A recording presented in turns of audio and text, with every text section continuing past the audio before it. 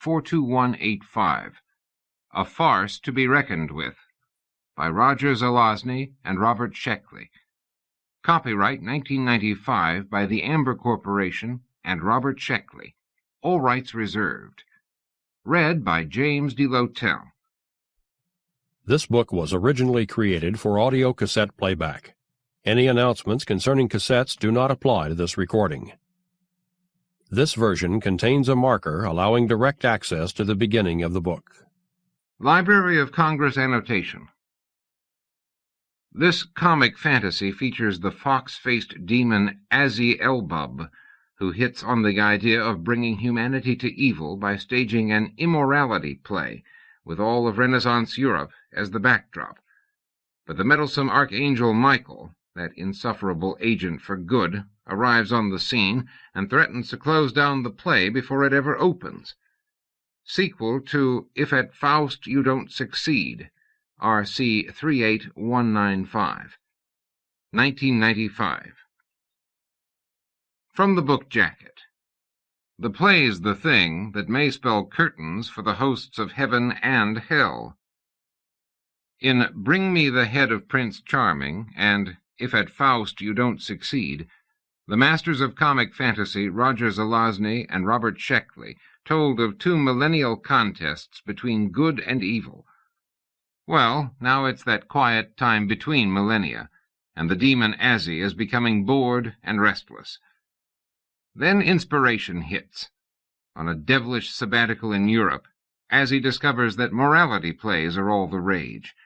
He decides to strike back by producing an immorality play, in which 7 nondescript human pilgrims will be allowed by magic to attain their heart's desires. But the forces of good are determined to close the play before it opens. New characters suddenly start roaming the stage, such as a Grateful Dead listening Cyclops, and Azzie's own protagonists begin changing their heart's desires on the slightest whim. This is one theatrical production that could do without an angel, and there's even worse news waiting in the wings. About the authors. Roger Zelazny is the author of the Hugo-winning Lord of Light and the best-selling Amber series, including the classic 9 Princes of Amber. He is a 6-time Hugo winner and has won 3 Nebula Awards. Robert Sheckley is a novelist and scriptwriter whose short fiction has appeared in Playboy, The Atlantic Monthly, and the Magazine of Fantasy and Science Fiction. One of his short stories was adapted to film as The 10th Victim. To Nancy Applegate, in thanks for blood, sweat, and tears. Roger Zelazny. To my wife, Gail, with all my love. Robert Sheckley. Part 1. Chapter 1. Edith congratulated herself on her luck. She had chosen a perfect day for her journey from heaven to the neat little graveyard outside of York, England. It was late May. The sunshine was glorious. Little birds of all sorts cavorted on mossy tree limbs, singing away on the edge of the surround. And the best of it was, the dozen little angels in her charge were being very good, even for angels. The youngsters were playing together nicely, and Edith was just starting to relax, when suddenly a cloud of sulphurous yellow smoke puffed into existence not 10 feet from her. When the smoke cleared, a short, red-haired, fox-faced demon wrapped in a black cloak stood before her. "Azzie," Edith cried, "what are you doing here?" "I thought I'd take a little time off from infernal affairs, check out some shrines," Azzie said. "Not thinking of changing your allegiance, are you?" Edith asked. "Not like you," Azzie said, referring to Edith's former career as a witch. "Nice bunch you've got." He waved at the little angels. "They're being terribly good, as you can see," Edith remarked. "It is not news when an angel acts good," Azzie said. In fact, the little angels had begun running around the graveyard and quarreling. Their voices rose, high-pitched and sugar-sweet. "Look what I've found. It's the tomb of St. Athelstan the Mealy-mouthed." "Oh, yeah? I've found the gravestone of St. Anne the Anxious, and she was much more important. The angels all looked very much alike, with their snub features and their uniformly blonde, smooth, honey-colored hair that curled up beneath in the page-boy bob so fashionable that century. They all had plump wings, still covered with baby feathers and concealed under white and pink traveling cloaks. It was customary for angels visiting Earth to hide their wings. Not that anyone would have been surprised to see angels in that year of 1324. It was well known that angels went back and forth between earth and heaven on a regular basis then, as did imps and devils and other supernatural creatures who had managed to remain in existence during the change of major deities, along with several anomalous immortal beings that no one had gotten around to identifying. In terms of deities, the Renaissance was an eclectic sort of an age. "What are you doing here, Edith?" Azzie asked. The beautiful dark-haired witch explained that she had agreed to take this group of pubescent angels on a tour of famous shrines of England as part of their summer-term religious training course. Edith, perhaps because of her past history as a witch in the service of bad, before she changed sides due to her love for a young angel named Gabriel, was very much in favor of religious education for the young. They had to know something, so that when people asked questions, heaven wouldn't be embarrassed by their answers. Their starting point, the Martyrs' Field in the north of England, had many famous tombs. The little angels were busy discovering who had been planted where. "Here's where they buried St. Cecily the Unwary," one of the little angels was saying. "I was talking to Cecily just the other day in heaven. She asked me to say a prayer at her grave." Azzie said to Edith, "The children seem to be doing fine. Why don't you come with me and let me give you some lunch?" Edith and Azzie had been an item once, back in the days when they were both bad creatures in service to evil. Edith still remembered how crazy she had been for the high-stepping, sharp-muzzled young fox demon. That was quite some time ago, of course. Now she walked over to where Azzie indicated, near a spreading oak tree, and was more than a little surprised when a light flashed and the scene shifted abruptly. Suddenly she seemed to be standing on the shore of a great sea, with palm trees swaying on the beach, and a big fat red sun lying low on the horizon. Near the edge of the water was a table laden with good things to eat and drink, and there was a broad bed, too, there on the beach, close to the table, and made up with satin sheets and with innumerable cushions of all sizes and shapes and colors. Beside the bed, a small chorus of satyrs sang the music of seduction.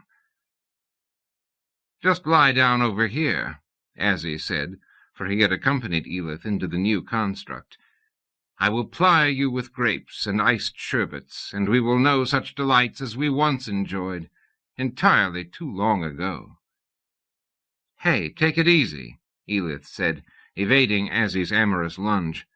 "You're forgetting I'm still an angel." "No, I'm not," Azzie responded. "I just thought you might like to take a break." "There are certain rules we must follow." "How do they apply to your little fling with Dr. Faust?" "That was a mistake," she said. "A case of bad judgment on my part while under emotional stress. Anyway, I repented afterwards. I'm okay, just like before." "Except that you and Gabriel broke up over it." "We still see each other. How did you hear about that, anyway?" "The taverns of Limbo are the great exchange posts for heavenly and hellish news." "I hardly see that my love life rates as particularly important gossip." "Hey, you used to be big time, lady. You used to hang out with me, remember?" "Oh, Azzie, you're impossible," she said. "If you want to seduce me, you should be telling me how beautiful and desirable I am, not how important you are." "As a matter of fact, you do look terribly good," Azzie said. "And you are being terribly clever, as always," she said. She looked around at the seaside. "It is a beautiful illusion you've created here, Azzie, but I really must get back to the children." She stepped out of the oceanside illusion, arriving back in the churchyard just in time to prevent Angel Ermita from pulling the ears of Angel Dmitri. Azzie soon appeared beside her, looking not too crestfallen for his recent rejection. "Anyhow, I don't think it's me you want so much. What is bothering you, Azzie? Edith asked. What are you doing here, really? I'm between engagements, Azzie said with a bitter laugh. I'm out of work. I came here to consider what to do next. Came here? To England? To the Middle Ages, actually. It's one of my favorite periods of Earth history. How can you be out of work? I should think you'd be well employed by the powers of bad, especially after the masterful way you handled things in the recent Faust game. Ah, don't talk to me about the Faust game. Why ever not? The judges of hell have robbed me of the real honors I should have received after Mephistopheles bungled things so badly. The fools in hell go on as though their positions are assured for all eternity, little realizing that they stand in imminent danger of going out of fashion and vanishing from men's thoughts forever. The forces of bad, on the verge of vanishing? But what would happen to good? It would vanish too. That is quite impossible, Edith said. Mankind cannot live without firm opinions on good and bad. You think not? They did so once. The Greeks lived without absolutes, and so did the Romans. I'm not so sure of that, Edith said. But even if it's true, I can't imagine mankind living in that strident but morally bankrupt pagan way again. Why not? Azzie asked. Good and bad aren't like bread and water. Mankind can get along nicely without them. Is that what you want, Azzie? Edith asked. A world without good or bad? Certainly not. Evil is my true work, Edith, my vocation. I believe in it. What I want is to come up with something impressive in favor of what they call bad, something that will motivate mankind, seize its attention, bring it back again to the dear old drama of good and bad, gain and loss. Do you think you can do that? She asked. Of course. I don't want to boast, but I can do anything I set my mind to. At least, Edith said, you have no problem with your ego. If only I could get Ananke to see things my way, Azzie said, referring to the personified spirit of necessity who ruled gods and men in her inscrutable way. But the silly old cow persists in her ambiguities. You'll think of something, Edith said. But now I really must be getting along. How can you stand being around those brats all the time? Azzie asked. Getting yourself to like what you ought to like is half the trick of being good. And what is the other half? Saying no to the blandishments of old boyfriends, especially demonic ones. Goodbye, Azzie, and good luck. Chapter 2. Disguised as a merchant, Azzie walked into the nearby city of York. Crowds were streaming toward a central point in the city, and he allowed himself to be carried along through the narrow, winding streets. The people were in a holiday mood, but Azzie didn't know the cause of celebration. A play was being enacted on a wooden platform in the middle of the city's central square. Azzie decided to watch. Stage plays for the general public were a fairly recent invention. Suddenly it had become a fad that was sweeping Europe. It was all pretty simple and straightforward. Actors came out on a raised platform and pretended to be someone else. If you'd never seen it before, it could be quite thrilling. Azzie had seen many plays in his time, a long time that stretched all the way back to the primitive goat dances of the ancient Hellenics, and he considered himself something of an expert. After all, he had been in the opening night's audiences for Sophocles' great dramas. But this production in York was something different from goat dances and from Sophocles. This was realistic drama, and these two actors were talking like man and wife. "So, Noah, what's new?" said Noah's wife. "Woman, I have just had a divine revelation." "Call that news?" Mrs. Noah said scornfully. "All you ever do, Noah, is walk out into the desert and have revelations. Isn't that true, children?" "Sure is, Mama," said Jephthah. "Right on," said Ham. "Too true," said Shem. "The Lord God has spoken to me," Noah said. "He commands me to take the boat I just built and move everyone aboard, because he is about to send a rain that will drown all things." "How do you know this?" Mrs. Noah asked. "I heard the voice of God." "You and your crazy voices," said Mrs. Noah. "If you think I'm going to move into that crazy boat with you and the kids just because you've heard a voice, you've got another think coming." "I know it'll be a little crowded," Noah said, "especially after we get all the animals aboard. But not to worry, the Lord will provide." "Animals?" Mrs. Noah asked. "You didn't say anything about animals." "I was just getting to that part. That's what the Lord wants me to do. Save the animals from the flood he's about to send." "What animals are we talking about? Like pets?" "God wants us to take more than just pets," Noah said. "Like what?" "Well, like everything," Noah said. "How many of everything?" "A pair of each kind of animal." "Each kind? All of them?" "That's the idea." "You mean like rats?" "Yes, 2 of them." "And rhinoceroses?" "I'll admit it'll be a squeeze, but yes, rhinoceroses." "And elephants?" "We'll get them aboard somehow." "And walruses?" "Yes, of course, walruses too. God's instructions were very clear. 2 of every kind." Mrs. Noah gave Noah a look that as good as said, "Poor drunken old Noah is having his fantasies again." The audience loved it. There were about 100 of them in the improvised theater, lounging on benches. They howled at Mrs. Noah's lines, stamping their feet to show approval. They were poor townspeople and rustics mostly, this audience that had gathered to watch a soon-to-be apocryphal miracle play called Noah. Azzie sat in one of the box seats that had been set up on a special scaffolding above and to the right of the stage. These seats were for the use of the prosperous citizen. From here he could watch the actors who played Noah's sons' wives changing their costumes.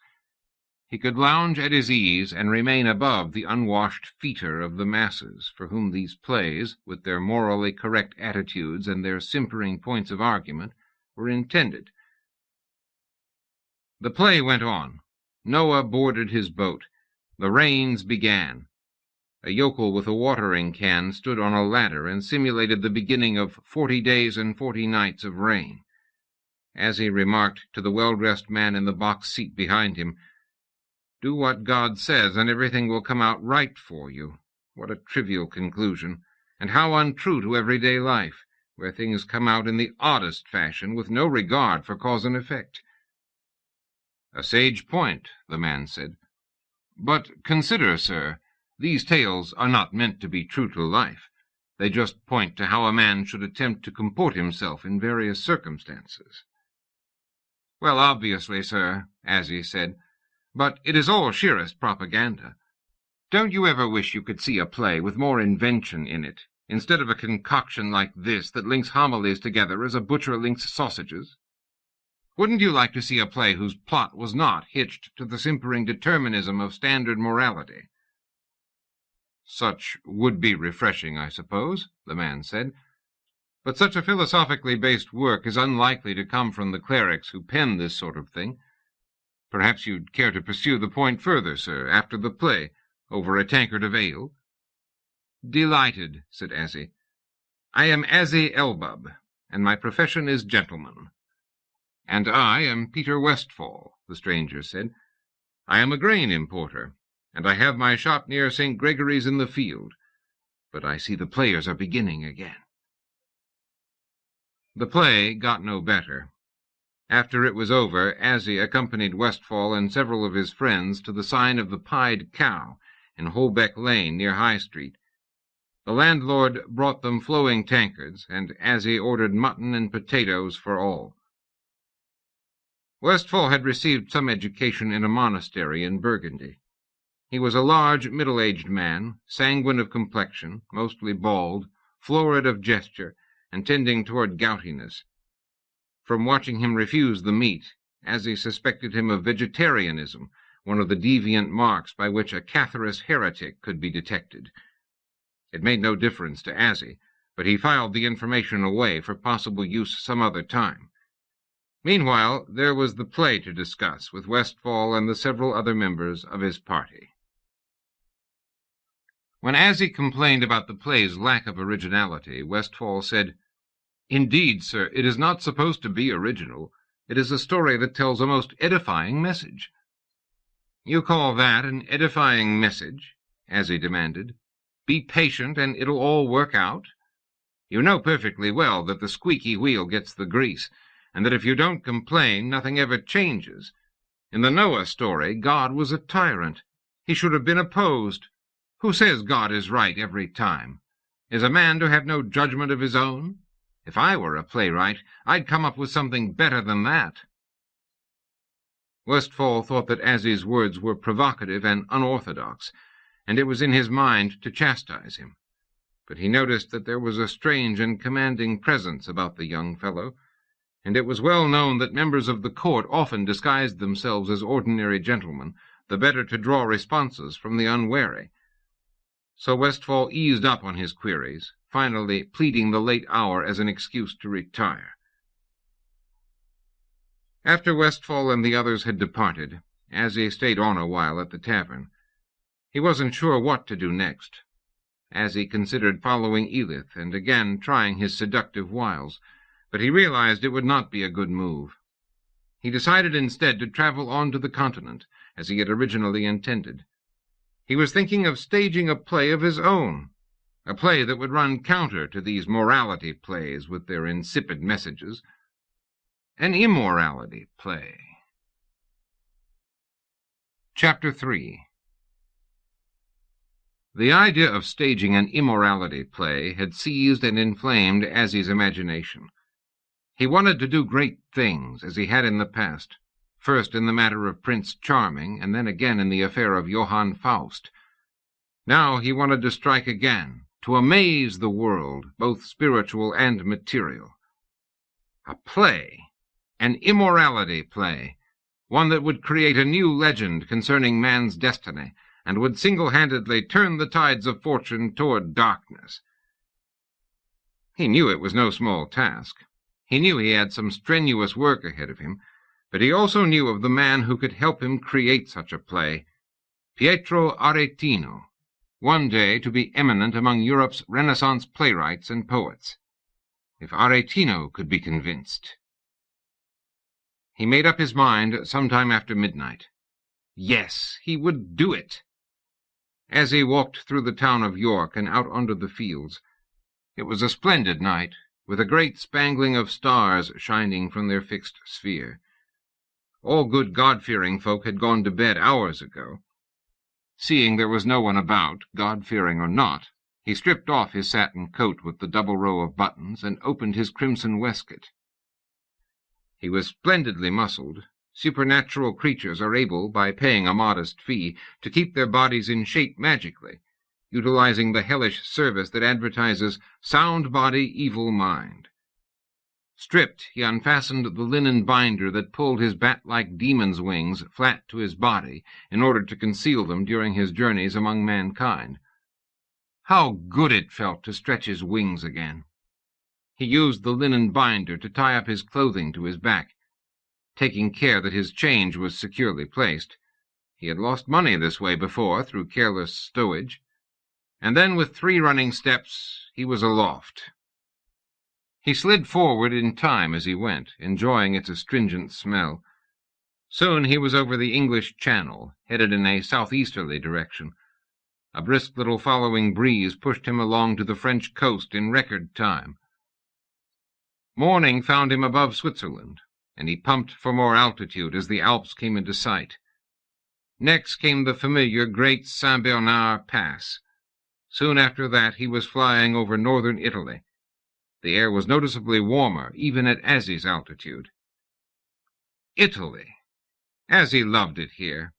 Italy was his favorite country, and the Renaissance, at which he had just arrived, his favorite time. He considered himself a sort of Renaissance demon. He flew over vineyards and tilled fields, little hills and sparkling rivers. Azzie turned toward the east, and adjusting the set of his wings for the heavier air rising off the land, flew until land and sea seemed to interpenetrate in a great marsh that stretched green and gray below him, and combined at last with the Adriatic. And here he came to the outskirts of Venice. The final yellow rays of the setting sun illuminated the noble old city, glinting off the waters of the canals. In the oncoming gloom of evening he could just make out the gondolas, each with a lantern suspended from a pole in its rear, making their way back and forth over the Grand Canal. Chapter 4. Back in York, old Meg the servant was cleaning up the inn when Peter Westfall arrived for his morning pail of ale. "Master Peter," Meg said, "did you lose something last night? I found this where you gentlemen were sitting." She handed him a little bag made of either deerskin or a very fine chamois. There was something inside. "Oh, yes," Westfall said. He fumbled in his purse and found a farthing. "Here, have a pail of beer for your trouble." Westfall returned to his house in Rotten Lane, and went to his private room on the top floor. The room was spacious, with sloping windows set in the ceiling, and it was furnished with 3 tables made of stout oak. On these tables Westfall had placed various items of the alchemist's trade. In those days the allied practices of alchemy and magic were accessible to many. Westfall pulled out a chair and sat down. He untied the silver cord that knotted the throat of the bag, eased in 2 fingers, and carefully withdrew the smooth yellow stone he found inside. Engraved on it was a sign that could be recognized as the Hebrew letter Aleph. Westfall knew it had to be a talisman or charm, an object of power. This was the sort of thing that a master magician would possess. With it, various conjuring powers would be his. He could call one or more spirits out of the deep, depending on how the talisman was tuned. Westfall had always wanted a talisman, for without it his magic had always been quite ineffectual. He suspected that it had been dropped by the spooky young fellow he had talked with after the Noah play the previous night. That gave him momentary pause. He stopped and thought. This, after all, was not his talisman. The owner would be likely to return for something so unusual and valuable. If he did, Westfall would, of course, return it immediately. He started to put the talisman back into its soft case, then stopped. It could do no harm if he played with it until its owner returned. Surely that would be unobjectionable. Westfall was all alone in his upper chamber.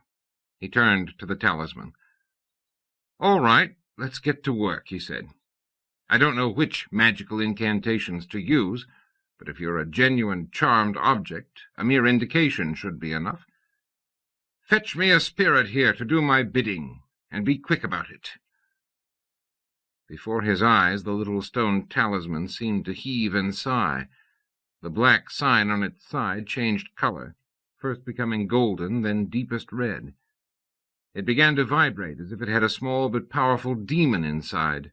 A sort of high-pitched hum emanated from it. The light in the chamber dimmed as if the talisman were stealing power from the sun.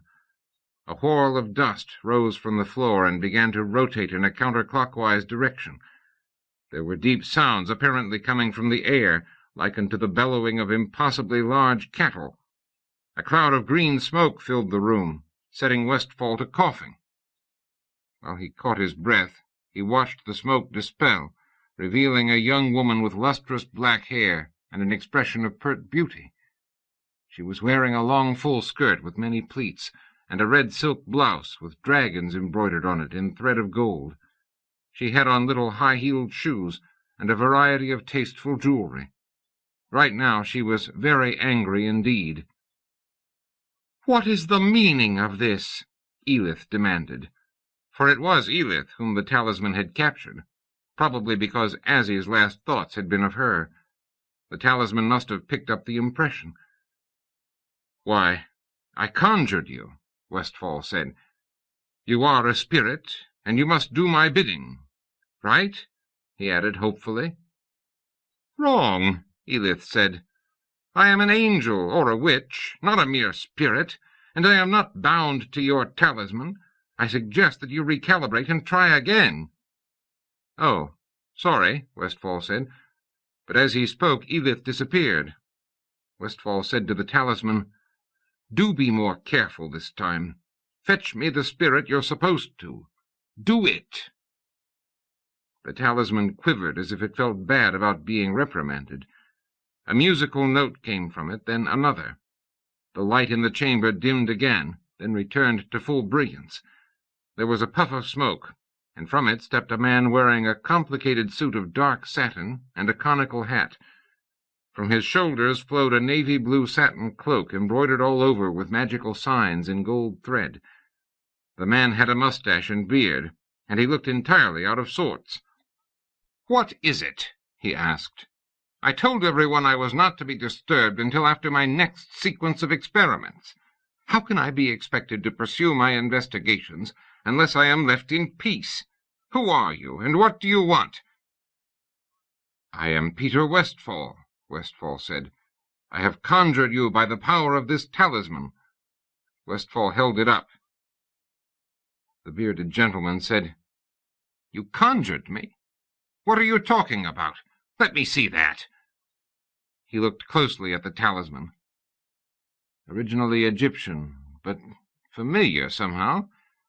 Unless I miss my guess, this is one of the original series with which King Solomon bound a larger collection of spirits back quite some time ago. I thought all of these had been retired. Where did you get this?" "Never mind," Westfall said. "I have it. That's the important thing, and you must obey me." "I must I? We'll just see about that." The man suddenly doubled in size and moved threateningly toward Westfall. Westfall seized the talisman and squeezed it. Hermes let out a shriek and stepped back. "Take it easy," he said. "You don't have to get rough." "This charm gives me power over you." "Oh, I suppose it does," the other responded. "But damn it, this is ridiculous. I'm a former Greek god and a supreme magician, Hermes Trismegistus by name." "Well, you've come a cropper this time, Hermes," Westfall said. "That seems to be the case," Hermes said. "Who are you? Not a magician, that I'm sure of." He looked around. "And no king, because this is certainly no palace. You're some sort of commoner, aren't you?" "I am a grain merchant," Westfall said. "And how did you come by this amulet?" "None of your business." "Probably found it in your granny's attic." "It doesn't matter where I got it." Westfall's fist tightened convulsively over the amulet. "Take it easy," Hermes said, wincing. "All right, that's better." Hermes took a deep breath and performed a small incantation to calm himself down. This was no time for rage, no matter how justified. This stupid mortal did indeed have power over him because of this ancient amulet. How had he gotten it? The fellow must have stolen it, because he obviously knew little or nothing about the art. "Master Westfall," Hermes said, "I acknowledge your power over me. I do indeed have to obey you. Tell me what it is you want, and let us waste no further time." "That's more like it," Westfall said. "First, I want a sack of gold coins, fine minted and capable of being spent where and how I please. English, Spanish, or French coins will do nicely, but no Italian ones. They always clip the edges. I also want an old English sheepdog, a pedigreed one like the king has. That'll do for a start, but I'll have more requests after that." "Not so fast," Hermes said. "How many wishes are you expecting me to grant?" "As many as I want," Westfall cried, "because I've got the amulet." He flourished it, and Hermes winced with pain. "Not so hard. I'll get your stuff. Give me a day or two." And so saying, Hermes disappeared. Hermes had no difficulty putting together the items Westfall wanted. He kept bags and bags of gold coin in a cave under the Rhine, in the care of dwarfs who had been out of work since Götterdämmerung. The old English sheepdog was no great trouble either. Hermes easily kidnapped one from a kennel near Spottiswoode. Then he returned to Westfall's chamber in York. Chapter 5. Good dog. Now go lie in the corner, Westfall said. The half-grown old English sheepdog looked at him and barked. He's not very well trained, Westfall said. Hey, you didn't say anything about him being trained, Hermes replied. He's got a pedigree as long as your arm. He's a good-looking dog, Westfall acknowledged, and the gold pieces are satisfactory. He had a mess of them in a small stout leather bag at his feet. I'm glad you're satisfied, Hermes said. Now, if you will just tell this amulet that you release me and that I am no longer in your power, we can each of us get on with our own business. Not so fast, Westfall said. I still have a number of wishes I want you to grant. But I'm busy, Hermes complained. You must be patient. I'll need you around for a while longer, my dear Trismegistus, and if you do what I ask, after that I'll consider releasing you. That's not fair, Hermes said. I'm willing to grant you a wish or two out of respect for your ill-gotten talisman, but you're taking advantage of the situation. Magic is there to take advantage of people with, Westfall said. Don't press your luck, Hermes said. You don't know what you're playing around with here.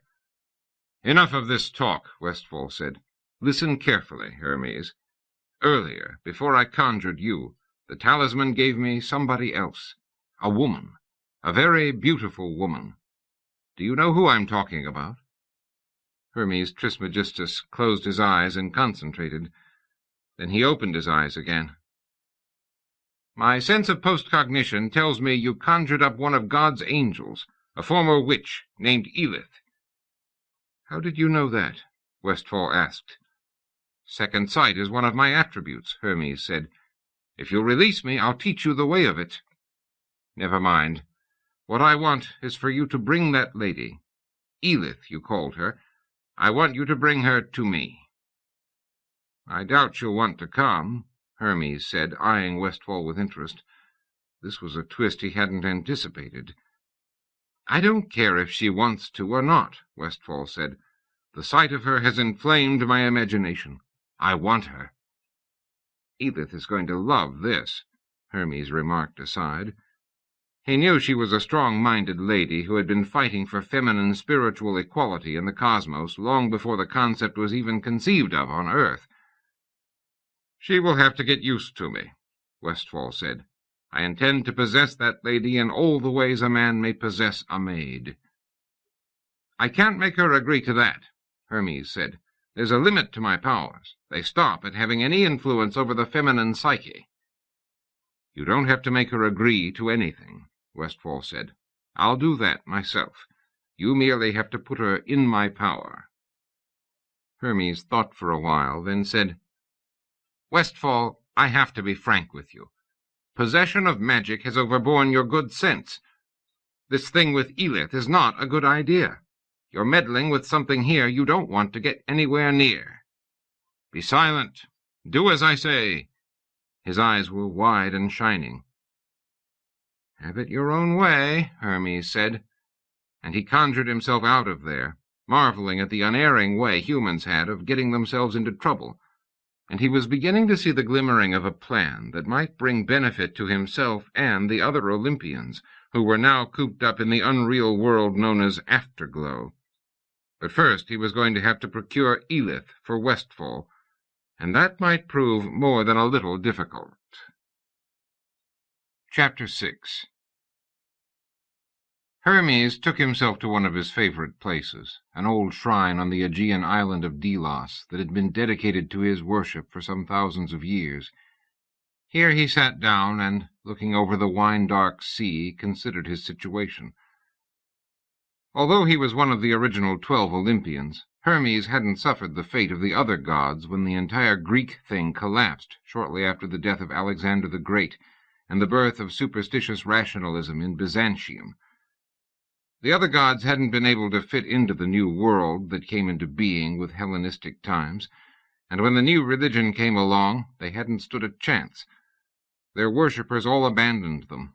They were declared not to exist, and were forced to lead a shadowy existence in the realm called Afterglow.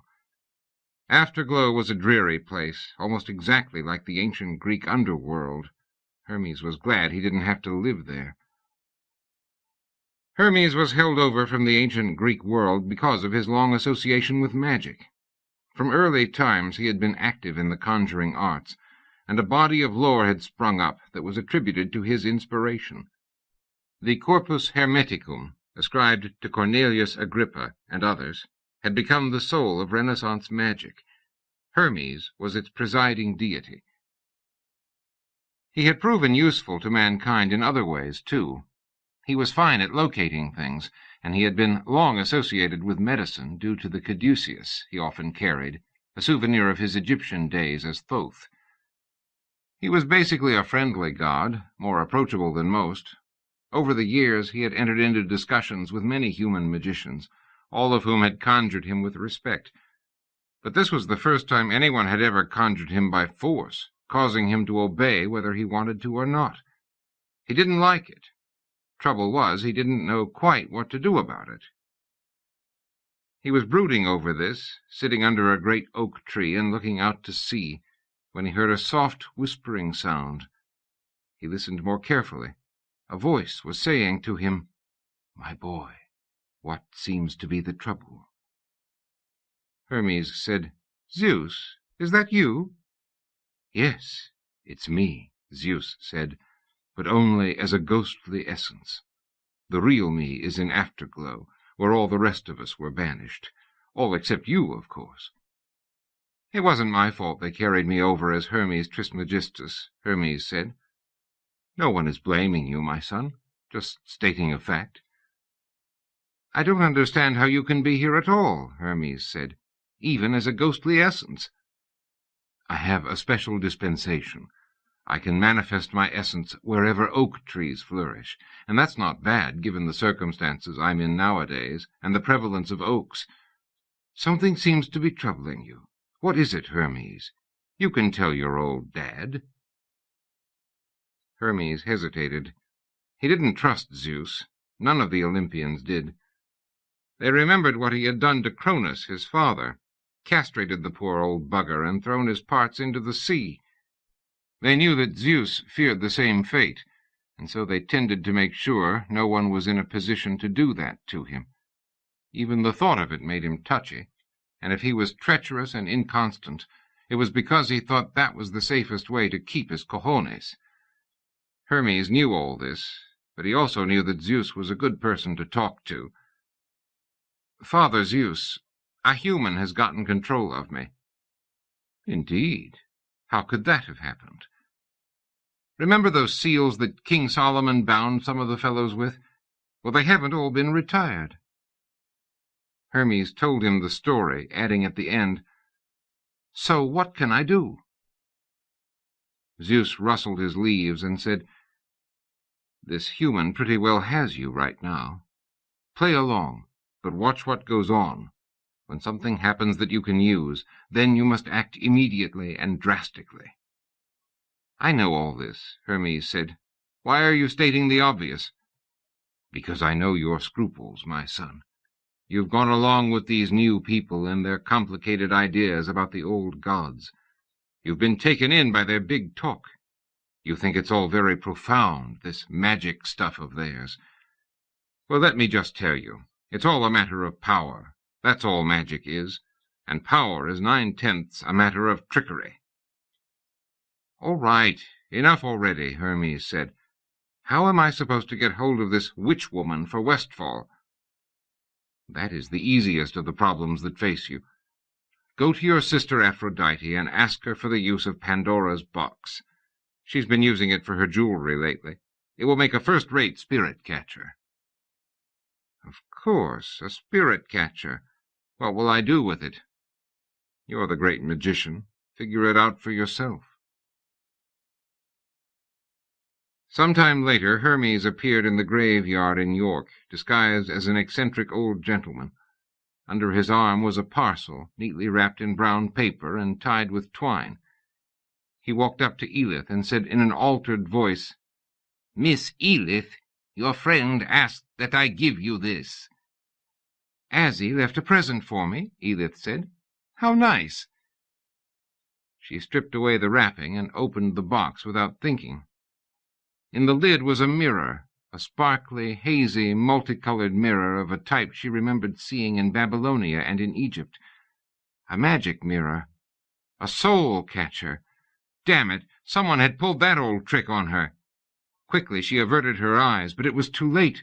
Her soul, flying out of her mouth at that instant like a tiny transparent butterfly, was caught by the mirror and pulled in, and in that moment Edith's body collapsed. Hermes caught her and lowered her gently to the ground. Then he closed the cover of the box with a decisive snap. When he had Pandora's box safely secured with a woven golden cord, he gave a pair of lunching workmen a coin to pick up the body and transport it across town to Westfall's chambers. "Careful there, don't damage it." The workmen seemed a bit puzzled and not at all sure they were doing the right thing, until Hermes told them he was a doctor who could revive the unfortunate lady, who obviously had suffered a shock brought about by baleful zodiacal influences. Hearing so plausible and scientific an explanation, none of the workmen inquired any further. After all, they were just following doctor's orders. Chapter 7. Westfall wondered what was taking Hermes so long, but he decided it might not be so easy a matter to take a woman away from the world just like that. He wondered at himself. It wasn't his usual way of doing things. Had some supernatural creature established an influence over him, and indicated to him by subtle means that he should ask for the woman? He wasn't sure, but he sensed the operation here of something abnormal, something beyond the laws of magic, something that worked in its own way and revealed itself or not as it saw fit. The long afternoon passed. Westfall found a bit of cheese in his pantry and a heel of bread. He moistened the bread with some of last night's soup, heated over a little stove he kept in a corner. A draught of wine washed it down, and then he dozed in his armchair. It was a peaceful time until a sound as of the air splitting apart came to his ears. He sprang to his feet, crying, "Have you brought the woman?" "I have done my part," Hermes said. He waved his hand to dispel the clouds of smoke that had attended his arrival. He was dressed as before, but this time he carried under his arm a small, richly made wooden box. "What have you got there?" Westfall asked. Just then came the sound of heavy footsteps on the stairs. A muffled voice from outside cried, "Will somebody please get the door?" Westfall went and opened it. Two large workmen came in, lugging between them the body of a beautiful young woman, unconscious and pale as death. "Where do you want her?" asked the workman, carrying the end with the head and shoulders. "Just put her down on the couch over there. Gently." Hermes paid both workmen and saw them to the door. He said to Westfall, "I have given her into your power. Now you have her body, but I advise you not to fool around with it without the lady's permission." "Where is she?" Westfall asked. "Her consciousness, I mean." "You mean her soul," Hermes said. "It is right here in this box." He put the box down on one of Westfall's tables. "Open it when you please, and her soul will fly out and reanimate her body. But watch your step. The lady is more than a little angry, not taking kindly to being conjured when she was trying to do something else." "Her soul is really in the box?" Westfall asked. He lifted the small brown silver-inlaid container and shook it. From deep within he heard a shriek and a muffled curse. "You're on your own now," Hermes said. "But what am I supposed to do?" "That's for you to find out." Westfall picked up the box and shook it gently. He said, "Miss Edith, are you in there?" "You bet I'm here, you unspeakable pig-like thing," Edith said. "Open this lid so I can get out and get at you." Westfall turned pale and squeezed the lid down tightly with both hands. "Oh, dear," He looked at Hermes. Hermes shrugged. "She's angry." "You're telling me," Hermes said. "But what am I to do with her?" "You wanted her," Hermes pointed out. "I thought you'd have that part figured out." "Well, not exactly." "I'd advise you to try to come to some understanding with her. You're going to have to do that." "Maybe I'll just put the box away for a while," said Westfall. "That would be a mistake." "Why?" "Unless Pandora's box is watched all of the time, what is within is able to get out." "That's not fair." "I've played fair with you, Westfall. You should know these things always have a trick to them. Good luck." He began to make a gesture to conjure himself out of there. "Remember," Westfall said, "I still have the talisman. I can call you up when I wish." "I wouldn't advise trying it," Hermes said, and vanished. Westfall waited until Hermes' smoke had faded away. Then he turned to the box. "Miss Edith?" "What is it?" "Could we have a talk, you and I?" "Open this box and let me out. I'll give you talk." Westfall shuddered at the sound of rage in her voice. "Maybe we should wait a little while," he said. "I need to think this out." Ignoring her curses, he walked to the other end of the chamber and settled down to think. But he didn't take his eyes off the box. Westfall kept the box on his nightstand. He did have to sleep occasionally, but he wakened himself periodically to make sure Edith was still in there. He had become concerned that she would get out on her own. He began to dream that she was about to open the box, or that it had opened during the night. Sometimes he woke up screaming. "Listen, miss," he said, "what say we forget all about this? I'll let you go, and you leave me alone. Is that okay?" "No," Edith said. "Why? What do you want?" "Indemnity," Edith said. "You can't expect things to happen as easily as that, Westfall." "What will you do if I let you out?" "I don't honestly know." "You won't kill me, though, will you?" "I might. I just might." It was a standoff. Chapter 8. Pietro Aretino was somewhat surprised to find a red-haired demon at his door that day in Venice in 1524, but not too surprised. Aretino made it a point never to be put out of countenance by anything. He was a big man, his own red hair receding from his high brow. 32 years old that month, he had spent all his adult life as a poet and playwright. His verses, which combined the utmost scurrility with an exquisite sense of rhyme, were recited and sung from one corner of Europe to the other.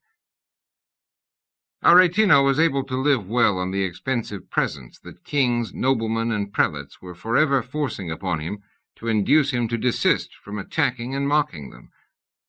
"Pray take this gold salver, good Aretino, and be so kind as to disinclude me in your latest broadside." Aretino had been expecting something of the sort when the knocking came on his door. He opened it himself, his servant having gone home for the day. One look told him that this fellow who stood before him was no earthly messenger. No, this foxy-faced and bright-eyed personage had that air about him of one of the supernatural ones that Aretino had always heard about, but had not up until now met. "Good evening to you, sir," Aretino said, keeping a respectful tone until he knew whom he was insulting. "Have you some business with me? For I think I have not seen your face." "We have not met before this," Azzie said.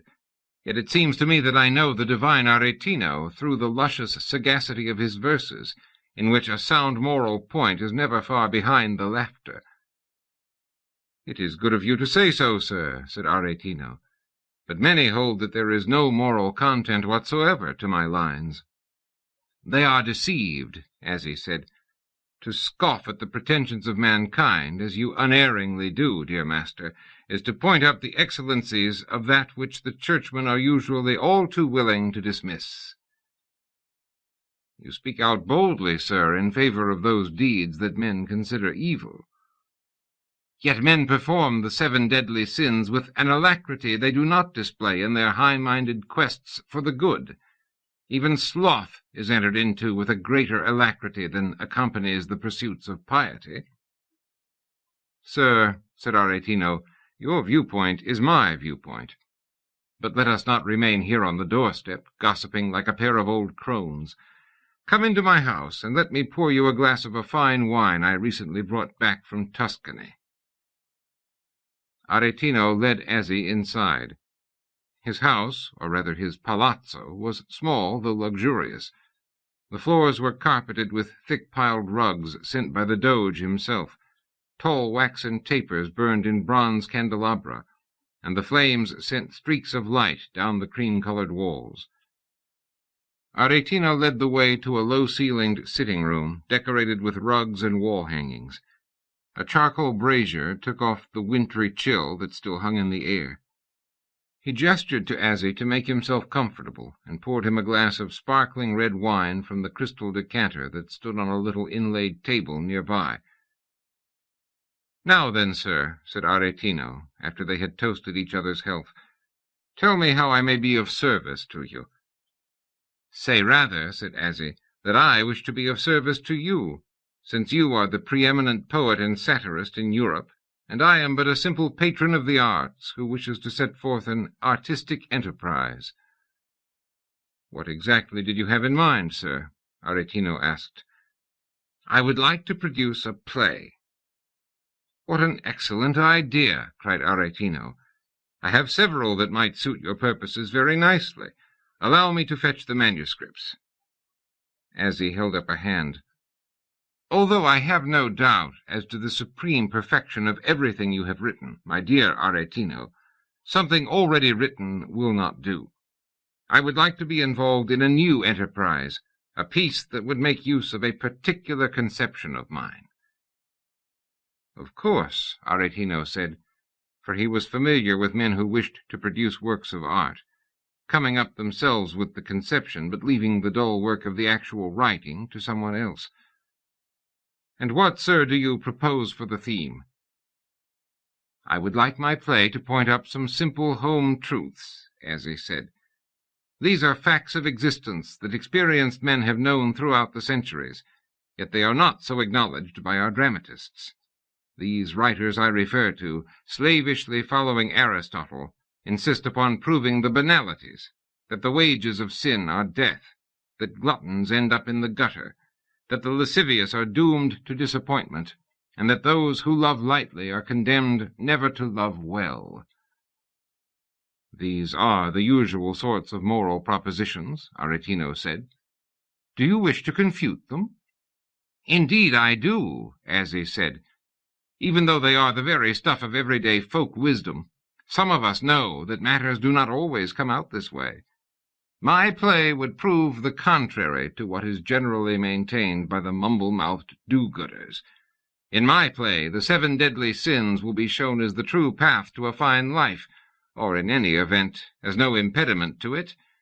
In brief, my dear Aretino, I wish to produce an immorality play." "What a noble conception!" cried Aretino. "Oh, I applaud you, sir, for your great notion that single-handedly attempts to oppose the centuries of mealy-mouthed propaganda with which men have tried to convince themselves to do the conventional thing, no matter how they opposed it. But let me point out, sir, that it will be difficult to mount such a production without bringing down upon our heads the hypocritical wrath of church and state. And besides, where will we find a cast, or a stage that isn't claimed by the church?" "In the play I want to produce," said Azzie, "I do not contemplate such a formal procedure as actors, stage, and audience. The play will unfold naturally. We will give our actors a general sense of the situation, and let them work out the lines and action for themselves, in a free-form and unpremeditated manner." "But how would you have your play prove its moral, unless you foreplan the outcome?" "I have a few thoughts on that," Azzie said, "which I will share with you when we are in agreement on the project. Let me just say that the machinery of worldly cause and effect is something I can manipulate to good advantage to get the results I desire." "It would take a supernatural being to make such a statement," said Aretino. "Listen to me closely," Azzie said. "I listen," said Aretino, somewhat taken aback by Azzie's suddenly commanding manner. "I am Azzie Elbub, a demon of noble lineage, at your service, Aretino," Azzie said, making a negligent gesture with one hand, at the end of which blue sparks of lightning flashed. Aretino's eyes opened wide. "Black magic." "I avail myself of these infernal stage effects," said Azzie, "so that you might know at once with whom you are dealing."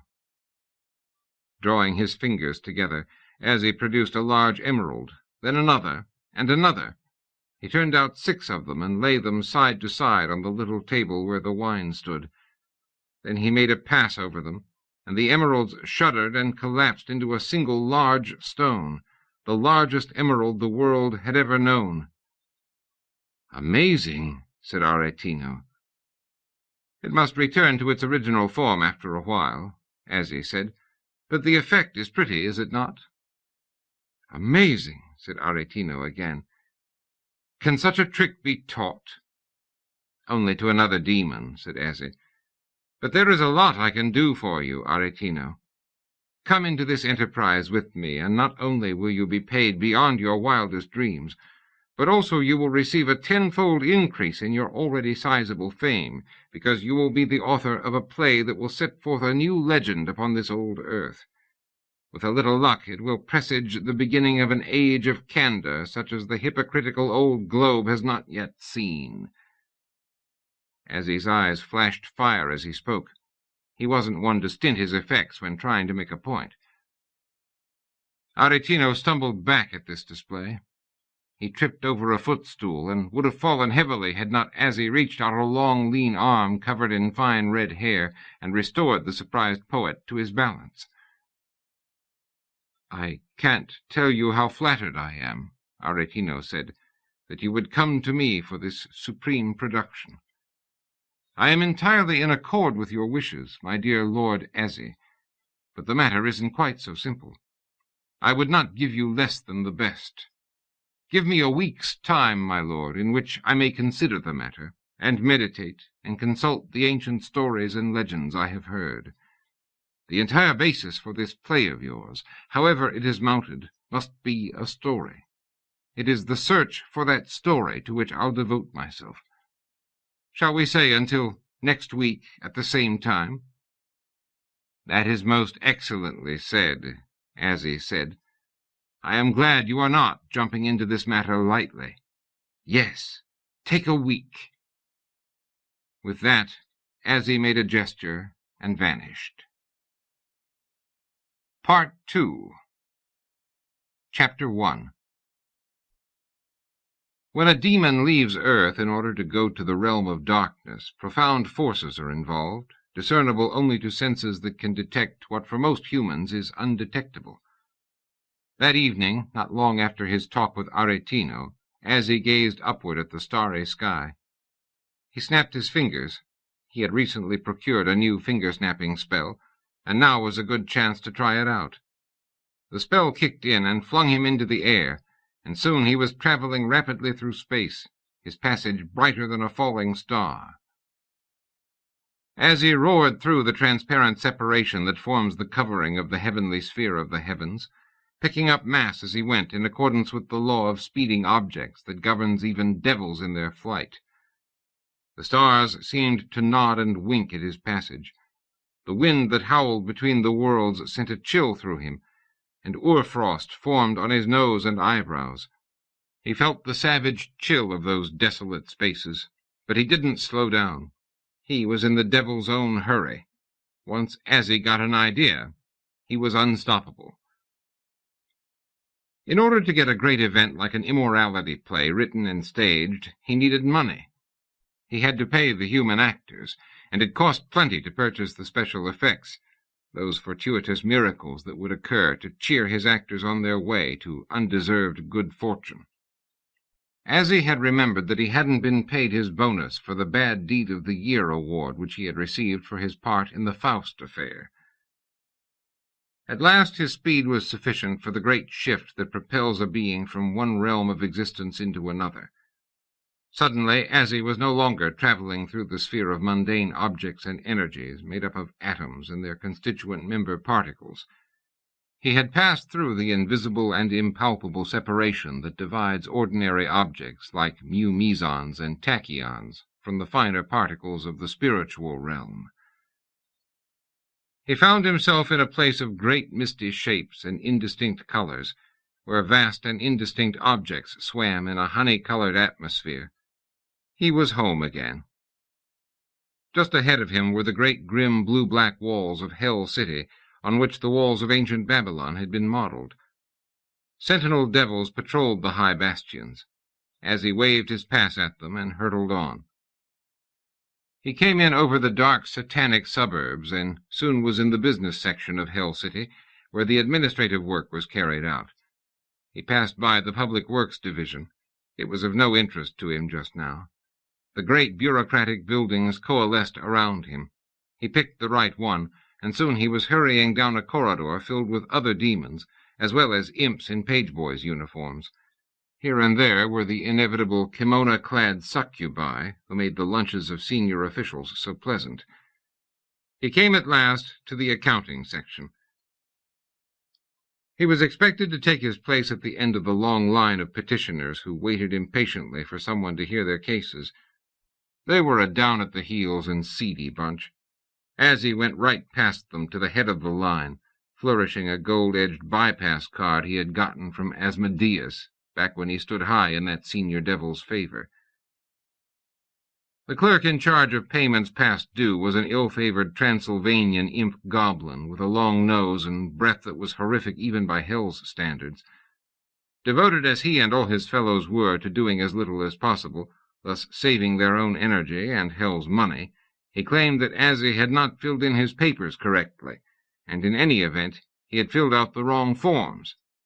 Azzie showed him a waiver of correctness, signed by Beelzebub himself. It stated that no impediment in the paperwork was to stop or delay the payment of monies owed to said demon. The imp goblin was sore pressed by this, but found a last excuse. "I do not have the authority to pass on these things. I'm just a wretched little imp goblin clerk. What you've got to do is go down the hall, take the first door to your right, go up the staircase." Azzie was having none of it. He produced another form, an instant action chit, which stated that no excuses would be tolerated in the paying of this demand, and that any obfuscation on the part of the requisite clerk would be met with pecuniary punishment, namely, taking the amount owed out of the clerk's own salary. This was the most drastic form of action anyone could take in Hell City, and Azzie had had to steal the form from the special office where they were handed out only to the favored few. The form's effect on the imp goblin was immediate and gratifying. "It's not coming out of my pocket," the imp goblin said. "Where's my stamp?" He rummaged around his desk, found it, and stamped Azzie's papers with "Urgent, pay immediately" in letters of fire. "Now, just take that down the hall to the payments window, and then kindly go away. You have quite ruined my day." Azzie did so. He vowed to return with nasty new tricks if there was any further trouble. But the clerk at the payments window, seeing the notation "Pay immediately," initialed it and handed over forthwith and without delay several sacks of gold coins, making up the full amount of what Azzie was owed. Chapter 2. By the time Azzie got back to Venice, 6 days of Earth time had passed. The weather had turned mild and glorious, and flowering plants had burst into bloom in the little parks. White and yellow blooms were everywhere, glorious in the mild sunshine. The ladies of Venice promenaded in the fine weather, the men walking along with them, prattling of the affairs of nobles and their ladies. The tide was falling, carrying the garbage and debris of the inhabitants out to sea. The spanking east wind was sweeping out the odorous vapors that made Venice a likely place for European plagues to begin. All in all, it was a good time to be alive. Azzie had planned to look into the Arsenal, the most famous shipbuilding facility in Europe. But no sooner had he turned into a narrow cobblestoned street that led to it than he bumped into a large blue-eyed fellow who took one look at him and gave him a warm thump on the back. "Azzie! Upon my word, it is you, isn't it?" said the other.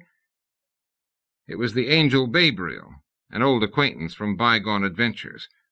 Although they served opposite sides in the great battle of light and dark, they had become friends, or if not exactly friends, something closer than acquaintances, over the course of events. They had another connection, too, the love they both bore the beautiful black-haired witch named Edith. Azzie thought that Babriel, who worked nowadays for Michael the Archangel, might be here in Venice to keep an eye on him, and might even be suspecting him, through some previously unheard-of heavenly art, of the scheme he was attempting to hatch. After Babriel expressed surprise at Azzie's presence in Venice, Azzie replied, "I took a little time off from my duties in hell to enjoy the sights of this fair city. It is surely the earthly paradise of the present generation." "It was wonderful to see you again," Babriel said to Azzie, "but now I must rejoin the others. The angel Israfel comes at vespers to pick us up and return us to heaven, this being only a weekend outing." "Good journey to you, then," Azzie said. And so they parted. Azzie had picked up no intimation that Babriel was spying on him, yet he wondered why the blue-eyed angel was in Venice at just this time. Chapter 3. Babriel always enjoyed getting back to heaven. It was such a pretty place, with its rows of small white houses on generous green lawns, its fine old trees, and its general air of genteel goodness. Not all of heaven looked like that, of course, but this was West Heaven, the better side of paradise, where the archangels lived, and where the spiritual embodiments had summer places. The spiritual embodiments were tall and attractive women, and an angel could do far worse for himself than tie up with one of them, for the mating of excellent qualities was allowed in heaven. But as beautiful as they were, Babriel wasn't attracted to them in the way of a man and a maid. His heart went out to Edith, perhaps because of her previous history as whore of Athens and assistant whore of Babylon, back when she served bad. He found her irresistible. Edith sometimes seemed in love with Babriel, sometimes not. He went by a short cut to East Heaven and stopped at Edith's house just to say hello, but she was not in. A refurbished nature spirit gotten up like a cherub was mowing the lawn, a penance he had imposed on himself for past indiscretions. He told Babriel that Edith was away leading a group of young angels to sacred shrines on earth. "Oh, really?" Babriel said. "What period are they visiting?" "I believe it's called the Renaissance," said the nature spirit. Babriel thanked him and left in a thoughtful mood. Was it merely coincidence that Azzie was also visiting that period? Babriel was not suspicious by nature, and was considered trusting even for an angel. But he had learned the hard way that, strange though it might seem, everybody was not like him, especially not Azzie, in whom dissimulation was such a second nature as to overshadow entirely his first nature, whatever that might be. Babriel had his doubts as to Edith's orthodoxy, despite her enthusiasm for every sort of niceness. He didn't think she would turn away from her allegiance to heaven, but she might have been tempted to look up her old boyfriend, or more likely he her. If that was the case, why had they picked the Renaissance in which to rendezvous? Or was it just coincidence? Babriel was brooding on these matters when he walked up shady olive-tree lane and came to the big white mansion on top of the hill where Michael lived. The Archangel was tending to the roses in his front yard, the sleeves of his white linen gown pushed back to reveal his brawny forearms. "Welcome back, Babriel," said the Archangel, putting down his clippers and wiping from his brow the sweet sweat of honest labor. "Did you enjoy your sojourn in Venice?" "Immeasurably, sir. I took the opportunity of trying to improve my knowledge of the arts. For the greater glory of good, of course." "Of course," said Michael, with a friendly twinkle to his deep-set eyes. "I ran into Azzie Elbub, sir." "Saw old Azzie, did you?" said Michael, stroking his chin thoughtfully. He remembered the demon well from their last encounter during the affair of Johann Faust. What was he up to? He said he was just there for a little holiday from his duties in hell, though I suspect he might have come there to be near the angel Elith. She is also on earth. It's possible, said Michael. Or there could be some other reason. Like what, sir? There are many possibilities, Michael said vaguely. I shall have to think about this. Meanwhile, if you're quite rested, there's a lot of correspondence to take care of inside. Michael was punctilious about answering his fan mail, which came to him from all over the spiritual realm, and from Earth as well. I'll get right to it, Gabriel said. He hurried inside to his little office in what had been the servants' wing, but was now called the Honored Guests of Lesser Importance wing. Part 3, Chapter 1. It was a special embarrassment for Elith to find herself shut up in a box. She hadn't had that one tried on her since the infatuated King Priam of Troy had constructed a special box in which he hoped to put Elith once he caught her. But he never caught her. And now Troy was long gone, and Priam along with it, and Elith was still here, at least partially because she didn't put her head into boxes. It only goes to show you, she thought, no sense being too proud. Just look at me now, in a box. A pale luminous glow filled the box, revealing fields, hedges, and a line of mountains in the background. She heard a man's soft voice at her ear. Elith, what are you doing here? You seem to be in trouble. Let me help. The lights in the box came up brighter. Who am I talking to? Elith asked. It's Zeus, the voice said. I can still do things like that, even in my present reduced circumstances. But you haven't told me what you're doing here. Some guy kidnapped me and locked me up in here. Elith had met Father Zeus once before, when she had been trying out for a part as a nature spirit during the Greek revival period in Rome. Zeus had said he'd let her know, and she hadn't thought about it since. Why won't he let you out? Zeus asked. He's afraid I'll kill him, and I will, too. Zeus sighed. You sound like my daughter, Artemis. Talk about implacable. Why not try a little dissimulation? What do you mean? Tell this kidnapper you like the idea of being locked up in a box by him. He'd never believe that. Try it. Kidnappers are goofy. Tell him anything. Just get free. You mean lie? Of course. That wouldn't be honest. You could make amends later. That's what I always did when I remembered. Meanwhile, you'd be free. But we're not supposed to lie, Elith said, though her voice was irresolute.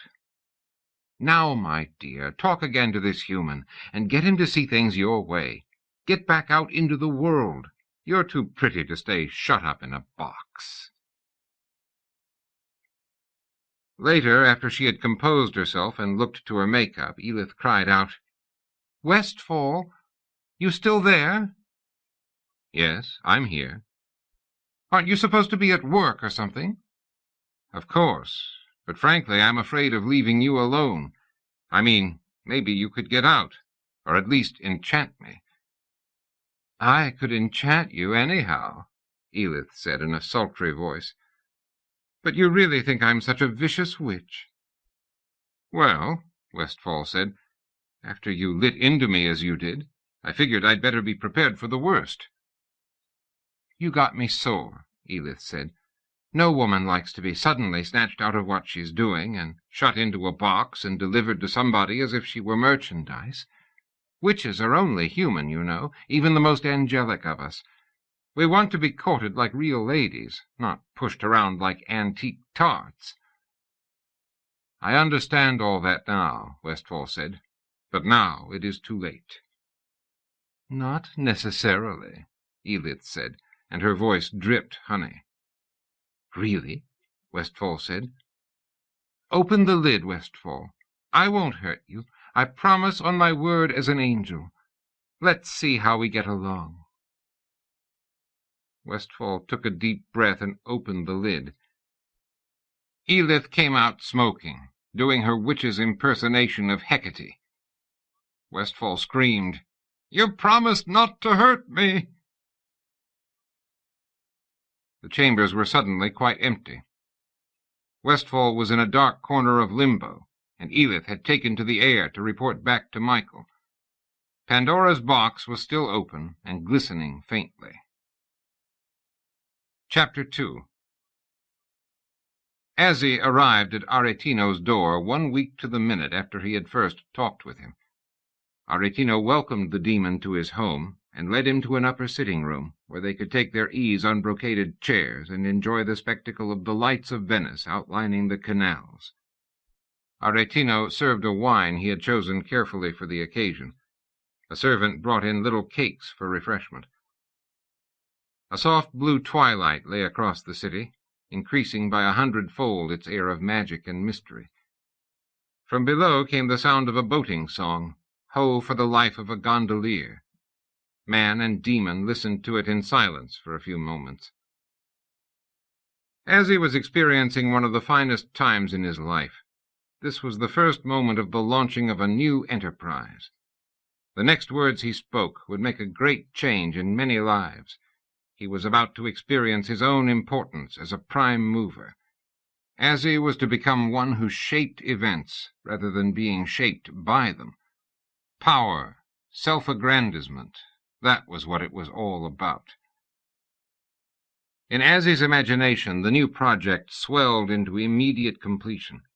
It almost seemed done immediately after it had been conceived. His vision of it was vague but grand. It took him a moment to come back to himself and realize that everything still remained to be accomplished. "I have experienced some impatience, my dear Aretino, waiting to hear what you might come up with. Or do you consider the matter of my play beyond your competence?" "I think I'm the only man for the job," Aretino said boldly. "But you'll judge for yourself when I tell you the legend I would like to base the play upon." "A legend? Oh, good," Azzie said. "I love legends. Is it about anyone I know?" "God is in my story, and Adam, and Lucifer. All old friends. Do proceed, Pietro." Aretino settled back, and taking a sip of wine to clear his throat, began talking. Adam was lying beside a brook in Eden when God came to him and said, "Adam, what have you been up to?" "Me?" Adam sat up. "I've just been sitting here thinking good thoughts." "I know you've been thinking good thoughts," God said. "I tune in on you every once in a while just to see how you're doing. That's personal God involvement at its finest. But what were you doing before those good thoughts?" "I'm not sure." "Try to remember. You were with Eve, weren't you?" "Well, yeah, sure. That's all right, isn't it? I mean, she's my wife, you know." "Nobody's trying to make anything of it, Adam. I'm just trying to establish a fact. You were talking with Eve, weren't you?" "All right, I was. She was going on about something the birds told her. You know, God, just between you and me, for a grown woman, she does go on a lot about birds." "What else were you doing with Eve?"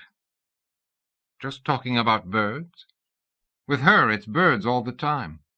Tell me frankly, do you think the lady is all there? I mean, is she normal? Of course, I don't have anyone to compare her to, because I've never met another lady. You didn't even give me a mother. Not that I'm complaining. But still, talking about birds all the time. I mean, come on already." "Eve happens to be very innocent," God said. "Nothing wrong in that, is there?" "I guess not," Adam said. "What's the matter? Have I offended you?" "You? Offend me? Don't be silly. You're God, so how could you offend me?"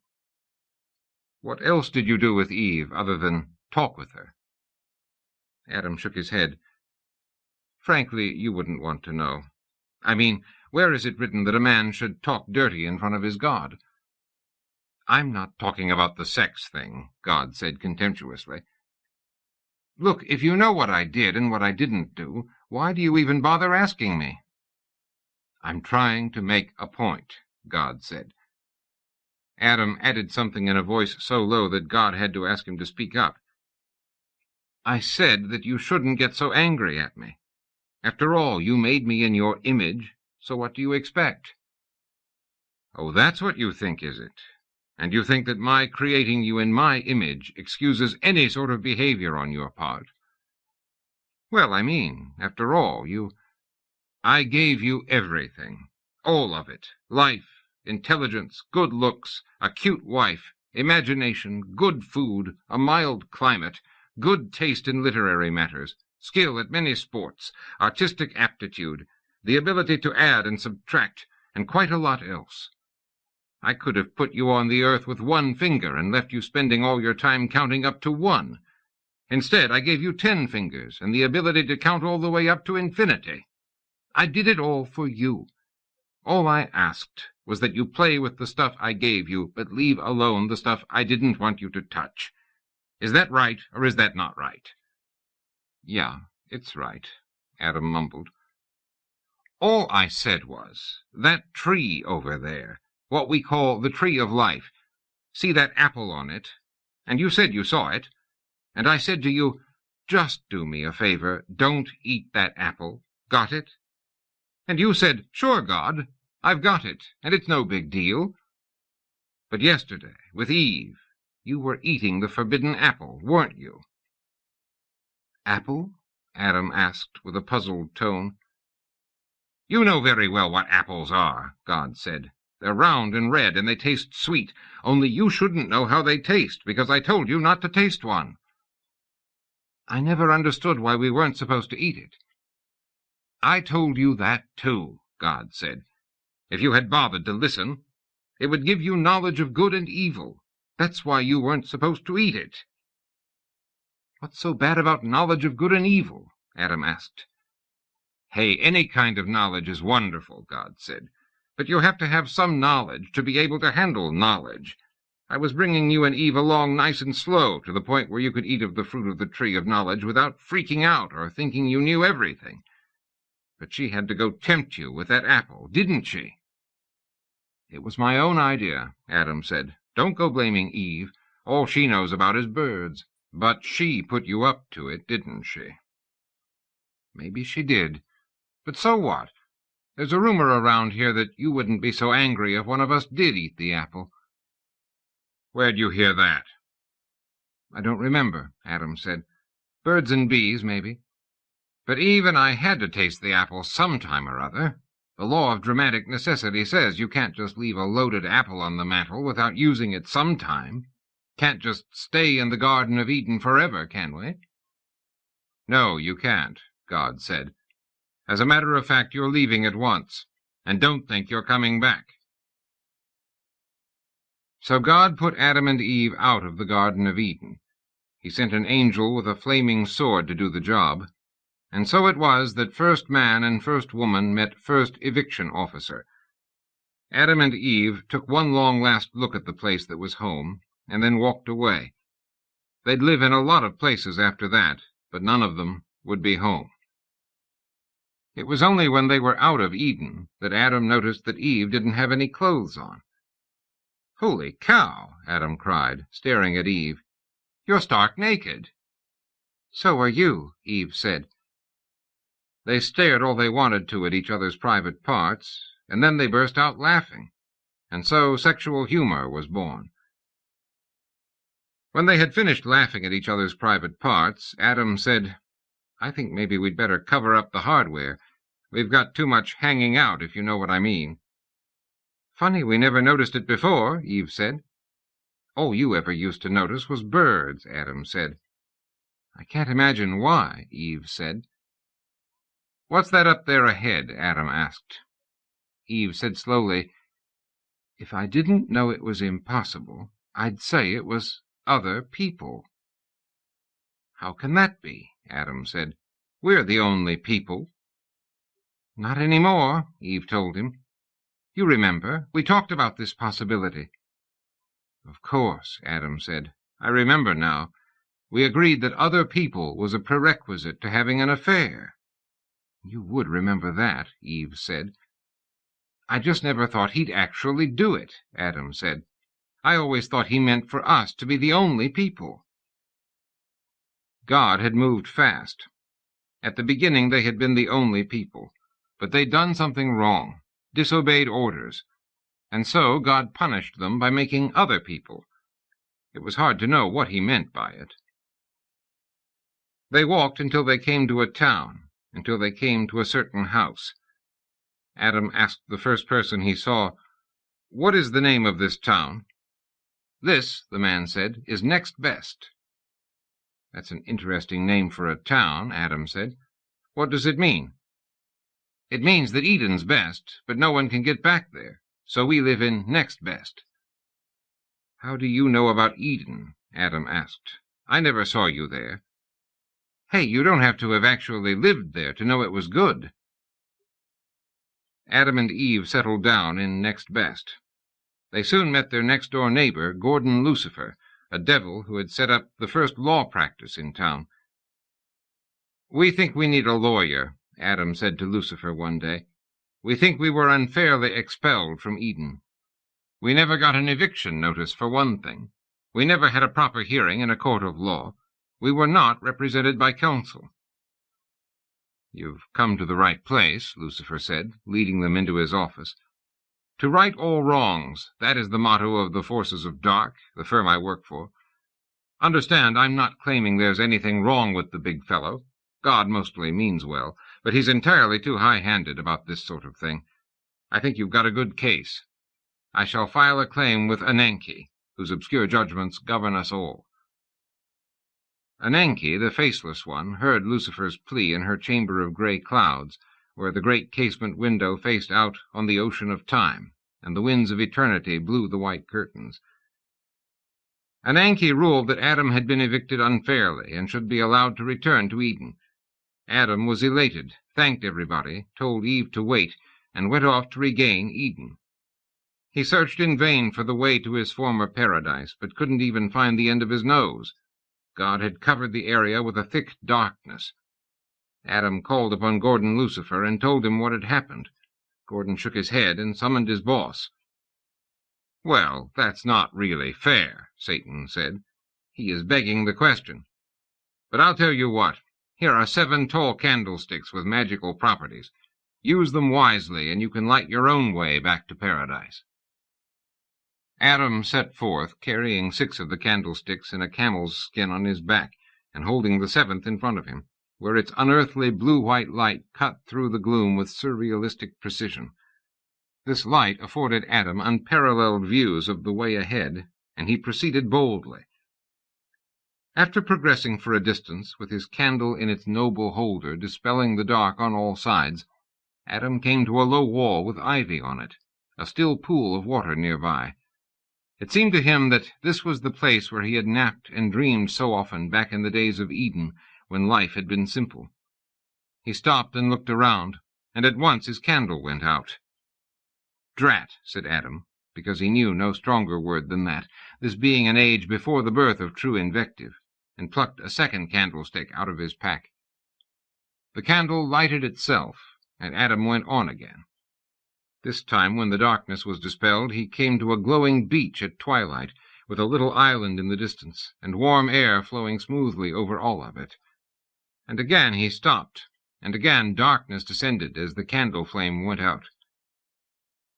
Time and time again this happened, God's darkness confusing Adam's mind, presenting him with places that seemed for a moment like his lost paradise, but upon extinguishing the candle proved to be otherwise. When the final candle went out, Adam found himself back where he had started, and there, willy-nilly, he stayed. After Adam's 7th failure, Ananke ruled that that was how it was going to be, and overruled her own previous judgment. She pointed out that despite her own decree, Adam could not be returned to Eden, because his expulsion marked the first turning of the wheel of Dharma, and his failure to get back, despite the help of the 7 candlesticks, revealed some of the fundamental code of the possibilities of the universe. It seemed, Ananke pointed out, that the entire world of sentient beings was based on a mistake made at the beginning, when the code governing the karmic machinery was set forth. Adam could be considered the first victim of divine cause and effect. Chapter 3. Thus Aretino finished his story, and he and Azzie sat in silence for a long time in the darkened room. Full night had come, and the candles had burned down to guttering stumps in the pewter holders. Presently Azzie stirred himself and said, "Where did you get it?" Aretino shrugged. "Obscure Gnostic fable." "I've never heard of it, and demons are supposed to know more theological speculation than poets. Are you quite sure you didn't make it up yourself?" "Would it matter if I had?" Aretino asked. "Not one bit. Wherever the tale came from, I like it.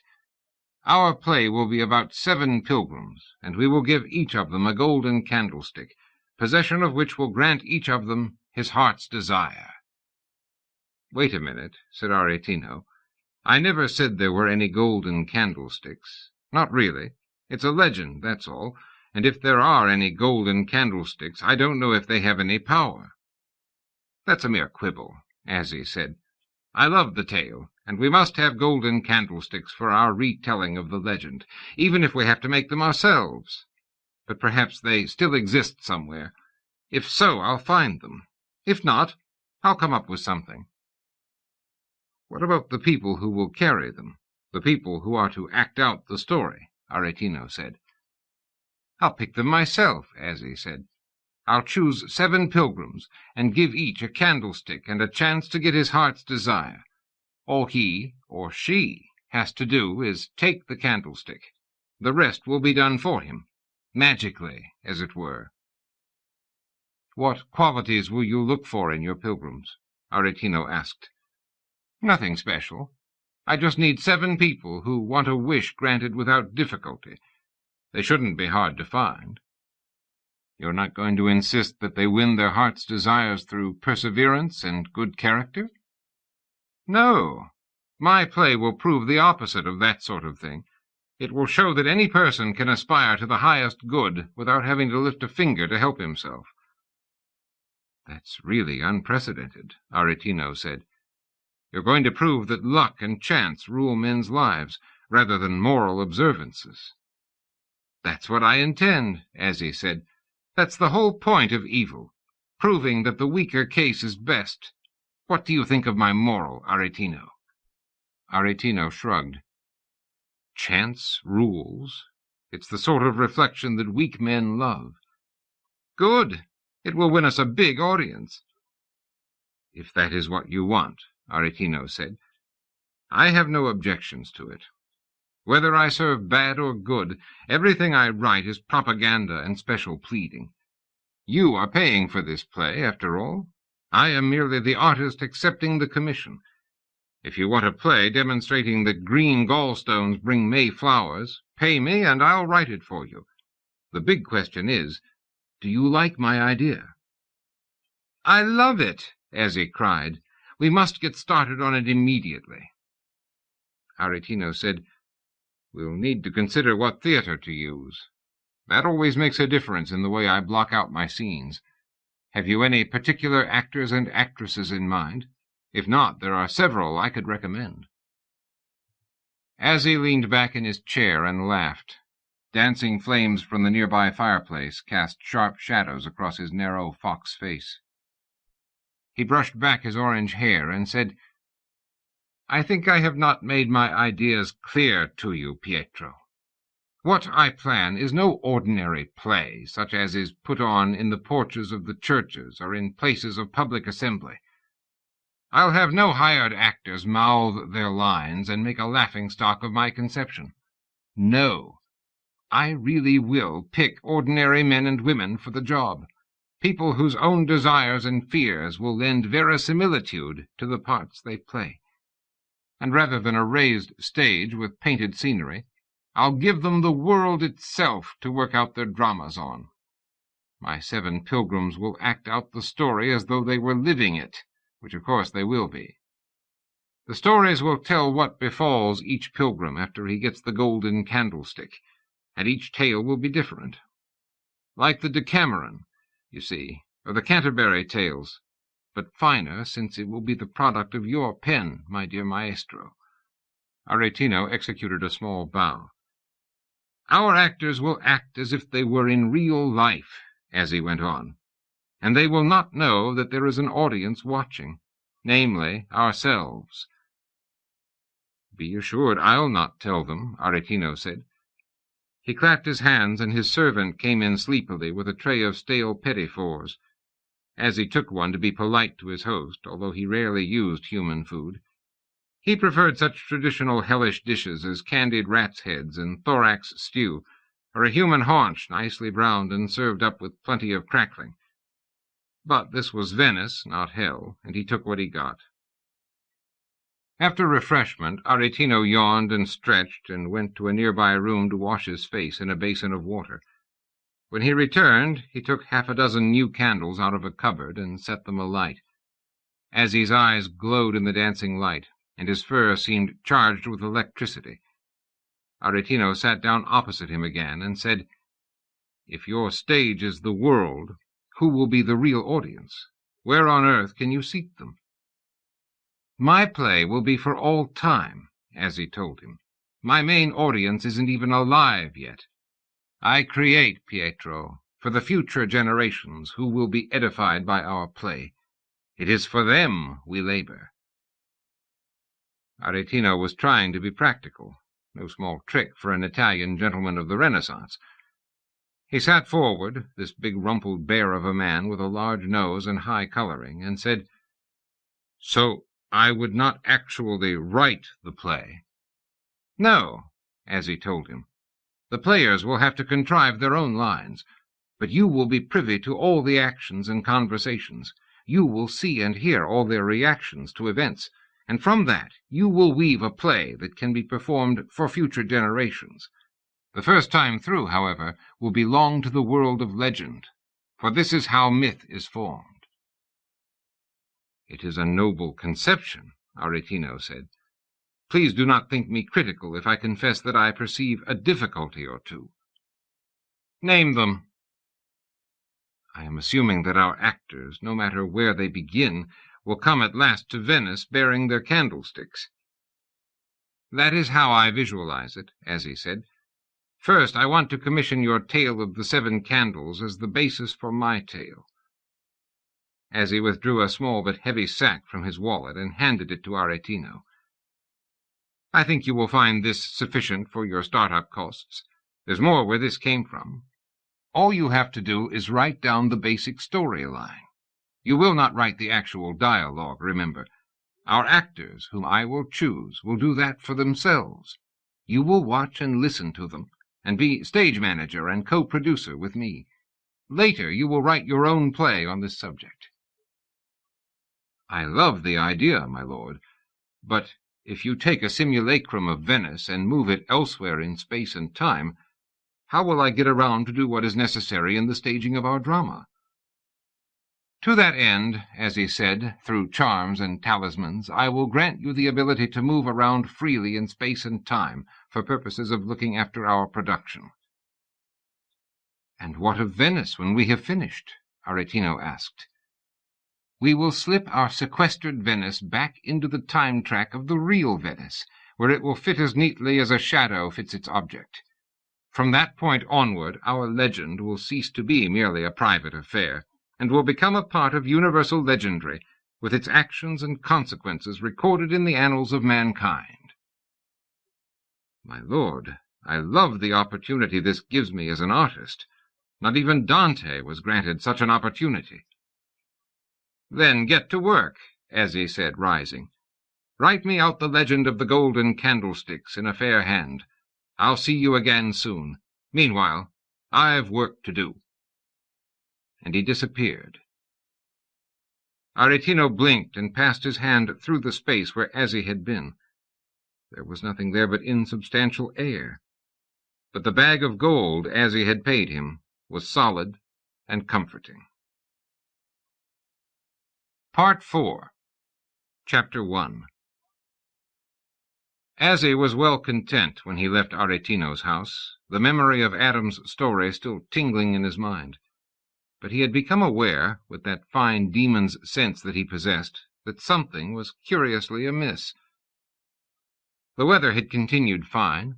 Little feathery clouds sailed across a sky of purest azure, like galleons of snow moulded by children. All around him, Venice went on with its pleasures and its labors. Heavy-laden barges filled with clothing and foodstuffs sailed slowly across the Grand Canal, their bluff, gaily painted bows thrusting through the low chop.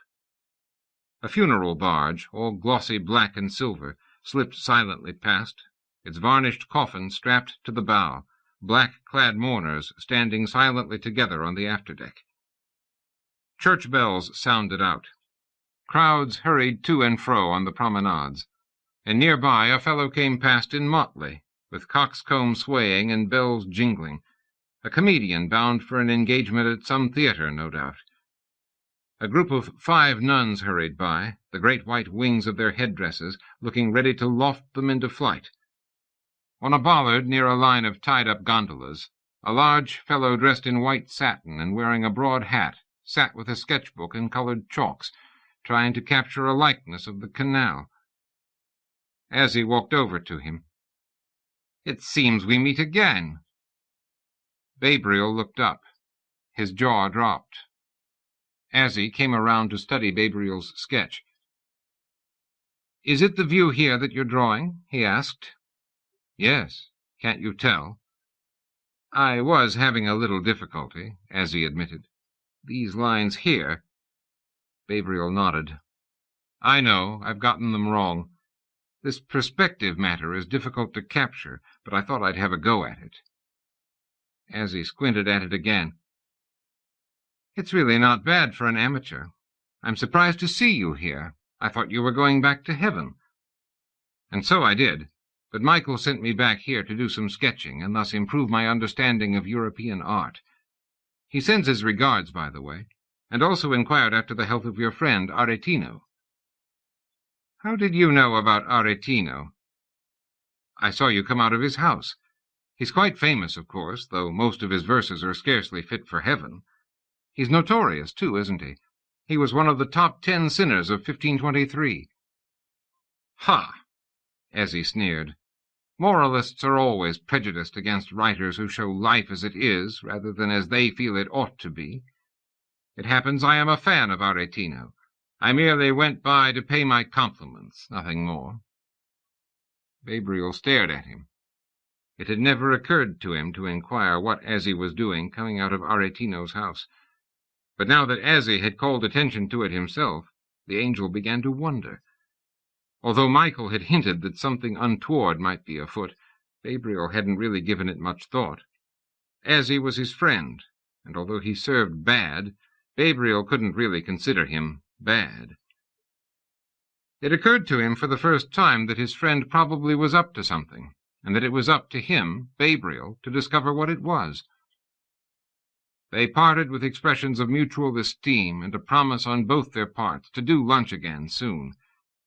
Then, as he went off down the street, Gabriel stared thoughtfully after him for a while, then returned to his drawing. Gabriel returned to his hotel in the early afternoon. The 4-story building sagged down on itself and seemed squeezed in by the larger buildings on either side. Half a dozen angels were staying there because Signor Amazzi, the grim and reverent owner, made a special price for those associated with religion. Some said he knew that the quiet, well-mannered, regular-featured young people who came from some unspecified northern country to stay with him from time to time were angels. Others said he thought they were angles, repeating Pope Gregory's joke. Amazzi sat at his little desk when Gabriel came in and said to him, "There's someone waiting for you in the sitting-room." "A visitor? How nice," said Gabriel. He hurried in to see who it was. The sitting-room was cozy and small, a few feet below street level, but illuminated by sunlight streaming through high, narrow windows, giving it a churchly effect that the godly found pleasing. Michael the Archangel sat on a high-backed, straw-seated chair off to one side, leafing through a papyrus travel brochure extolling the pleasures of Upper Egypt. He closed it hastily and said, "Ah, there, Gabriel. I just stopped by to see how you were getting on." "Oh, very well indeed, sir," Gabriel said. He showed Michael his sketchbook, remarking, "I still haven't gotten on to this perspective trick, sir." "Keep trying a while longer," Michael said. "A working knowledge of painting is useful in helping to evaluate the many masterworks heaven has in its superlative collections. Have you encountered your friend Azzie again?" "Indeed I have, sir. Just a little while ago I saw him coming out of the house of Pietro Aretino, the well-known scurrilous poet and ribald playwright." "Did you indeed? What do you think it was all about? Simple fan worship?" "That's what I'd like to believe," Gabriel said. "However, a certain appearance of upset in my friend's behavior when I mentioned Aretino's name has led me to wonder if it might not be otherwise. But I hate to accuse anyone of possible double-dealing, sir, and least of all one who is my friend, despite being a demon." "Your scruples do you credit," Michael said, "though we would expect no less of one who is, after all, a full-fledged angel.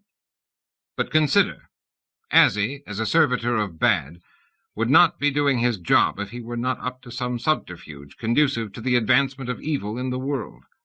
So to accuse him of harboring wrongdoing is simply to give him his due. Of course he's up to no good. The question is, what is he doing?" "As to that, I have not the slightest idea." "Yet I think we need to find out. Azzie is no longer an insignificant personage. Twice has he served the powers of darkness in great affairs. There was the case of Prince Charming, to begin with, and then the matter of Faust, the outcome of which is still under adjudication in the courts of Ananke. I understand Azzie now stands high in the councils of unrighteousness. It seems obvious that he is a prime player in those games that spring up from time to time to bedevil mankind and set the feet of humans on the path to damnation." "My friend is as important as all that?" Gabriel said, round-eyed with amazement. "So it would seem these days," Michael said. "At the least, it seems wise to investigate what his interest is in the wily and too clever by half Aretino." "I think you're right, sir," Gabriel said. "And you, my lad, are the very angel to do it." "Me? Oh, surely not, sir. You know how lacking I am in guile, your archangelship. If I attempted by duplicitous conversation to ascertain his purposes, Azzie would see through me in an instant." "I know that," Michael said. "Your ingenuousness is legendary among us. But it can't be helped. You are in the perfect position to do a bit of spying, since you are here in Venice already. It should be easy enough for you to make the acquaintance of this Aretino. Go to him as one who has long admired his work, and speak to him. Look around his house, see what you see. Even buy him lunch to draw him out further. We'll put down the cost to heavenly investigations." "You really think it'll be morally okay if I spy on my friend?" Gabriel inquired. "It stands to reason that it is," Michael said. "One cannot betray an enemy, only a friend. Without betrayal, there'd be no revelation." Gabriel nodded and agreed at once to do what Michael asked. Only later did he realize Michael had never given him a direct answer. By then it was too late to worry about it, though. While betraying a friend may or may not be a moral wrong, going against the order of an archangel is decidedly inadvisable. Chapter 2. The next day, on the stroke of 12, Gabriel knocked at Aretino's door. There was no response at first, although he could hear a variety of sounds from within. They seemed to be the strangest mixture of musical instruments and human voices, many of them raised in laughter. He knocked again. This time a servant opened it, a very proper-looking man, save that his wig was askew. He looked as if he had been trying to do too many things at the same time. "I wish to speak with Aretino," Gabriel said. "Oh, dear. Everything is in such a state of upset," the servant said. "Wouldn't another time do?" "No, it must be now," Gabriel said with unaccustomed firmness, stiffened by the thought that he'd soon have to report his progress, or lack of it, to Michael. The servant stepped back, admitting Gabriel. He led the angel to a drawing-room and said, "Kindly wait here. I'll ask if the master can see you." Gabriel teetered back and forth on his heels, a trick he'd learned long ago to help pass the time. He looked about the room and saw a manuscript on a little drawing table nearby. He had seen only the words "Father Adam" when there was a bustle of noise and a group of people came in. Gabriel sprang back guiltily. They were musicians, but they had discarded their formal coats and jackets and were walking at ease in their shirt-sleeves, playing their instruments. It wasn't any church air they were striking up, but rather a lively dance melody. They passed through without so much as a glance at Gabriel. They were intent on penetrating to some inner room, from which a babble of voices and high-pitched squeals and brays of raucous laughter betrayed the fact that some mirthful activity was in progress. Gabriel stole another look at the manuscript, and this time he was able to read a half-sentence. Father Adam, shortly after his expulsion from the Garden of Eden for eating the fruit of the tree of knowledge. Then he was interrupted again, this time by peals of girlish laughter. He looked up just as two damsels came running into the room. They were young beauties, one with dark tousled hair, the other with tangled blonde tresses.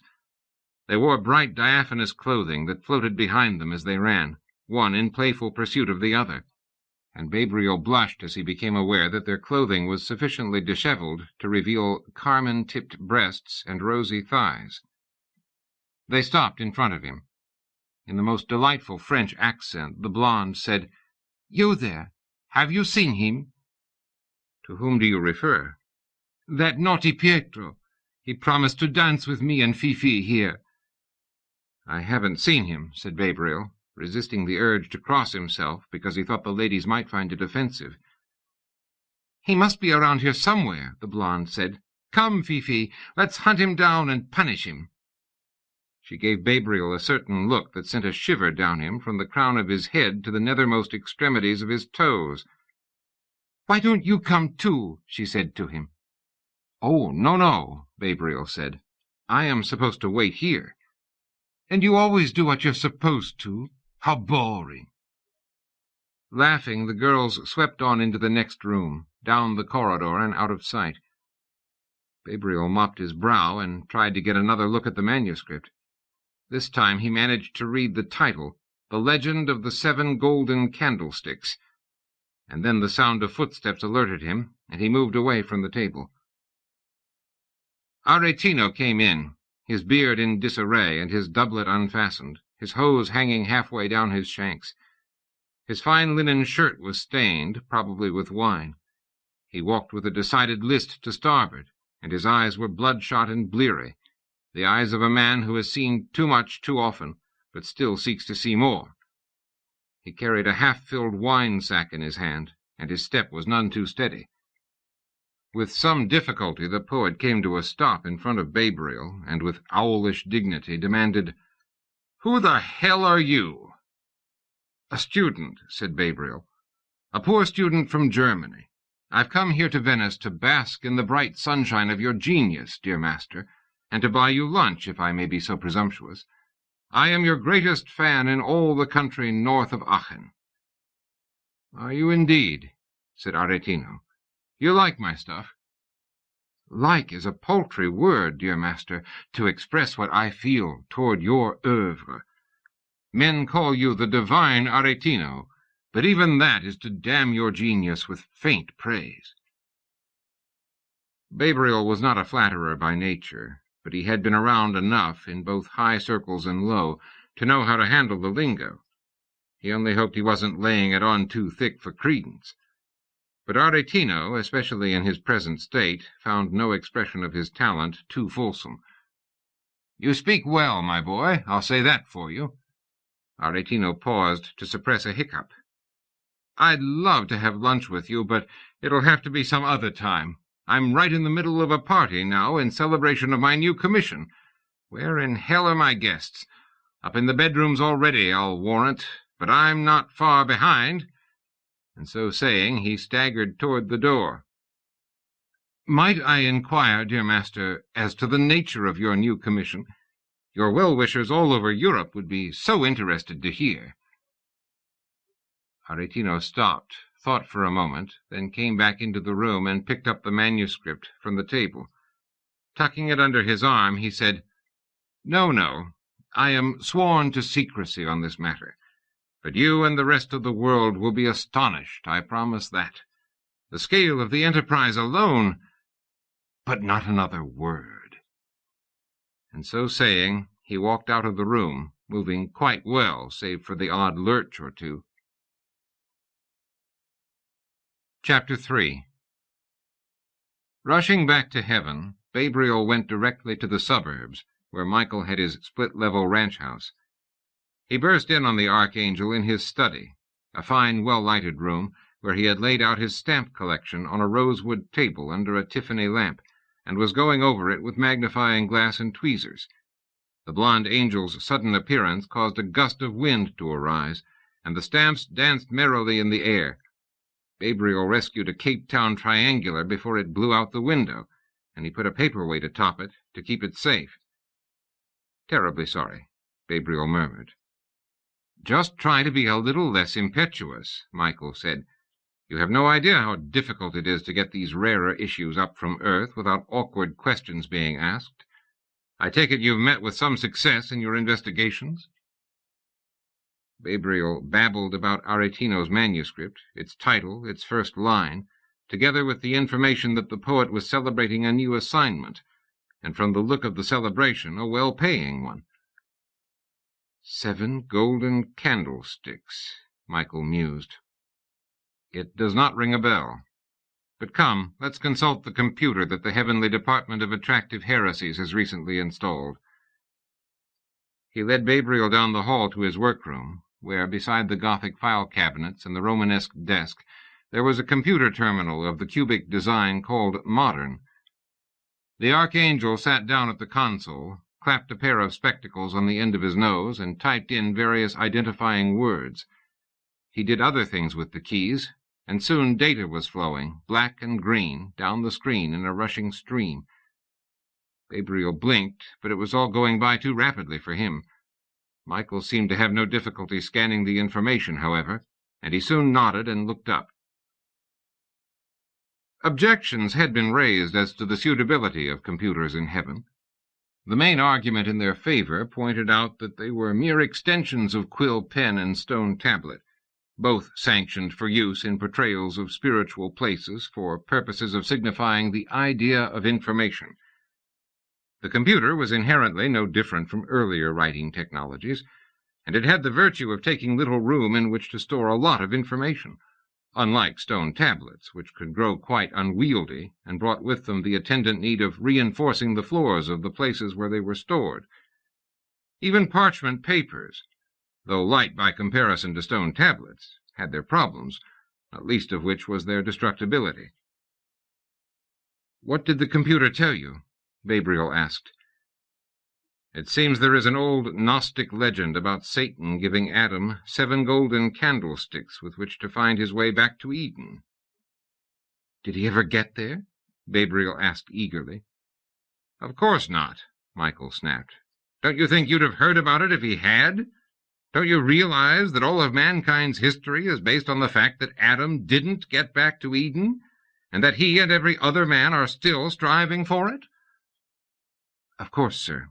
I didn't think." "If the enemy is playing around with a story from the earliest days of creation, when the ground rules were set up to run the interaction between men and spirits, that is a matter of considerable interest to us. 7 golden candlesticks." "Did they ever exist?" Gabriel asked. "Probably not." "Then presumably they don't exist today and can do us no harm." "Don't jump to conclusions," Michael said. "Myths are the damnedest things. If those candlesticks did exist, they could cause a lot of trouble in the wrong hands. The risk is so terrifying that I think we must assume they do exist until proven otherwise. And even then we must remain cautious." "Yes, sir. But if Azzie had the candlesticks, what would he do with them?" Michael shook his head. "That is still hidden from me. But it won't be for long. I am going to look into this matter personally." "And what about me, sir?" Gabriel asked. "Shall I get back to spying on Azzie?" The Archangel nodded. "You're getting the idea," Michael said. Gabriel hurried back to Venice, but a hurried search, and then a more careful search, convinced him that Azzie was no longer in that city.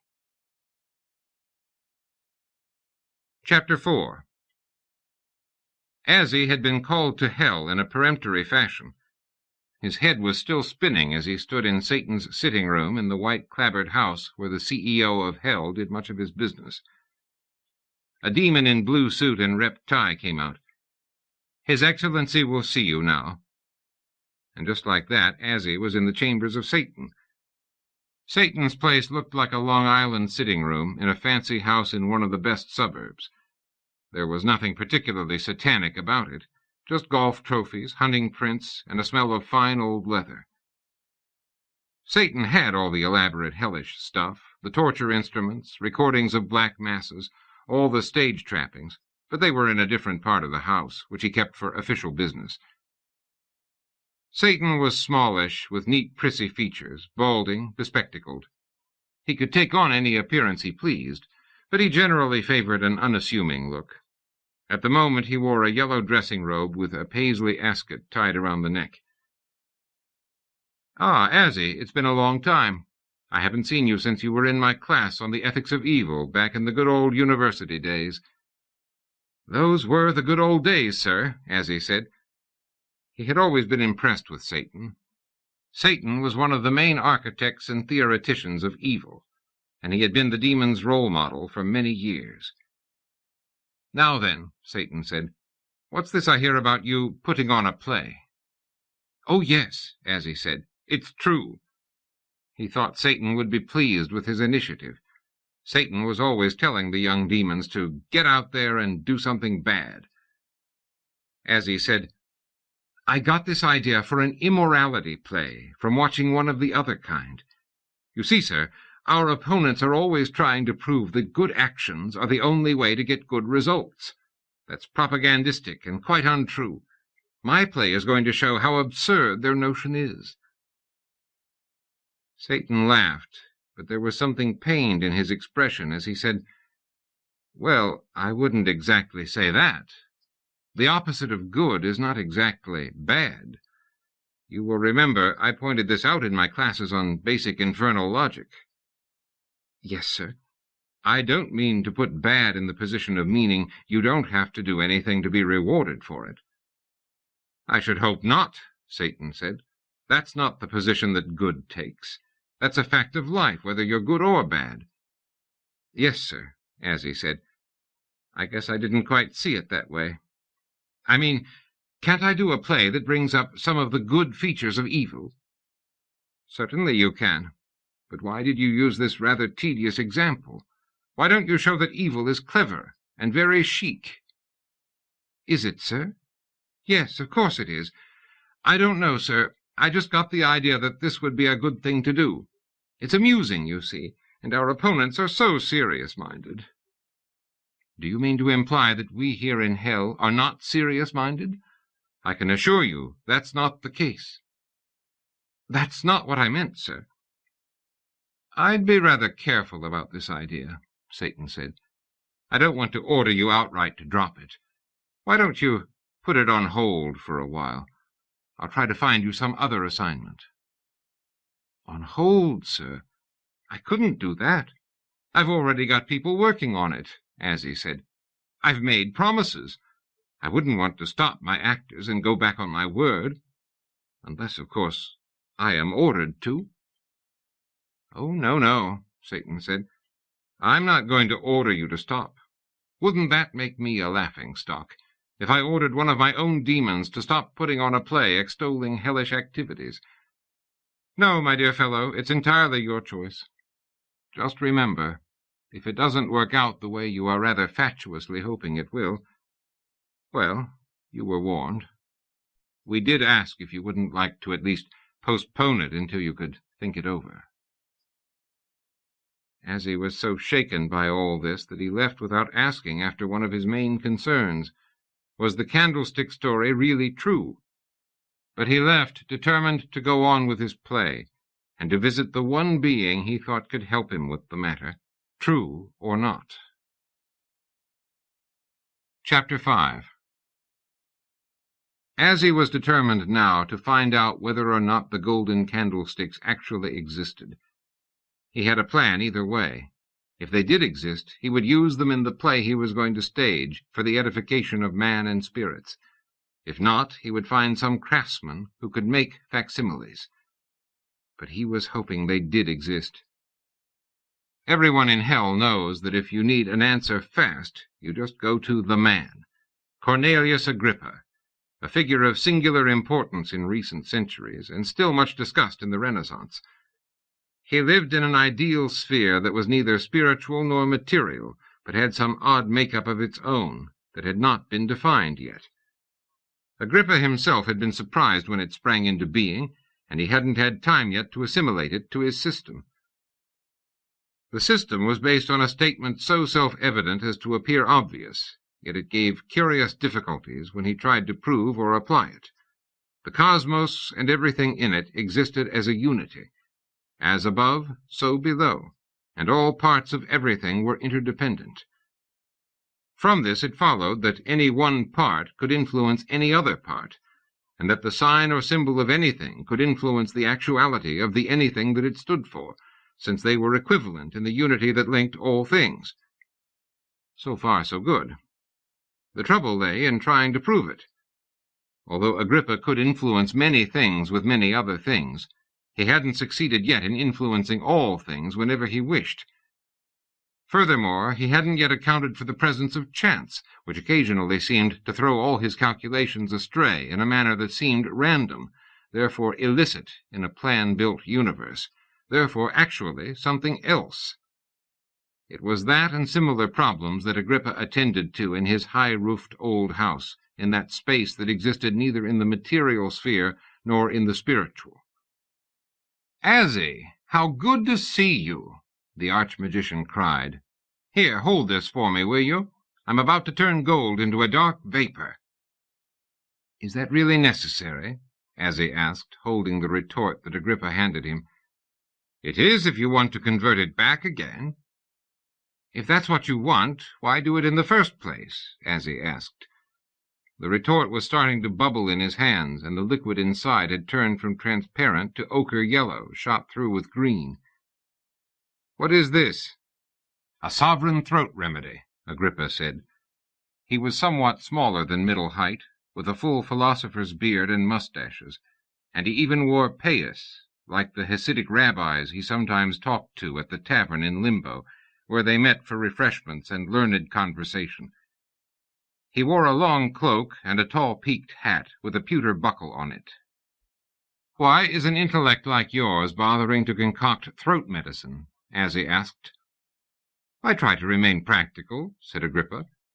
"As for the operation with the gold, I seek to reverse the process of melting it down to a black vapor and sludge, and so be able to convert any black vapor to gold."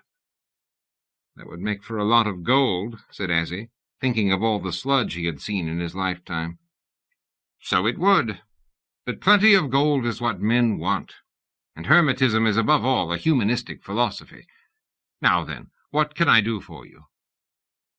"Did you ever hear," Azzie asked him, "of the 7 golden candlesticks that Satan gave to Adam to help him find his way back to the Garden of Eden?" "It sounds familiar. Where's my owl?" Upon hearing himself called, a large snowy white owl with speckled wings flew down silently from his perch up near the ceiling, where the walls angled in sharply. "Go fetch my scroll," Agrippa said. The owl circled the room once and flew out the window. Agrippa looked around, puzzled, then his eye lighted on the retort in Azzie's hands. "Ah, give it here." He bent over it and sniffed. "Yes, that ought to do nicely. If it's not throat medicine, it'll do for the mange. I am very close to a universal panacea that will cure all diseases. Now, let's see that sludge." He looked into his little furnace, where the gold had been bubbling. He frowned. Even the sludge is now quite burned away. I could try to resurrect it from memory only, because the doctrine of universal correspondences posits no impossible conditions, and what the tongue can say the mind can conceive of and the hand can capture. But it's easier to start with fresh gold. Hello, here's my owl again. The owl flew to his shoulder. In his beak he carried a large rolled parchment. Agrippa took it, and the owl returned to his overhead perch. Agrippa unrolled the scroll and read through it rapidly. "Aha!" he cried. "Here it is. The 7 golden candlesticks do indeed exist. They are stored with all the other lost myths the world has known in the Cathar castle of Crack-Herenium." "Where's that?" Azzie asked. "In Limbo, due south from the 0 meridian of Purgatory. Do you know how to get there?" "No problem," said Azzie. "Thank you very much." And he was off. Chapter 6. Gabriel kept a close watch for Azzie's return. The angel had found quarters close to Aretino's house, a small place, for he didn't need much. He also acquired a servant, an old woman with sunken mouth and bright black eyes round as buttons. She cooked for him, the gruel of the righteous, which Gabriel preferred above all other victuals. She washed his paint-brushes when he came home from his experiments in perspective, and in all ways looked out for him. Gabriel might have missed Azzie's return to Venice, for the demon flashed down in the night like a thunderbolt and made straight for Aretino's house. But Agatha, as the old woman was called, had been keeping watch, and her whole family had been enlisted into the task. Her father, Menelaus, was the first to see the quickening of light in the western sky, and he went to tell Agatha. Lighting a candle, she went through the dark passages to where Gabriel stayed, knocked on the door, and entered. "The one you seek is here in Venice, master," she said. "At last," Gabriel said. He wound a cloak around himself, as dark a one as he could find, and he went forth. Deciding to use the quality of subterfuge that he had heard so much about, Gabriel climbed Aretino's trellis and came to rest on a small balcony outside a second-story window. Inside he could see Azzie and Aretino, but he could not make out their voices. Irritably he said, "Time for a miracle here." And with those words a glowworm detached itself from its game of tag with its fellows and came over to him. "How do you do, sir? What can I do for you?" "I want to know what is being said inside." "Trust me, I'm the lad to find it out." The glowworm moved away, and after a while found a chink in the window frame. He buzzed in just in time to hear Azzie say, "I don't know what you have in mind, Aretino, but we'll try it. And we'll do it now." And with that there was a flash of light, and Azzie and Aretino disappeared. The glowworm returned and told this to Gabriel, who decided he had been messing with complicated matters, because he didn't understand at all what had happened. Inside the house, just before the glowworm's arrival, Azzie had been saying, "I just dropped by to tell you I've found the candlesticks." "You have? Where are they?" "According to Cornelius Agrippa, they're stored in a castle in Limbo. I'll pop over there and make sure they're still available, and then set them up as prizes." "Prizes?" "Really, Pietro, get with it. You thought up the candlesticks, or remembered the story, whichever it was. There are 7 of them, so we will have 7 pilgrims. All they have to do is get the candlesticks, and their dearest wishes will come true. How do you like that?" "I like it fine," Aretino said. "It's what I've always wanted, to take something in my hand and wish on it, and what I want comes true." "And not because you did anything to deserve it, either," as he said. "Just because you possessed the magical object. That's how things ought to work. Sometimes that's how they do work. At least, that's what our play is going to say. I'm going to tell my volunteers that all they need to do is find the candlesticks, and their problems are over. Basically." Aretino raised his eyebrows, but nodded and also murmured, "Basically, yes. But how will they get the candlesticks?" "I'll give the pilgrims each a spell, and the spell will lead them to the candlesticks." "Sounds all right to me," Aretino said. "So we're going to Limbo. Is it very far?" "Quite far by any objective standard," Azzie said. "But the way we do it, it'll take very little time at all. As a playwright, you should find this interesting, Pietro. No living man, to my knowledge, has been to Limbo, except Dante. You sure you want to make the trip?" "Wouldn't miss it for the world," Aretino said. "Then we're off." Azzie made a sign, and the two of them vanished. Aretino's first view of Limbo was disappointing. The place was all done up in shades of gray. In the foreground were rectangular blocks that might have been trees, on one of which Azzie stood. Or perhaps they stood for trees. It was hard to tell what stood for what in this place. Behind them, triangular blobs, lighter in color and smaller, seemed to indicate mountains. Between the trees and the mountains were areas of cross-hatching that might have been anything at all. There was no stir of wind. What little water there was lay in stagnant pools. Presently, a small dark blob on the horizon attracted Aretino's view. They moved in that direction. Bats squealed around them, and little rodents hurried by. Chapter 7. Above the door of Castle Crackherenium was a sign that said, "Abandon the fantasies of reason, ye who enter here." Soft music came from within the castle. The tune was lively, yet it had something of a dirge about it. Aretino wasn't exactly frightened. It is difficult for a poet to be frightened when he's walking with his demon. The demon is more scary than the world around him. A man came through a low-arched doorway, stooping to fit under. He was a large man and tall. He wore a billowing cloak over his baldric and jacket. On his feet were peaked boots. He had a bold face with large and expressive eyes. Clean-shaven he was, and there was about his face a look of powerful subtlety. The man stepped forward and bowed low. "I am Fatus. Who might you be?" "So this is Fatus Castle," Aretino mused. "How fascinating." "I knew you'd like it," Azzie said, "what with your well-known reputation for seeking novelty." "My taste for novelty extends itself more to people than to things," Aretino said. Fatus' eyes twinkled as he said, "Good day to you, demon.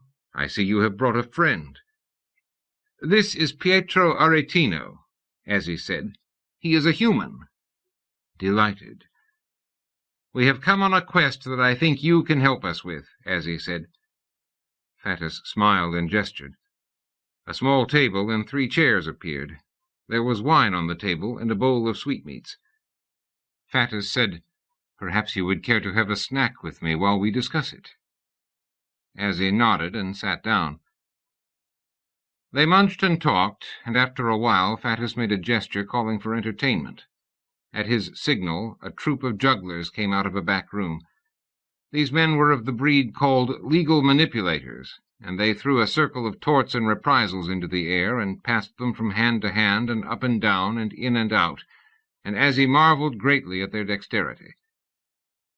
At length Fatus smiled and said, "So much for illusion.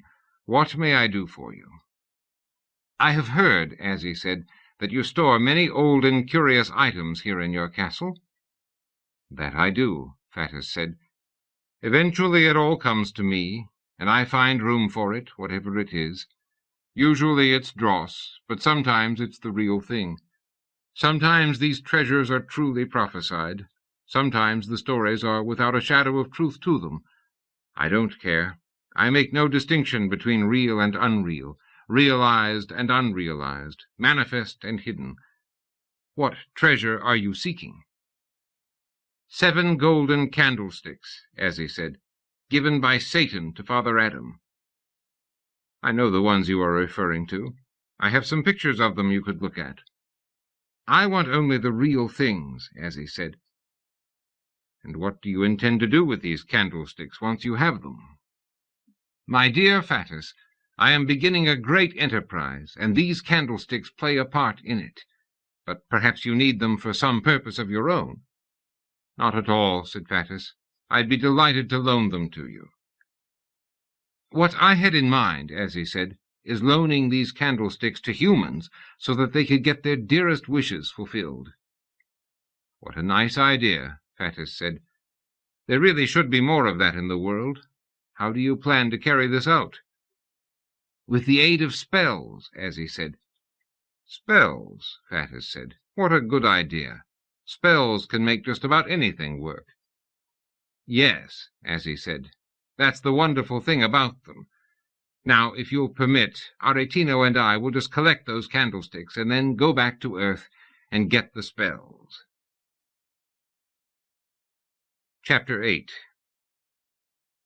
Azzie hid the candlesticks in a cave near the Rhine, then continued to Venice, where he dropped Aretino off at his home. The next part of this, the procuring of the spells, was best done without human participation. Azzie took off at once, using his season pass on the secret routes to Hell to get him a direct line through the firmament to the river Styx. The secret route dumped him in Grand Central Clearing Station, where all of Hell's destinations are exhibited on the Devil's own bulletin board, with flashing lights to show trains soon to depart. The long banks of trains, many of them steam-driven, stretched as far as the eye could see. Each one had a conductor in front, looking impatiently at his watch while eating from his brown bag lunch. "Can I help, sir?" Azzie had been approached by a professional guide of the sort that hangs around every great terminus. This fellow, a goblin with a cap pulled down over his forehead, pocketed Azzie's coins and took him to the right train. Azzie had time to find the club car and have an espresso as the train pulled out of Hell Station and chuffed direct across the dry Badlands to the river country where Supply was located. In an hour or so they arrived. There wasn't much to see. Supply was a flat and monotonous little town with a scattering of honky-tonks and fast-food joints. Just beyond it lay Supply itself, the great complex on the banks of the Styx that provided the inhabitants of Hell with everything they needed to conduct their nefarious tasks. Supply was made up of a series of stupendous warehouses, built on the always popular Super-Quonset model. The ground these warehouses stood upon sloped martially down to the low muddy banks of the Styx. Culverts, ditches, and water causeways ran from these buildings down to the river. All of Hell's refuse poured directly into the Styx, without any treatment at all. This didn't pollute it. The Styx had been at maximum pollution since it was first brought into existence. Refuse and contaminants from other sources had the paradoxical effect of purifying the river of Hell. Azzie found the building where spells were stored and applied directly to the clerk, a long-nosed goblin who looked up from his comic book. "What kind of spells? What do you want to do with them?" "I need spells to lead people to 7 candlesticks."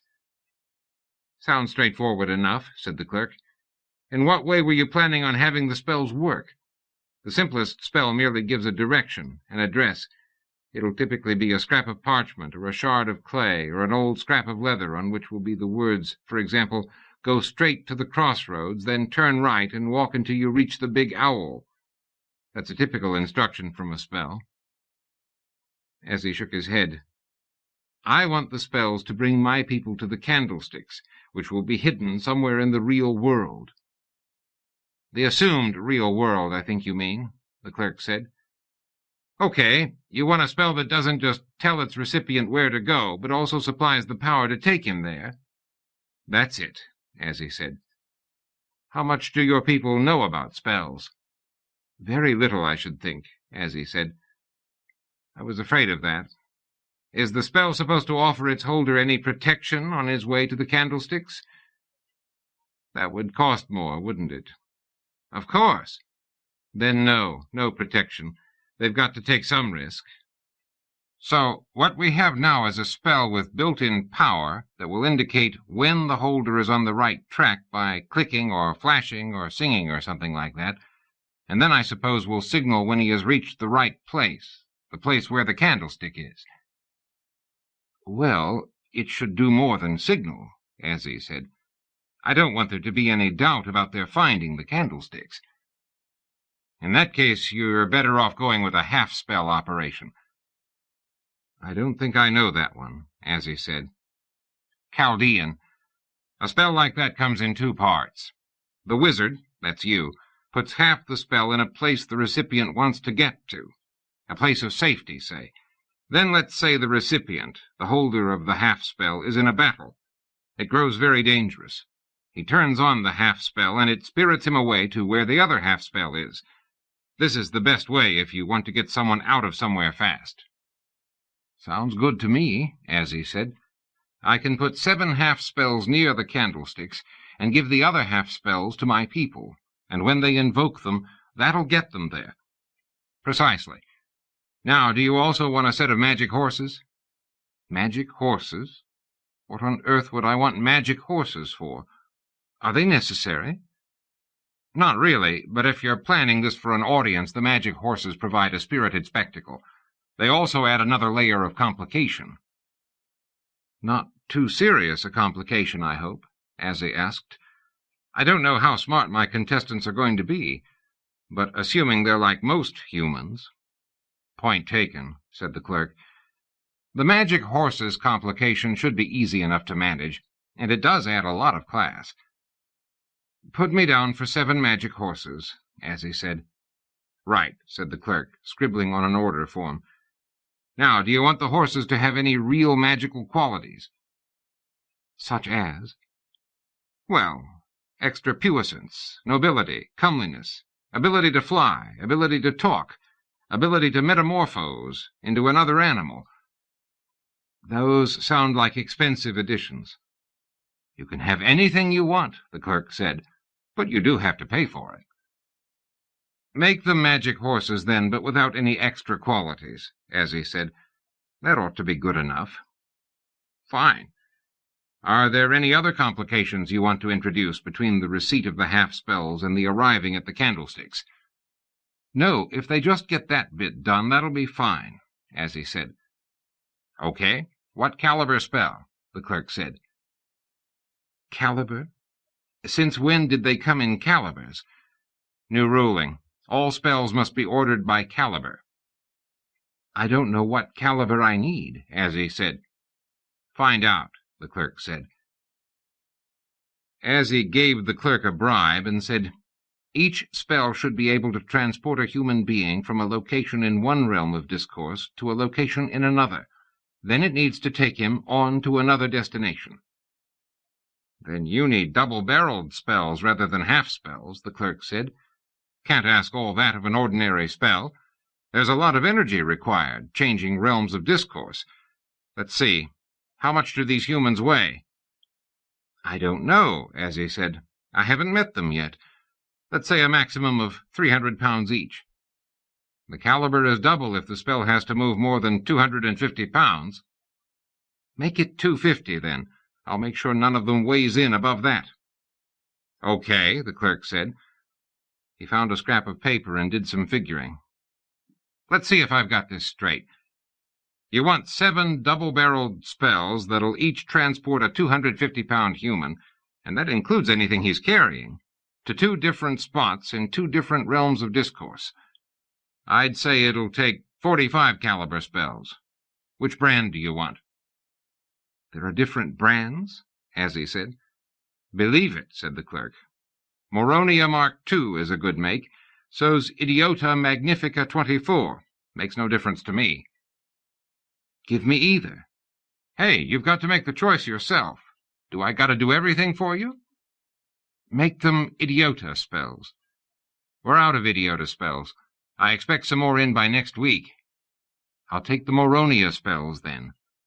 Okay. Fill in here and here. Sign here. Initial here. Initial to indicate you've initialed yourself. Okay, here you go. The clerk handed Azzie a small white package. Azzie opened it and examined its contents. They look like small silver keys, he said. That's because they're Moronias.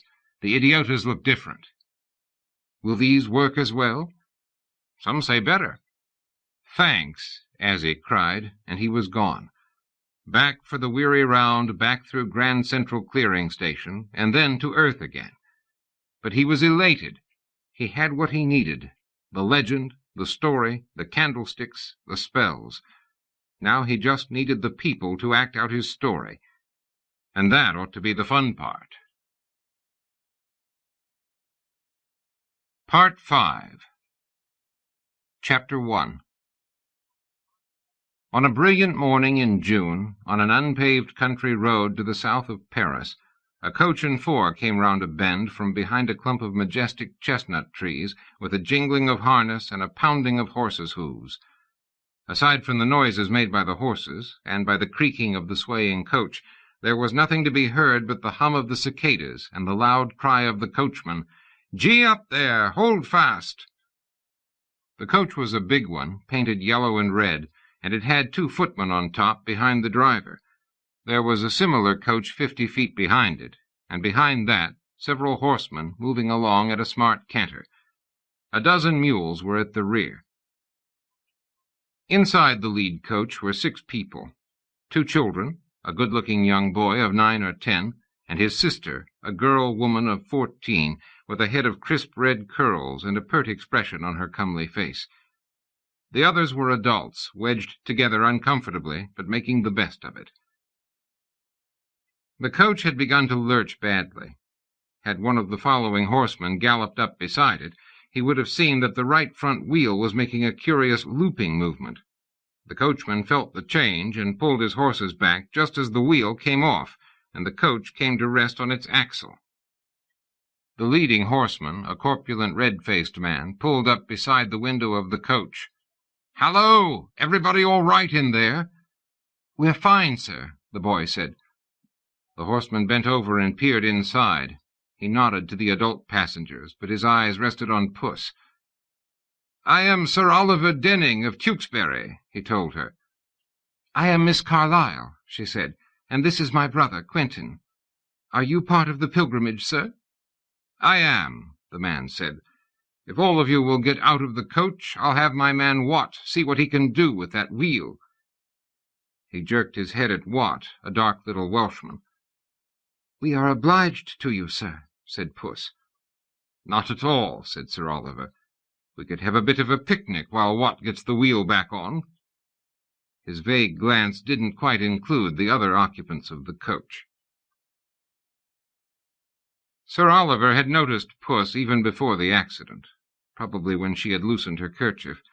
The sight of her great head of red curls and her winsome expression had proven too much for him.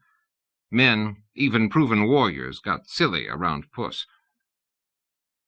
They found a sunny, grassy spot in a small clearing not far from the coach, and Sir Oliver unfolded a camp blanket that smelled not unpleasantly of horse. He was evidently an old campaigner, because he had victuals and even some utensils packed in a leather saddle-bag. "This is very nice indeed," Sir Oliver said, once they were settled down, and he had a nicely roasted drumstick in his hand. "How often have I eaten like this during the recent wars in Italy, where I had the honour of serving with the renowned Sir John Hawkwood." "Did you see much action, sir?" Quentin asked, more to be polite than any other reason, because he had decided that Sir Oliver spent most of his time around the quartermaster's wagon. "Action? Oh, yes, a goodly amount," Sir Oliver said, and he spoke of a clash of arms outside of Pisa, as though all the world should have heard of it. After that he alluded familiarly to other armed encounters in and around the Italian cities, which he termed desperate engagements. Quentin had cause to doubt this, since he remembered his father telling him that most of the warfare in Italy consisted of bellicose public words and behind-the-scenes private negotiations, after which a city would fall or a siege be abandoned, according to what had been agreed upon. He also remembered hearing that that wasn't true when the French were involved, but held for the most part in dealings between the Italians and the free companies. Sir Oliver never mentioned the French, only the Colonnas and Borgias and Medicis and such-like foreigners. Sir Oliver had some rousing tales of early morning engagements in which small groups of warriors would engage similar groups with sword and lance. He spoke of midnight vigils in the south of Italy, where the Saracens still held sway, and told of sudden desperate encounters at little walled cities where death might drench you from above in the form of boiling oil and molten lead. Sir Oliver was a short, thick-set man, built like a block of wood. Middle-aged and balding, he had a habit of jerking his head emphatically as he made his point, and when he did that, his little goatee waggled. He often punctuated his more dire pronouncements with a peremptory clearing of his throat. Puss, who was always up for any kind of mischief, had begun to imitate him, and Quentin was hard-pressed to restrain his laughter. At length Watt came over and declared the wheel fixed. Sir Oliver said he was well pleased, and accepted everyone's thanks with manly modesty. He said that, since they were all part of the pilgrimage to Venice, he expected to see a great deal of all of them, plainly assuming that the company of so handy and so distinguished a warrior would be to everyone's liking. Puss said in her gravest voice that everyone welcomed him, not least because the company might have further need of his services if another wheel came off. Sir Oliver found nothing funny in this speech, but accepted it as his due, and didn't even wonder why Puss and Quentin and several other ladies fell simultaneously into a fit of coughing. Later that day, the pilgrimage finally met the nun who was supposed to be traveling with them, but who had not shown up at the point of rendezvous. She came riding up on a palfrey, with a servant following her on a mule and carrying her falcon. The coach stopped, there were hasty conferences, and room was made for her inside. Mother Joanna was Mother Superior of an Ursuline convent near Gravelines, England. Her family name was Mortimer, and she made sure everyone knew she was closely related to the well-known Shropshire Mortimers. She had a large, broad face, tanned by the sun. She carried a falcon wherever she went, and she lost no chance during the stops to take the bird out and loose the jesses, and send it questing whenever any suitable prey was in sight. When it brought back some mouse or vole, all bloody and broken, she'd clap her hands and say, "Good score, Mistress Swiftly," for that was her name for the falcon. Quentin couldn't stand the way she talked to it, prattling on in her squeaky voice until he thought he'd burst into giggles. At last, several members of the company prevailed on her to let the bird ride atop the coach with her servant. Mother Joanna sulked then until she saw a stag break cover at the edge of the forest. She tried to convince the other pilgrims to stop for an impromptu hunt, but they had no dogs along, except for somebody's little pug, and it would have been hard put to go up against a rat.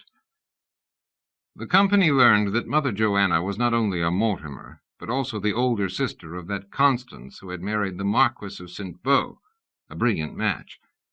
But she herself, not wanting to marry, or as Puss whispered to Quentin later, not finding anyone who would have her, despite her estates and her famous name, had prevailed on her father to settle her as head of a nunnery.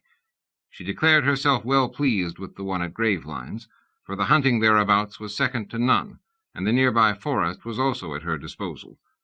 In addition, the nuns, she said, were of good families, and good dinner conversation was never lacking. And so the long day passed. Chapter 2. Sir Oliver leaned back in the saddle and looked about. They were still in open country. Pleasantly rounded little hills stretched on the left for many miles.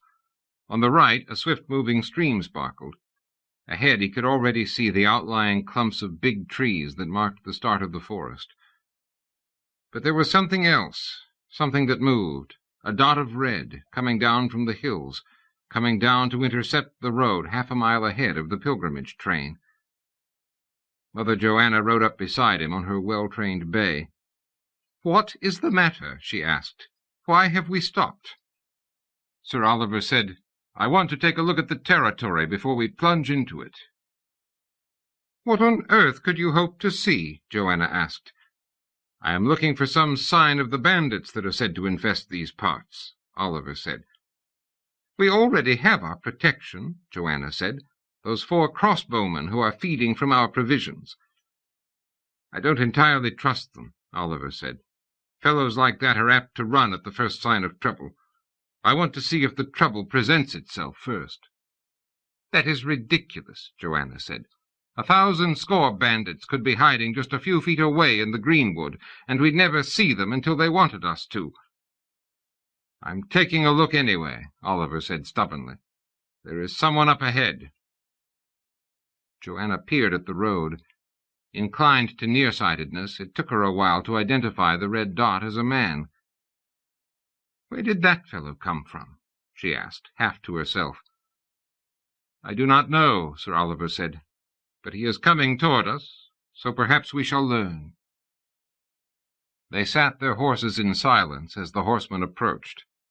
The pilgrim train was stretched out on the road behind them, the 2 coaches, 4 additional horses, and 12 mules, carrying the 30 people who made up the group. Some had joined them at Paris, where they had stopped only briefly for provisions. It was at Paris that they had picked up the 4 crossbowmen, pensioned off from the Italian wars, led by a sergeant named Patrice, who had declared that he and his men were ready to hire out to protect the pilgrims on the perilous passage through bandit-ridden southern France. The pilgrims were not an entirely happy group. In Paris they had argued one entire evening about the route they would take to Venice. Some had been in favor of avoiding the mountains altogether and taking the easy way through the heart of France, but the English were making trouble again. Even if you were English, that route was to be avoided.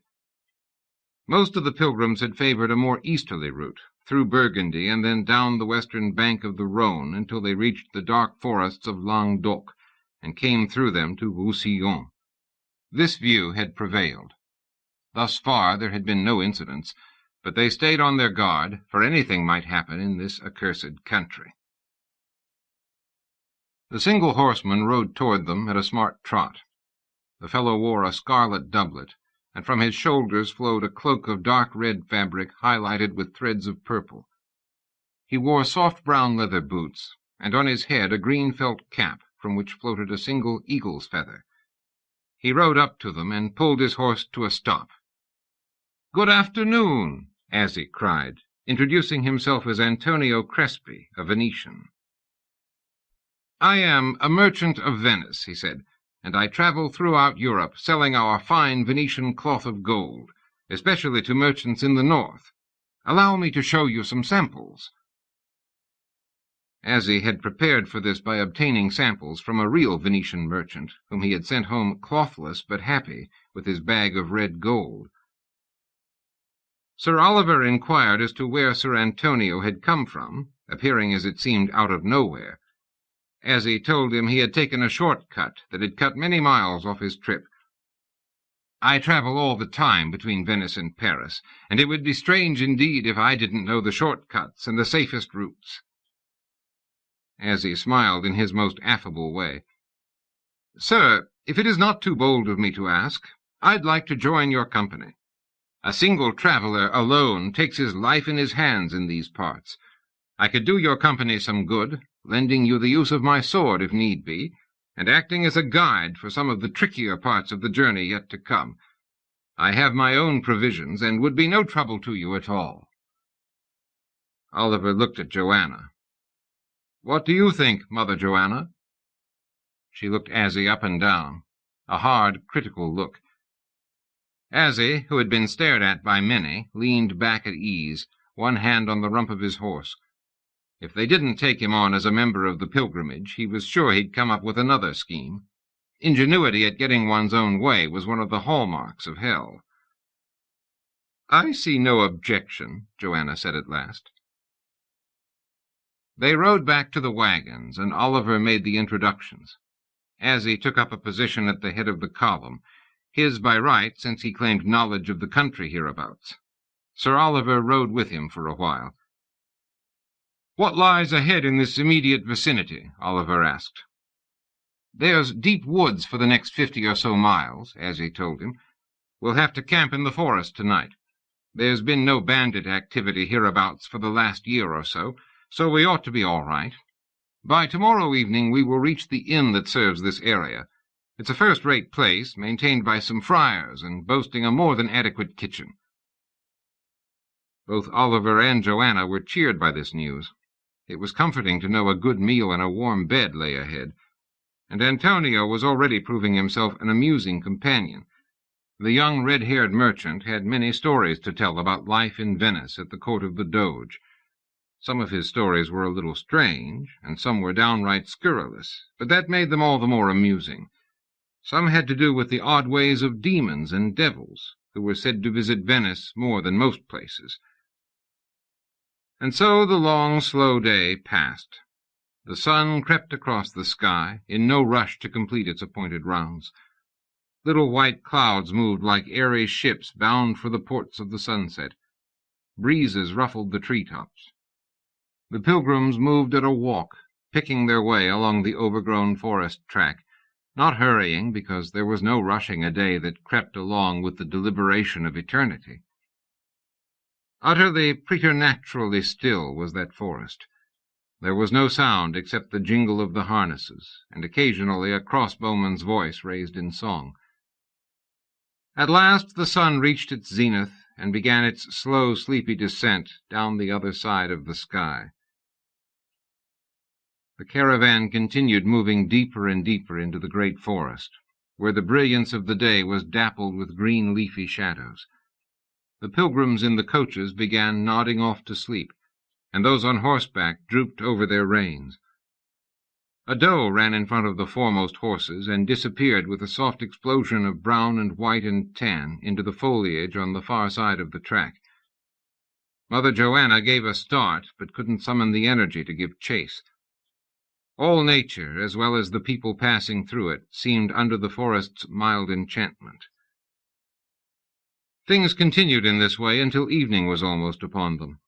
Then, finding a flat, well-grassed little clearing, Azzie declared that it would be a good idea to stop here for the night, as the country ahead was more broken and difficult.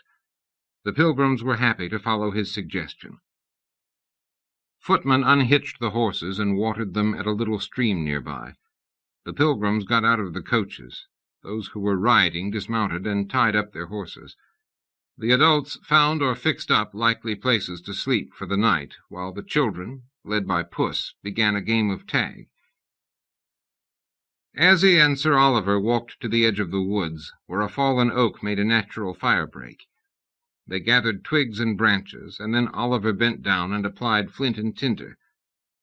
He had never been particularly good at the job of fire-making, but no one else seemed to be doing it, and he didn't want to ask Sir Antonio.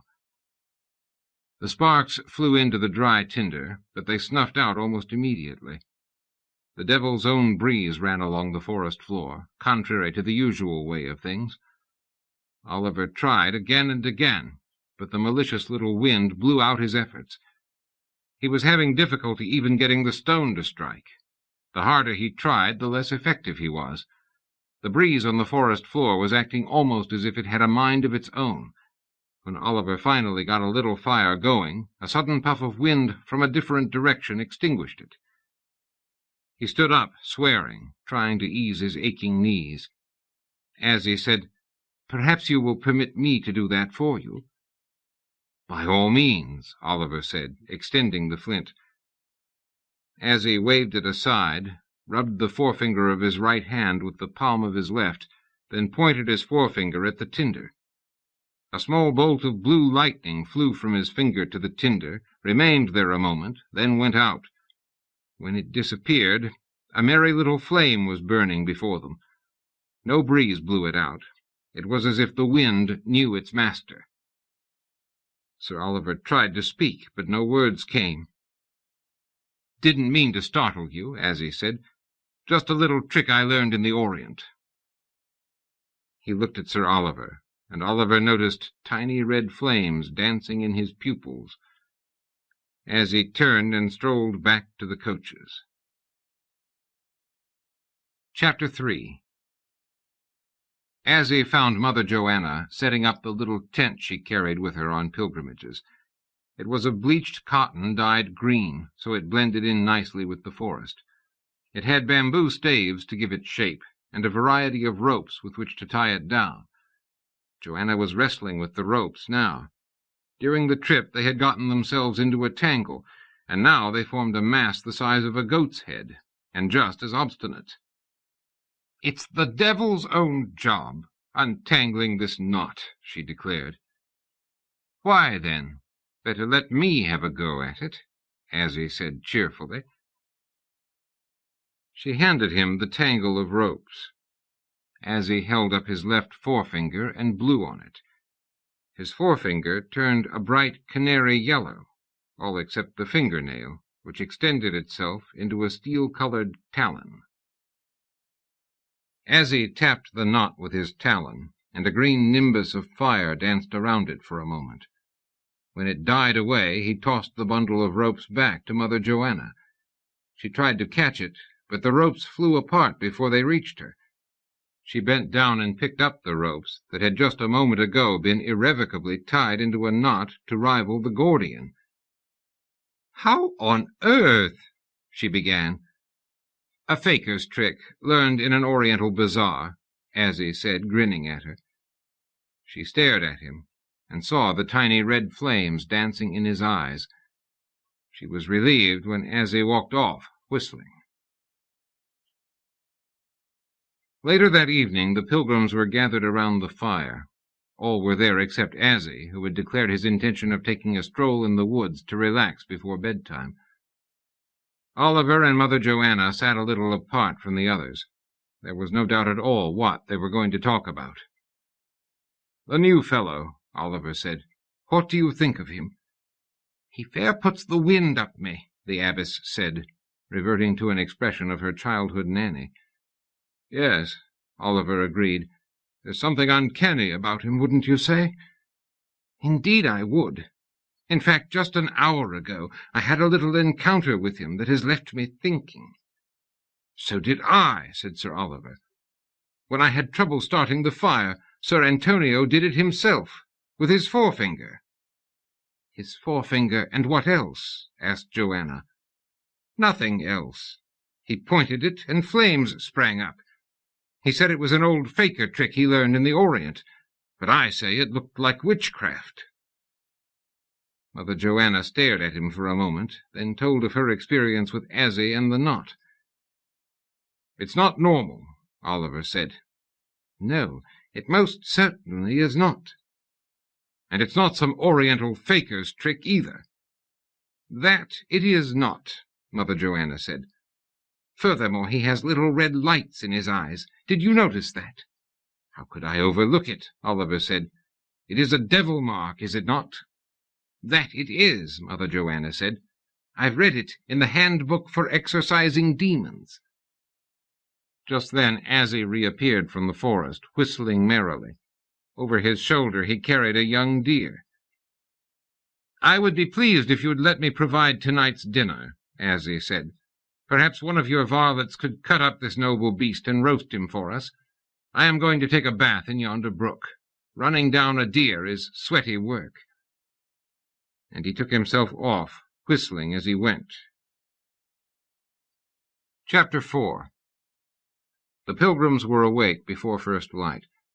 As the morning sun came filtering through the leaves, they packed, made a hasty breakfast, and were under way. All day they journeyed through the forest, keeping close watch for signs of trouble, but not encountering anything fiercer than mosquitoes.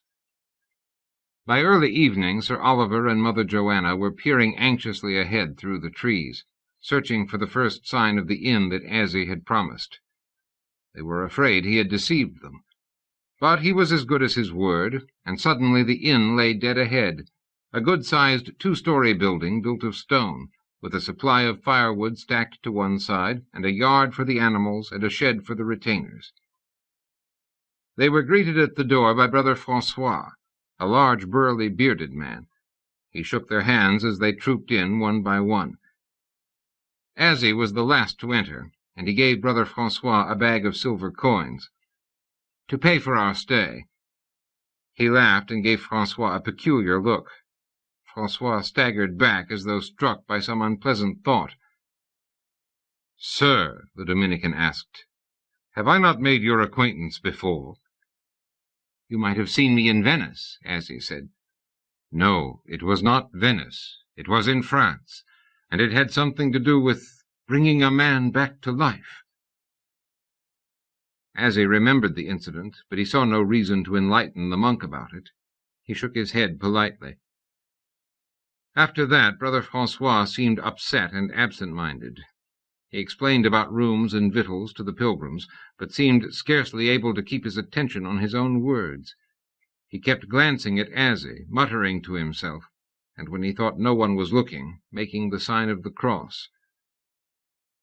When Azzie asked for the use of the little bedroom upstairs, Brother Francois was quick to agree, but seemed more thunderstruck than ever. He kept looking at the coins in his hand and shaking his head. At last he approached Oliver and Mother Joanna. "That fellow with you, that Antonio, have you known him long?" "Not long at all," Oliver said. "Has he short-changed you?" "No, no. To the contrary." "What do you mean?" "He agreed to pay 6 centimes for use of the room, and he put the copper coins in my hand. Then he said, 'What the hell, I might as well be generous,' and he pointed his finger at the coins. And the coins changed to silver." "Silver?" cried Mother Joanna. "Are you sure?" "Of course. Look for yourself." He held out a silver centime bit. All 3 of them stared at it, as if it were the devil himself. Later, Oliver and Mother Joanna went looking for Francois to arrange their morning meal, but they couldn't find him. They finally found a note tacked to the pantry door.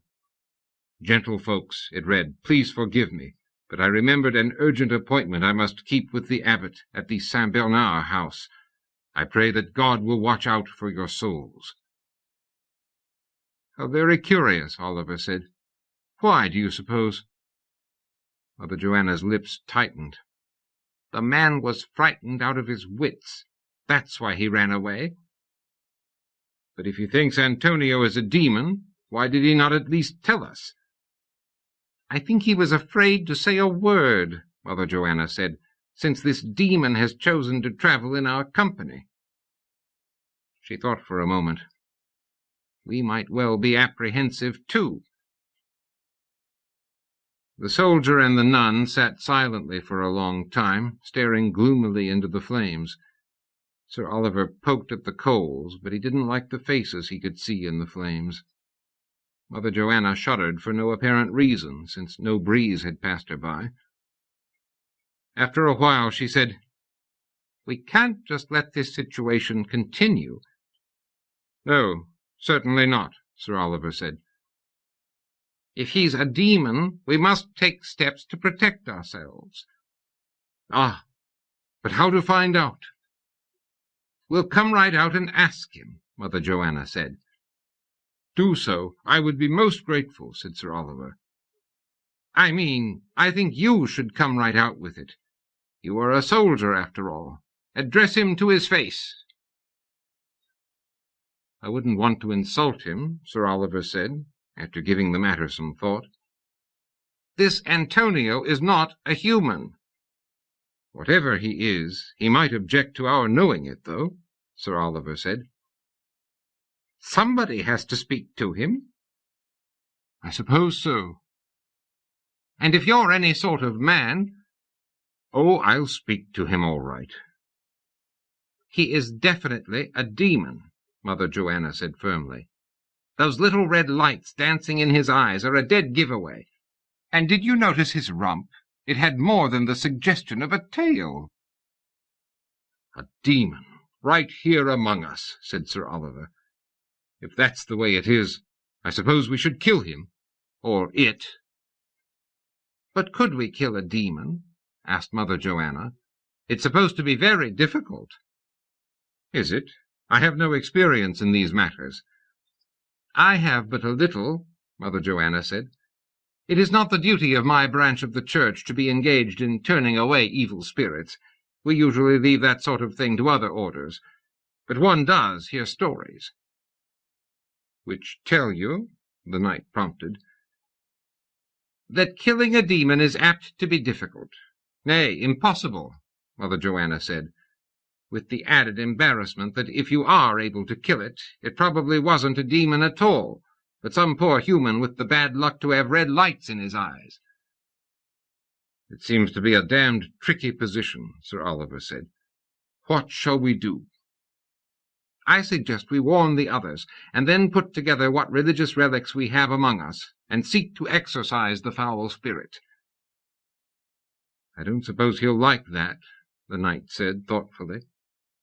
"It doesn't matter. It's our duty to try to exorcise demons." "Yes, of course," said the knight, but he was ill at ease with the idea. The other members of the party weren't surprised to hear that Mother Joanna suspected a demon was traveling among them. It was the sort of thing one had to suspect in these unsettled times. There were reports of weeping statues, talking clouds, and more. It was well known that there were a hellish great number of evil spirits, and that most of them spent most of their time on earth, trying to tempt people. It was a wonder one didn't see demons a lot more often. Chapter 5. They waited, but Azzie still didn't come down from his room on the inn's second floor. At last they voted to send Puss to invite him to come down and talk with them. Puss knocked at the door of Azzie's room with less than her usual bravado. Azzie opened the door.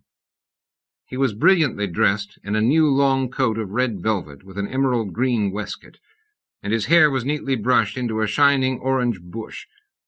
He looked as if he had been waiting for an invitation. "They want to talk to you," Puss said, pointing at the common room below. "Good. I've been waiting for this," Azzie said. He took a final brush at his hair, adjusted his coat, and came downstairs with Puss. The gentlefolk of the pilgrimage were all in the big tap-room. The common sort hadn't been consulted, and were outside in the stables, gnawing their crusts of bread and their herring heads.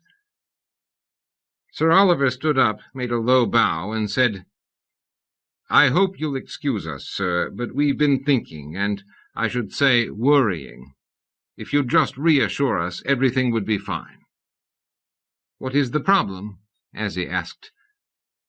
"Well, sir," Oliver said, "to get straight to it, you aren't, by any chance, a demon, sir, are you?" "As a matter of fact," Azzie said, "I am." A gasp arose from those assembled. "That," said Oliver, "is not what I wanted to hear. You don't really mean it, do you? Please, just say it isn't so." "But it is so," Azzie said. "I showed you proofs earlier, just to get over and done with the tedious part of convincing you. Have I succeeded in doing so?" "You have indeed, sir," Oliver said, and Mother Joanna nodded. "Fine," said Azzie. "Then we know where we stand." "Thank you, sir. Now would you be so kind as to go away and leave us in peace to continue our holy pilgrimage?" "Don't be silly," Azzie said. "I've gone to a lot of trouble to get this thing set up. I have an offer to make." "Oh, my God," Sir Oliver said. "A deal with the devil." "Stop acting so," Azzie said. "Just hear me out. If you don't like my offer, you needn't take me up on it, and we're quits of each other." "You really mean that?" "On my honor as a prince of darkness." Azzie wasn't really a prince of darkness at all, but it did no harm to exaggerate a trifle among all these high-born gentlemen and ladies. "I suppose it'll do no harm to hear you out," Sir Oliver said. Chapter 6. Speaking in a loud, ringing voice, Azzie said, "Ladies and gentlemen, I am indeed a demon, but I hope no one will hold this against me. What, after all, is a demon? Merely a name for one who serves one of the two sides whose struggles govern all existence, human and superhuman. I refer, of course, to the principles of good and bad, light and dark, as they are called. Let me point out first the absolute necessity that there should be two sides to everything, for things are impossibly flat without that. I will point out also that these two sides should be locked in more or less equal struggle. For if only good existed, as some seem to feel would be desirable, no one could make that moral effort toward self-improvement that is the very essence of human progress. There would be no contrast between things, no way to differentiate the greater from the lesser, or the desirable from the reprehensible." Azzie asked for some wine, cleared his throat, and went on. Having established the propriety of a contest between these two great qualities, it follows that one side cannot win all of the time. Otherwise our contest is no contest at all. The outcome must remain in doubt, now one side showing the preponderance, now the other, and no final result may be discerned until the whole thing is nearly over. In this we follow a law as old as any, the law of dramaturgy, which gets its best effects from an equalizing of forces. Good is not even supposed to be that much more powerful than bad, because once the issue is no longer in doubt, the contest is no longer interesting. If we can accept this, we can proceed to the next point which from it flows. If it is permissible for there to be a dark to oppose light, or a bad to oppose good, then those who serve one side or the other are not to be despised. We must not let partisanship cloud our reason. If bad is necessary, then those who serve bad cannot be considered superfluous, despicable, unlawful, inconsequential. I do not say that they need to be followed, but they should at least be heard. Next, I'll point out that bad, once you discount its bad press, has a lot going for it in terms of sprightliness, if nothing else. That is to say, the principle of bad, like that of good, has an inherent desirability about it that men may choose of their own free will. To put it more simply still, bad can be a whole lot of fun, and no one should feel bad about choosing it, since it is as venerable and respectable a principle as good. But will a person not be punished for having anything to do with bad? My friends, that is mere propaganda on the part of good, and not a true statement of the position at all. If it is all right for bad to exist, then it must be all right to serve it. Azzie took a sip of wine and looked at his audience. Yes, he had their attention. I am prepared now to get directly into my offer. Ladies and gentlemen, I am Azzie Elbub, a demon of some antiquity, and an entrepreneur from very far away. What I have come here to do, my friends, is to put on a play. I'd like 7 volunteers. You'll find your tasks pleasant and not at all onerous. As your reward, you will get to have whatever it is you most desire in the world. In fact, that's the whole point of my play, to demonstrate to the world that a person can have his or her dearest wish without having to do anything much to get it. Isn't that a nice moral? I really think it holds up hope for all of us, and is more indicative of the way things really work than the converse, having to work for something and to have certain qualities of character that will bring the desired thing into your orbit.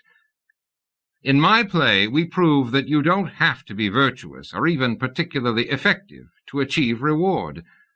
So think about it, ladies and gentlemen. Your souls, by the way, will not be in any jeopardy whatsoever.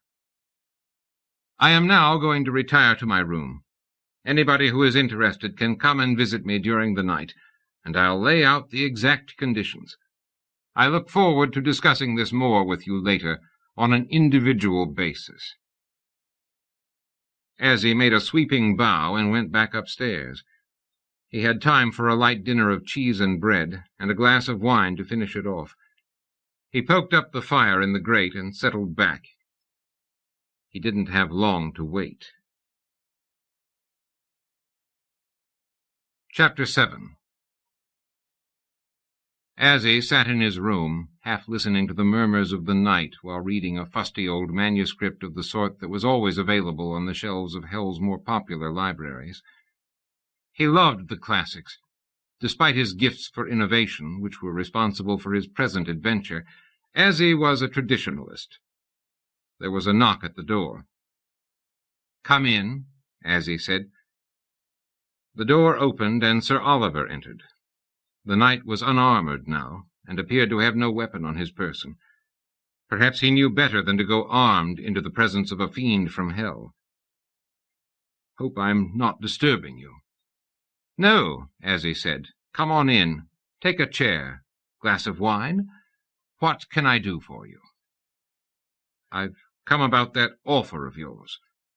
Intriguing, wasn't it? Indeed. You said, unless I misheard you, that you could see to it that a man got his dearest wish. I did indeed say that. And you pointed out that he needed no special quality to get that wish. That's exactly the point, Azzie said.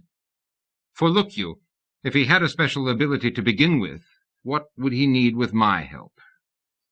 A point most excellently made, Oliver said. You are too kind. Now, how may I help you? Well, sir, what I want most of all is to become known far and wide as a great soldier, the peer of my namesake, that Oliver who fought the rear guard for Roland back in the days of Charlemagne. Yes, Azzie said. Go on. I want to win a notable victory, against overwhelming odds, and at no great risk to myself. Azzie produced a small parchment pad and a stylus with a self-sharpening point. He wrote, No risk to self. I want to be known to men far and wide, to be as renowned as Alexander or Julius Caesar. I want to be commander of a small company of very good men, peerless champions all, and what they lack in numbers they must more than make up for in sheer ferocity and skill. Ferocity and skill, as he noted, and underlined ferocity because it seemed a good thing to underline. I, of course, Oliver went on, would be the finest fighter of them all. My skills would be matchless. I want to acquire those skills, my dear demon, but at no personal cost or hardship. I'd also like a pretty and compliant young lady, a princess if possible, to be my wife and bear my sons, and I would like to retire to my own kingdom, which someone would give me free, and there I would live happily ever after. That last is important, by the way. I don't want any surprise endings making me bitter or sad. As he wrote down, must live happily ever after, but didn't underline it. That's the general idea, sir, Oliver said. Can you take care of all that? As he read over the list, no risk to self, ferocity and skill, must live happily ever after. He frowned over it, then he looked up. I can cover some of your points, my dear Sir Oliver, but not all of them. Not that I'm not capable of it, of course, but simply because this play I'm putting on deals with others as well as you, and to take care of your points in their entirety would take a heaven full of miracles and a hellish amount of time. No, my dear sir, I'll find a way in which you can, without danger to yourself, win a notable victory and get rewarded richly for it, and stand high in men's eyes. After that, you'll be on your own. Well, Sir Oliver said, I was hoping for everything, but what you can do for me won't be a bad position to start from. If I begin as a rich and famous hero, I'm sure I can take care of everything else myself. I accept your offer, my dear demon, and let me tell you, I am nowhere as against the powers of bad as so many of my fellows. I've often felt the devil has quite a few points in his favor, and is no doubt a much jollier fellow to be with than his dour opponent in heaven. I appreciate your wish to please me, as he said, but I'll hear no slander against our worthy opponent. We qualities of good and bad work too closely together to wish to slander each other. Both dark and light have to live in the same cosmos, you understand? No offense meant, Sir Oliver said. I have, of course, nothing against good. No offense taken, at least none by me, as he said. Shall we begin, then? Yes, my lord. Do you wish me to sign my name to a parchment in blood? That'll not be necessary, as he said. You have signified your assent, and it is so registered. As I explained, your soul is not forfeit for your participation. What do I do now? Sir Oliver asked. Take this.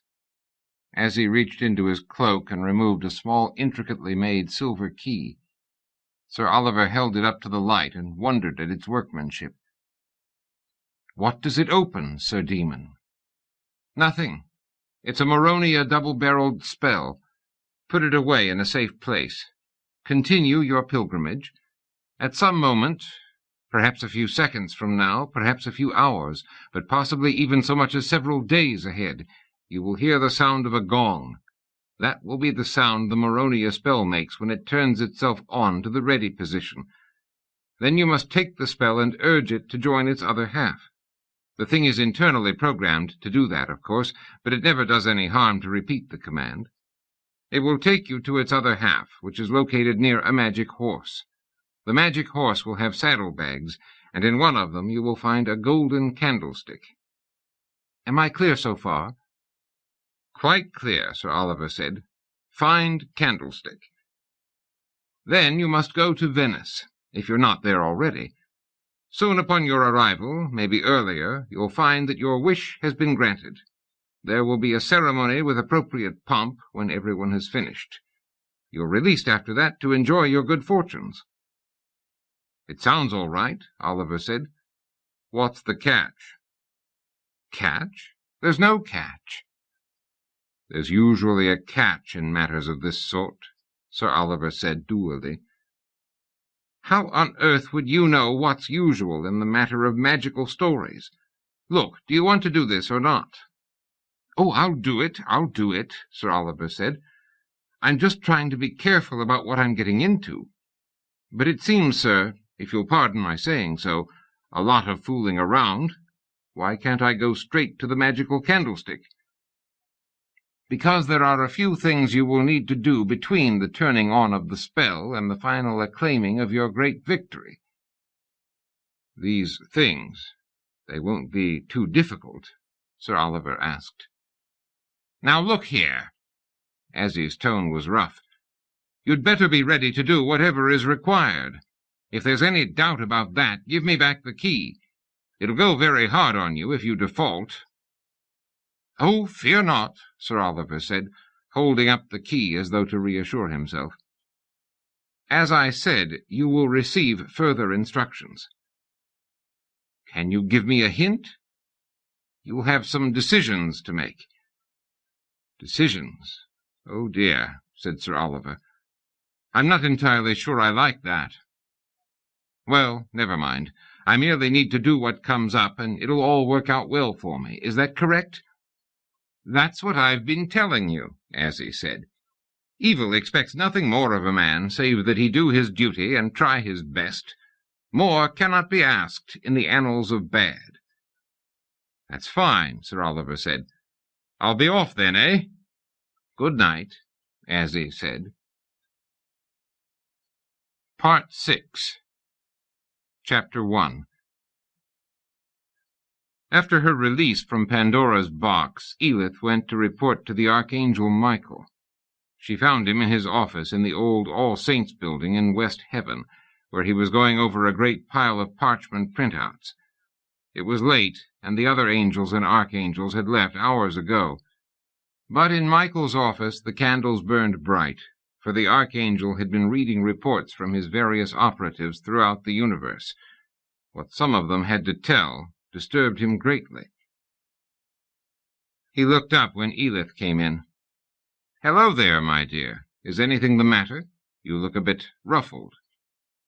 "As a matter of fact, sir, I've just had an adventure." "Indeed? Please enlighten me." "It was nothing, really. This silly man conjured me, and Hermes shut me up in Pandora's magic box, and I finally got free with the help of Zeus." "Zeus? Really? Is that old fellow still knocking around? I thought he was in the afterglow." "He was, sir, but he projected himself to me in the magic box." "Oh, yes. I forgot the old gods can do that sort of thing. But what about the little angels whom you were taking around the English shrines? Is anyone staying with them?" "As soon as I got free of Pandora's box, I turned the children over to the Blessed Damozel and came here to report to you." "The Blessed Damozel didn't mind babysitting?" "She was glad to leave off leaning on the gold bar of heaven for a while and do something practical. It's silly, isn't it, sir, the way poems freeze us into postures we can't get out of?" Michael nodded, then said, "I have important work for you back on Earth." "That will be fine," Edith told him. "I like visiting shrines." "Your work on this one will encompass something more than sightseeing," Michael said. "It involves Azzie." "Ha!" said Edith. "It seems your demonic friend is up to something again. Something decidedly fishy." "That's strange," Edith said. "I saw him just recently in York, and he had nothing more on his mind than attending a morality play." "That play seems to have given him some ideas," Michael said. "Now there are indications that he is attempting something else. My observers bring me word that he has involved Pietro Aretino, that scurrilous limb of Satan. Given Azzie's already established proclivity toward the unexpected, I'm sure he's up to some mischief." Edith nodded. "But why should you concern yourself with a mere play?" "I suspect that it is rather more than mere," Michael said. "Judging by Azzie's previous excursions, notably the matters of Prince Charming and Johann Faust, this new attempt, whatever it is, could bring the forces of dark and light once again into direct conflict, and so involve us all in another do-or-die situation, just when it seemed we could have some peace in the cosmos.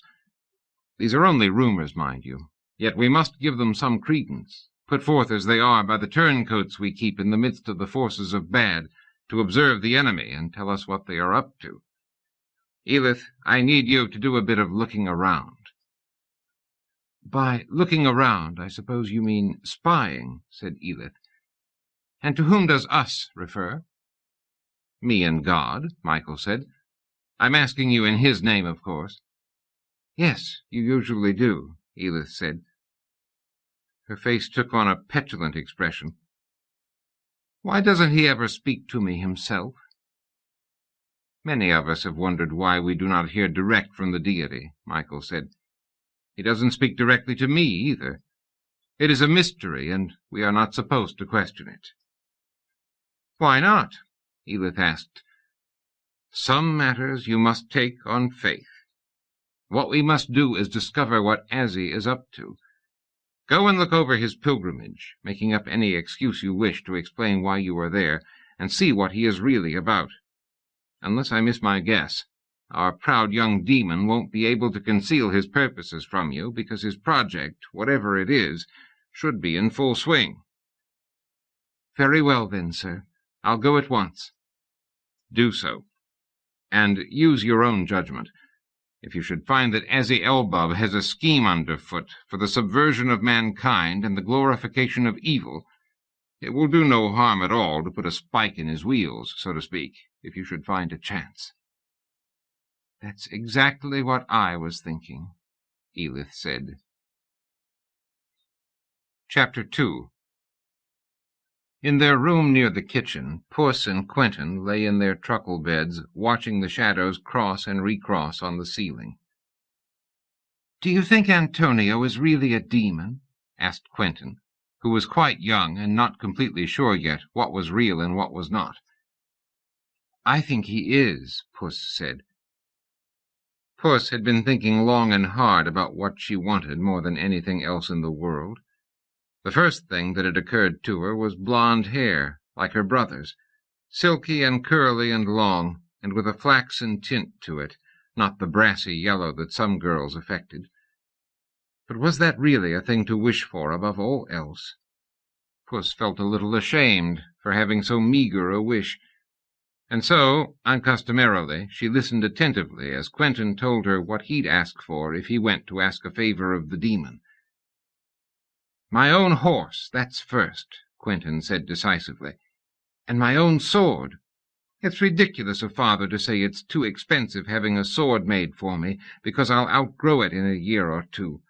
I mean, what's the sense of being rich if you can't buy things you will outgrow?" "Very sensible," said Puss. "A sword, then. What else do you want?" "I don't think I want a kingdom," Quentin said thoughtfully. "I'd have to stay around and take care of it. I don't think King Arthur was too happy, despite being in charge of Camelot. Do you?" "I doubt it," Puss said. I'd like to go out on a lot of quests, Quentin said. Like Lancelot. He wasn't very happy either. No, but that's because he was silly, falling in love with the Queen, when there were so many other ladies to choose from. Why choose any at all? I'd rather be like Gawain, travelling around and having different girlfriends and getting into trouble and winning treasures and then losing them again. That way he had the pleasure of getting stuff without having to take care of it later. Like getting all the toys he wanted without ever having to put them away? Puss asked. Exactly, said Quentin. Very sound, Puss said. What else would you want? A magical animal for a pet, Quentin answered without hesitation. A lion, I should think, who listens only to me and kills people I don't like. Well, that's a little much, isn't it? Puss asked. I mean, he would kill people I didn't like if I let him. But I wouldn't, of course. If they got too troublesome, I'd kill them myself, in a long duel in which I got grievous wounds, and Mother would bind them up for me. Mothers don't bind the wounds of heroes, Puss pointed out. They could if it's my adventure, Quentin said. I could make a rule. It's a pity you're too young to make deals with demons. I don't know about that, Quentin said. He sat upright in bed and looked very serious. I've half a mind to go visit him right now. Quentin, you wouldn't, Puss said, thinking that if Quentin insisted, it would be her duty as his older sister to accompany him, and perhaps make a wish of her own, just to keep him company. Quentin got out of bed and started to put on his clothes. His lower lip trembled as he contemplated his own daring, but his mind seemed to be made up. Just then there was a flash of light in a corner of the room. Both children jumped back into bed. There was a great deal of smoke, and when it cleared, a pretty dark-haired young woman was standing there. "How did you do that?" Quentin asked. "I don't remember you from the pilgrimage." "I came to sell my eggs to the pilgrims," the woman said. "I live on a nearby farm and just arrived here at the inn. My name is Edith." The children introduced themselves. They were especially eager to tell of what Antonio had said that evening, about granting the wishes of 7 lucky people. Edith recognized Azzie in the description. "I want to go make a wish, too," Quentin said. "You'll do no such thing," Edith said firmly. Quentin seemed more than a little relieved, but he asked, "Why can't I?"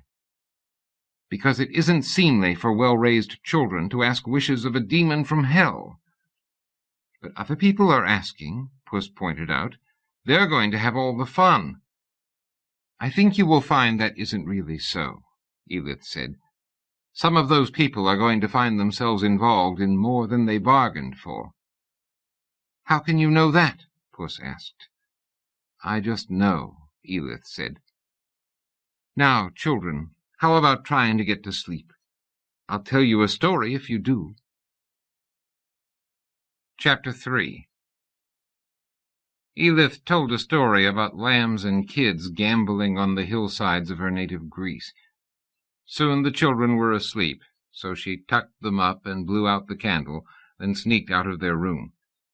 She found several of the pilgrims in the common room, sitting at a table near the fire and talking over the affairs of the day. "Is it certain he's a demon, then?" one of the female servitors was asking a shock-headed fellow who was valet to Sir Oliver. "What else could he be?" the valet replied. His name was Morton Cornglow, and he was 22 years old, a rangy young fellow with ideas beyond his station. Edith sat down beside the woman and the valet. "What is this demon offering?" she asked. Cornglow said, "My master told me he has to do a magical passage in order to be rewarded with his dearest wish. When I went to his room, he was gone, vanished." "Maybe he's just outside, walking around," Edith suggested. "We'd have seen him come downstairs," Cornglow said, "and he's unlikely to have dived from the window into the bramble below. He's off doing the demon's work, I tell you, and frankly, it sounds like work that would suit me." You wouldn't, the female servitor said with an admiring glance. I'm thinking about it, Cornglow said. I can be in the demon's play as well as any man, as long as it doesn't matter that I don't have a Sir before my name. Edith stared at him. A play? Cornglow nodded. That's what Sir Oliver told me. The demon is putting on some sort of play. We just have to do whatever it is we usually do, and we'll be rewarded greatly for it. That's the sort of life I want to lead. Edith got to her feet. You must excuse me. I need to see someone. She hurried off, went to the front door, and passed through it into the darkness. Where do you think she's gone to? The female servitor asked. Cornglow shrugged and sucked his teeth. If she has an appointment, it must be with an angel or a devil.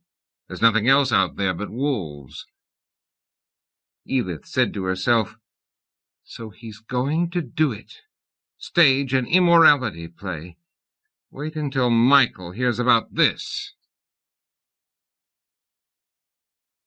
Chapter 4. Mounting an immorality play, Michael said. So it would seem, sir. The effrontery. Yes, sir. Go back there and keep an eye on his progress. If you should find a way ever so subtly to impede his plan, it wouldn't be amiss to do it. Nothing blatant, you understand. I understand, Edith said. Then off with you, Michael said. I may send Gabriel down also to lend a hand. That would be nice, Edith said, a little wistfully. Although she and Gabriel were not currently keeping company, she still had good memories of their association. Edith remembered very well what sinning was like, and at times her whole body ached for the good old days. Memories of her affair with Azzie also came to mind. It had been what she had once considered great fun. She shook her head, willing herself not to think so much. It could get her into trouble. Chapter 5. After dismissing Cornglow, Sir Oliver sat for a long time on the edge of the bed, thinking of the bold thing he had done. He was frightened, of course. What man would not be frightened after having such a conversation with a demon? And yet Sir Antonio's offer was just too good to pass up. Despite the churchman's complaints that the dark forces were always out trying to seduce mankind, it actually happened quite rarely. Never to any one of Sir Oliver's acquaintanceship, and certainly not to him. Oliver liked the idea. A great passion had burned in him since childhood, to get something big and valuable and important at the least pains possible to himself. It was not the sort of thing you talked to people about much. They didn't understand. Although it was very late, he was not particularly sleepy. He poured himself a glass of wine and found a few biscuits he had secreted from the dinner for a late-night snack. He was just taking a biscuit out of his pocket when his gaze happened to fall on the wall to his right. He gulped hastily, spilling wine down the front of his doublet. He was looking at a door in the wall. A common, ordinary door, but Sir Oliver was certain one had not existed there before. He got up, went over and examined it. Could he have overlooked it when he first came in? There was a knob. He tried it. The door was locked. Well, that was all right, then. He sat down again, and then another thought came to him, and he took Azzie's Maronia spell in the form of the silver key out of his pocket and walked up to the door again. He pushed the key cautiously into the keyhole. It slid in with an unctuous click. He put the slightest pressure on the key, toward the left, just to see what would happen. The key turned as though by itself, and the lock clicked back. Oliver reached out and turned the handle. The door opened. He removed the key and put it in his pocket. He peeked through. Behind the door was a long, dimly lit passageway that seemed to extend for a great distance, losing itself at last in gloom. Sir Oliver knew this passageway didn't lead to any place in the inn, or even in the forest outside. It led to God knew where, and he was expected to go in. Frightening. But think of the reward. A momentary vision flared before him. It was himself, dressed in red armor, astride a mighty charger, at the head of a company of heroes, entering a city and being acclaimed by all and sundry. That would really be something, Sir Oliver said aloud. He stepped into the passageway, not really ready to commit himself, but more in the spirit of a boy putting his toe into what might be very cold water. As he stepped in, the door to his room at the inn closed behind him. Sir Oliver gulped, but he didn't try to retreat. Some faint presentiment had told him something like this was likely to happen. How else did adventures start but that something gives you a push, and then there you are, committed? He began to walk down the passageway, very cautiously at first, and then with growing energy. Chapter 6. There was enough light to see by, though Oliver was unable to make out how it was produced. It was an even grey light, like twilight, and it was a sad light, almost an ominous light. He kept on walking, and the passageway seemed to stretch on and on. Thin, leafy branches hung from the walls on both sides. They gave a pleasing rural effect. He continued walking. The floor beneath his feet changed slowly into a real forest floor, and a natural luminescence lighted his way. He couldn't see far ahead, however, as there were leafy branches everywhere. After a while the tree cover became thinner, and he came out into a grassy meadow. At the end of that meadow was a small castle, situated on its own little island, with a moat and drawbridge. The drawbridge was down. He entered the grounds of the inner keep and saw a door before him. It swung open as he approached. Inside was a nicely laid-out living room, with a fire burning merrily in the fireplace. A lady was sitting on a small stool to one side of the doorway. She rose to her feet and turned to him. "Welcome, Sir Knight," she said. "I am Alwyn, with a Y, and I bid thee welcome. My husband is away killing people, but the hospitality of my house demands that I ask you to stay for dinner, and then to offer you a bed to sleep in, and finally breakfast in the morning." "Sounds good to me," Oliver said. "What I'd really like to know, though, you don't happen to be holding a magic horse for me, do you?" "A magic horse? What color magic horse?" "Well, that's it, you see. I don't really know. I was told there was a magic horse just ahead for me, and it would lead me to a golden candlestick. After that— Actually, I'm a little unclear as to just exactly what is to happen after that. I believe I am to be lord of a large body of armed men. You wouldn't know anything about that, would you?" "No," Alwyn said. "I really have a very small part in this thing." She smiled. Her dark hair was lovely and tousled, her breasts high and well-rounded. Oliver followed her inside. They passed through several rooms, all decorated in scarlet and black and silver, and containing armorial bearings, arms, and dark portraits of stern-looking elders. In each fireplace a fire sparked and glowed gaily. They walked through 6 rooms altogether. In the 7th, a table was set with a gleaming white cloth and silver surface. "Oh, I say, this is rather decent," Sir Oliver said, rubbing his hands together.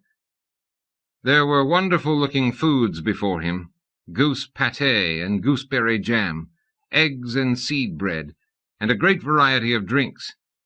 The table was set for 2, and Oliver began to wonder if the table were not the only thing that had been set up for him. "Do take a seat," Alwyn said. "Make yourself comfortable." A white kitten came under the archway and pranced and danced its way into the room. Alwyn gave a merry little laugh and bent to play with it. As she did so, Oliver seized the opportunity and exchanged plates with her. The 2 plates were almost identical, the only difference being that his had 2 radishes on the side, and hers but 1. He quickly placed one of his radishes on her plate to disguise his substitution. When she straightened up, Alwyn appeared to have noticed nothing. They ate, and Alwyn poured 2 glasses of Burgundy from a great bottle on the damask-covered table. Oliver found a moment when Alwyn's attention was taken up by a small foxhound that came into the room with a definite gambolling motion. Seizing the moment, he switched glasses. She didn't notice a thing. Congratulating himself, he now turned to his assault on the provender, his favorite sort of a battle by far. He ate greedily and drank deeply, for the food was of a luscious perfection. This was fantasy food, magic food, just nothing in the world like it. Soon he felt the unmistakable sensation of some opiate-like drug attacking his sensorium and making him dizzy and faint. "Is anything wrong, Sir Knight?" Alwyn asked, as he slumped low in his seat. "Merely a moment of fatigue," Oliver said. "You've switched plates," Alwyn said, staring at the knight's grimy thumbprint on her plate, proof enough of what he'd wished concealed. "No offense intended," Oliver said sleepily. "Old custom of my people. You take this stuff on purpose?" "Of course. Without my sleeping potion, I have a devil of a time dropping off at night," Alwyn said. "Damned sorry I took it," Sir Oliver said, through rubbery lips and eyes that seemed already to be rolling back into his head, to reveal that passage into dreams that he would rather not take. "How long before it wears off?" Her reply was lost in a crashing wave of sleep that broke over Oliver's head. He struggled in it like a man caught in raging surf. Then he was out of the surf and falling deep into the black pool that lapped around him like a warm bath. He struggled to keep his head above the soapy marble waves sent by Morpheus. He wrestled with strange thoughts, unaccountable insights. And then, before he even knew it, he was gone. When he came to again, the woman was gone. The castle was gone. He was in a different place entirely. Chapter 7. When Edith returned to the pilgrimage, she found all in a state of confusion. Sir Oliver had vanished suddenly during the night, leaving no trail. His valet, Morton Cornglow, was at a loss to explain his disappearance except through magic. Edith looked around the area and finally went to the room Sir Oliver had occupied. The faint smell of prussic acid could be taken almost as proof positive that a Moronia spell had been used here within the last 24 hours. That was all Edith needed. She waited until she was alone in Oliver's room, then quickly performed her own enchantment. She used ingredients she always carried in her witch's kit, a thing she had never abandoned, despite her conversion. And soon, taking on a vaporous form, she was off and away, passing through the great forest into which Oliver had disappeared. Presently she came across the knight's trail and followed it to Alwyn's castle. Edith knew Alwyn slightly from the old days. Alwyn was another witch, of the old unreformed kind, and Edith knew she was probably doing a job for Azzie. It was time to scry out the immediate future. She had gathered enough evidence to direct the scrying instruments. Now she set them to motion. The results were as she had hoped. Sir Oliver was currently going through an adventure with Alwyn. Azzie had set it up as simple enough to get through fairly quickly. Afterward, Sir Oliver would have a longish walk. Then he would be out of the forest and on his way to his goal, which lay on the southern slope of the Alps in Italian territory. The logical place to interrupt him was somewhere before he emerged from the forest. She could intercept his path. But what then? She needed a way to stop him, but a way to do that without harming him. "I've got it," she said. She packed up her scrying equipment and conjured an Afreet of her acquaintance. The Afreet soon appeared, large and black and with an ill-tempered look. Edith explained briefly what was going on and how Sir Oliver had to be stopped or delayed. "He must be stopped," Edith said to the Afrit. "I'll be happy to oblige," said the formerly evil being, who had recently converted to the side of good. "Shall I strike him dead?" Creatures like this still had a certain propensity toward violence, which was looked down upon in quieter times, when a certain liberalism was allowed to reign in heaven. But this was not a quiet time, and the feelings of the intellectuals in heaven could no longer be worried about. "No, that's going too far," Edith said. "But do you know that roll of invisible fencing we took from Baal's magicians some years ago?" "Yes, madam. It was declared an anomaly and stored in one of the warehouses." "Find out which warehouse and get yourself a good-sized piece of it. Here is what I want you to do with it." Chapter 8. Oliver sat up slowly and said to himself, "Wow, what was that all about?" He clutched his head where a precursor to a migraine was tapping busily. Something had gone very wrong. He wasn't sure what it was, but he knew it was bad. He stood up and looked around. The place was almost perfectly featureless, and even though there was plenty of light, he couldn't see a thing. All he could ascertain was that there was grayness on all sides. He heard a whir of wings, and a little owl settled on his shoulder, peering at him with an unfathomable expression that went well with the impenetrability of everything else. "Could you tell me where I am?" The owl cocked his head to one side. "Difficult to say. It's rather a sticky wicket, old boy." "What do you mean?" "I mean it's plain you've gotten yourself surrounded by an invisible fence." Sir Oliver didn't believe in invisible fences, not until he walked up and poked gingerly at its supposed surface. His finger didn't go through it. There seemed to be no way around it. He mentioned this to the owl. "Of course," said the owl. "That's because it's a side-track."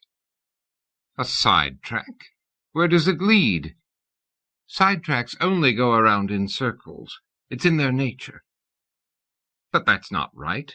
I can't get sidetracked now. I need to find a magic horse." "Nothing like that here," the owl said. "Actually, I'm looking for a golden candlestick." "Sounds nice," said the owl, "but I don't have one." "Even a magic ring would be nice." The owl gave a guilty start. "Oh, the ring! I've got it right here." The owl burrowed in his feathers, found a ring, and gave it to Oliver. Oliver turned it in his fingers. It was a pretty ring, with a large sapphire in a plain gold setting. He thought he could see shadows move in the gem's depths. "You shouldn't stare at that for too long," the owl said. "It's meant for doing magic, not for looking at." "What magic? What am I supposed to do with it?" "Haven't they told you?" "No." "Well, then," the owl said, "someone has been very remiss. I think you have every right to complain." Oliver looked around, but there was no one to complain to, only the owl. "That's a hell of a note," Sir Oliver said. "How am I supposed to have fine adventures if I'm stuck here?" "We could play a hand or so of patience," the owl suggested, "to pass the time." "I don't think so," Oliver said.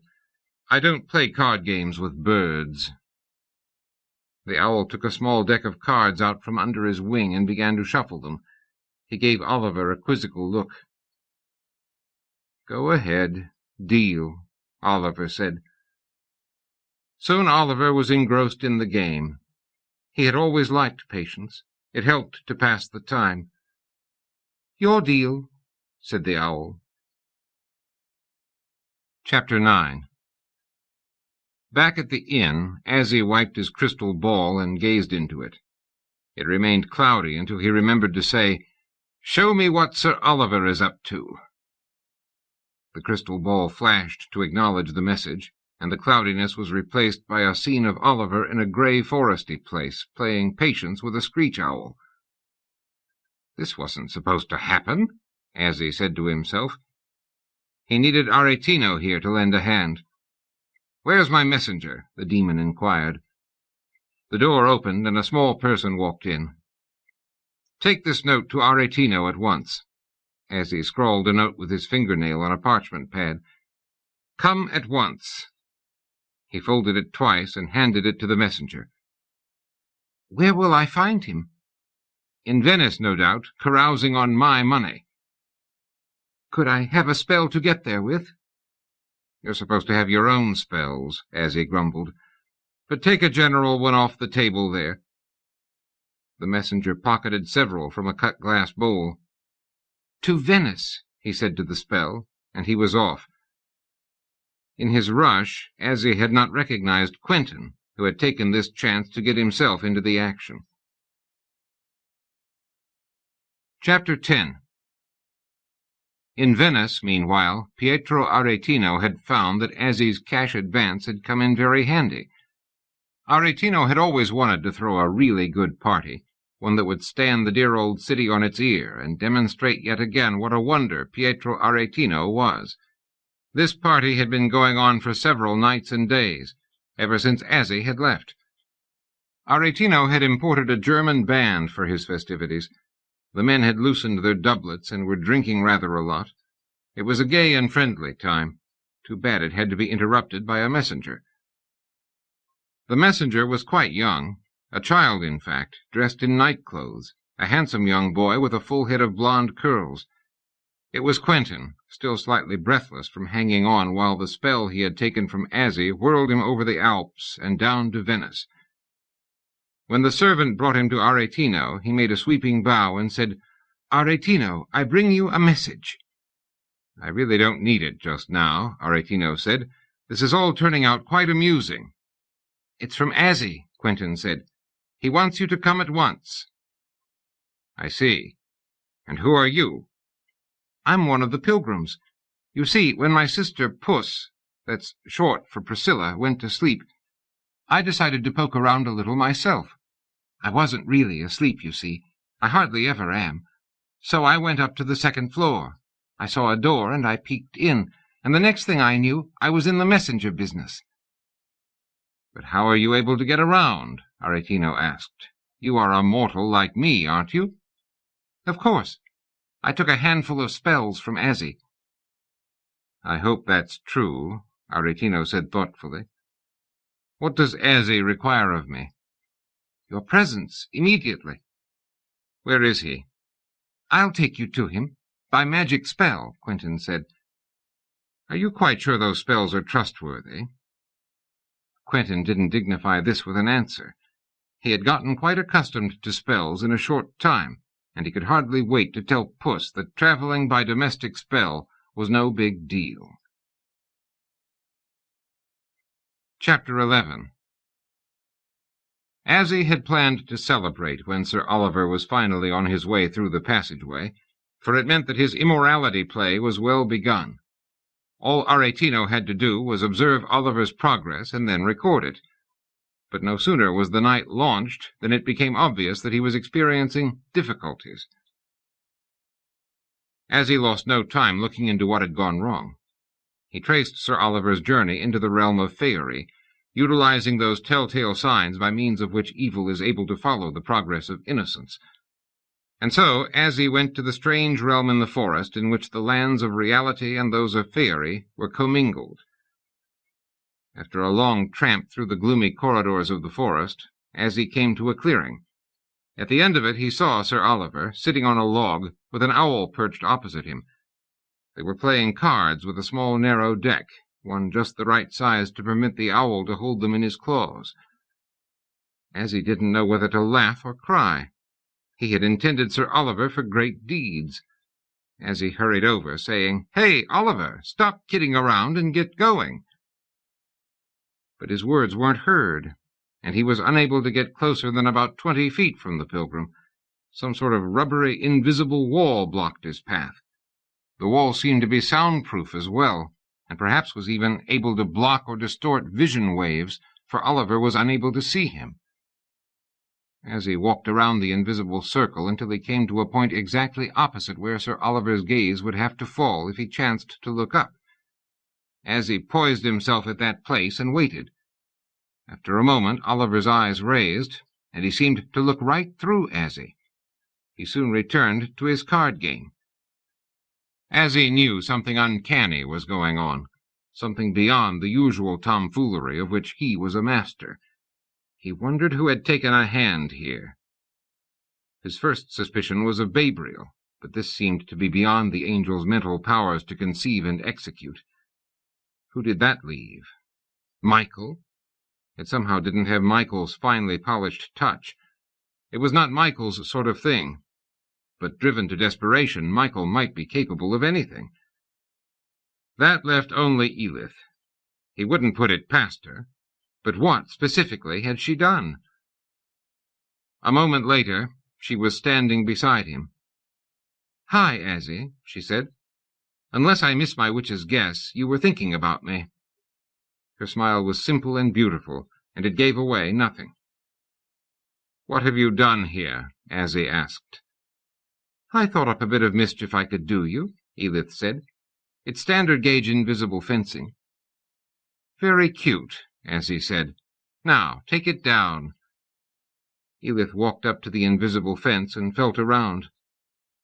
"That's odd," she said. "What's odd?" Azzie asked. "I can't find the anomaly that powers the fence. It was supposed to be right here." "This is just too much," Azzie said. "I'm going to Ananke." Chapter 12. Ananke had invited her old friends, the Three Fates, over for tea. Lachesis had baked a cake for the occasion. Clotho had hunted through the souvenir shops of Babylon until she found just the right gift, and Atropos had brought a small book of poems. Ananke generally didn't let herself appear in human form. "Just call me an old iconoclast," she was fond of saying. "I don't believe that anything really important should be capable of being pictured." But today, just to be social, and because she liked the Three Fates, she had gotten herself up as a rather large, middle-aged German woman in a tailored suit and with her hair in a bun. Ananke and the Fates were having their picnic on the slopes of Mount Icon. Thyme and rosemary perfumed the air of the upland meadows. The sky was a deep blue, and occasional little clouds gamboled by like albino rats. Ananke was pouring tea when Lachesis noticed a dot in the sky. It was coming toward them. "Look!" she cried. "Someone is coming." "I left word I was not to be disturbed," Ananke grumbled. Who had dared disobey her? As supreme principle in the world, or at least very close to that, Ananke was accustomed to people cowering at her name. She liked to think of herself as she who must be obeyed, although that was a little grandiose. The dot resolved itself into a figure, and the figure, in turn, could soon be seen as a flying demon. Azzie made a graceful landing close to the picnic area. "Greetings," he cried, bowing. "Sorry to disturb you. I hope you are all well." "Tell me what this is about," Ananke said sternly. "It had better be good." "That it is," Azzie said. "I have decided to mount a new kind of play in the world, an immorality play, to act as partial counter to the many morality plays which my opponents unleashed upon the world, and whose propaganda value is as insensate as it is senseless." "You've disturbed my picnic to bring me news of your play? I know you of old, you scamp, and I am not interested in your little games. What does this play have to do with me?" "My opponents are interfering with my production," Azzie said, "and you are preferring their side to mine."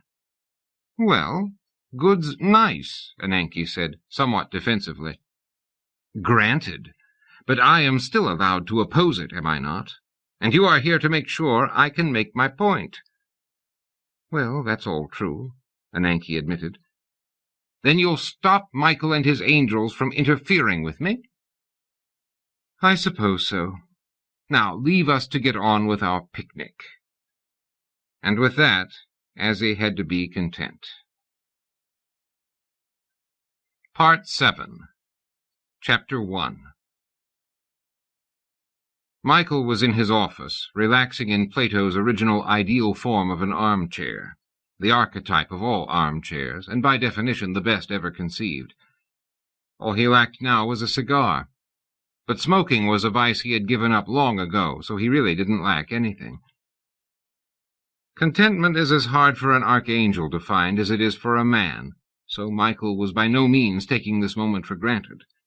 He was enjoying it to the fullest, even while wondering, somewhere at the back of his mind, how long this bliss would last.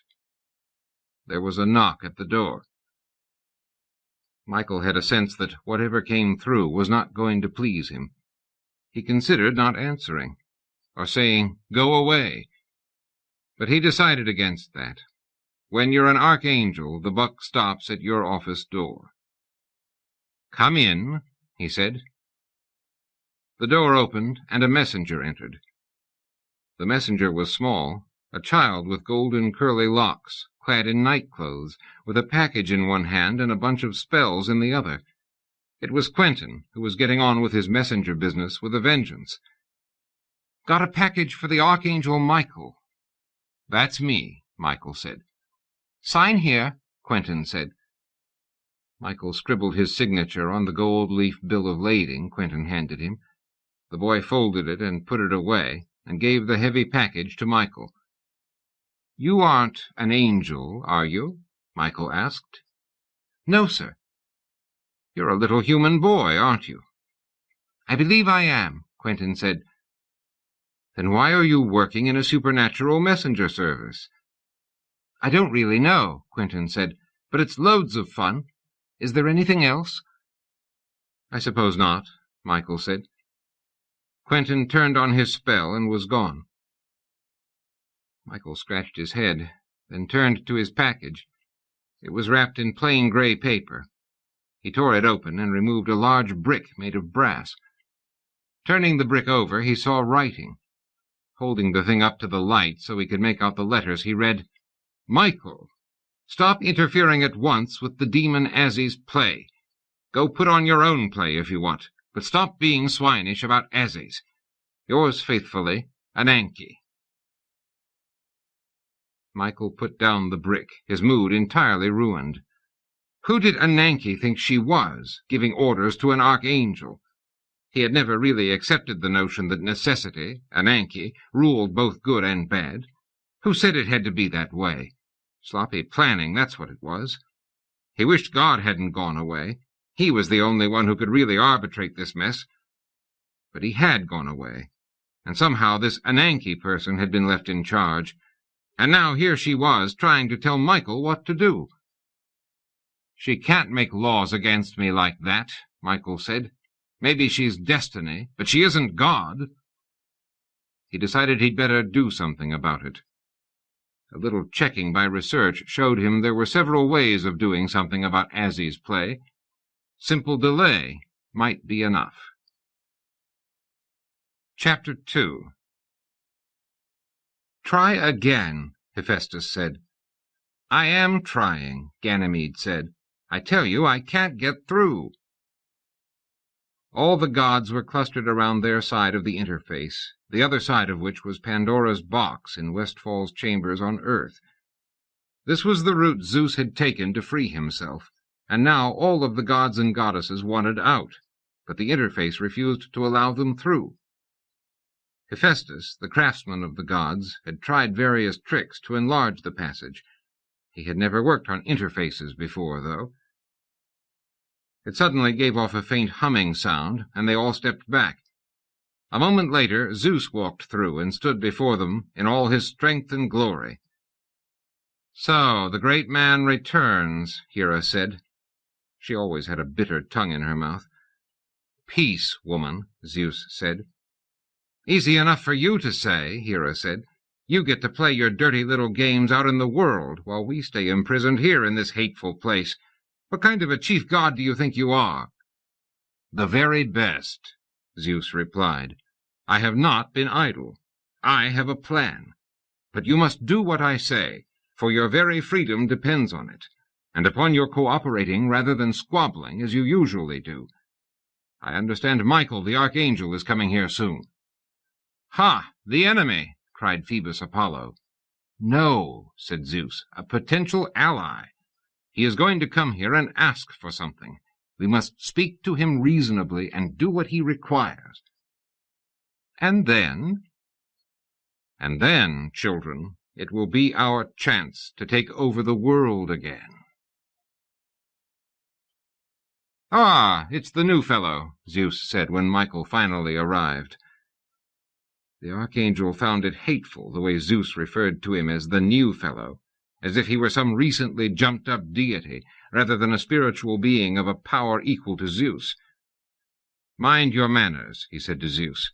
We still have powers capable of blasting you and your half-naked crew of Sybarites to the deepest hell.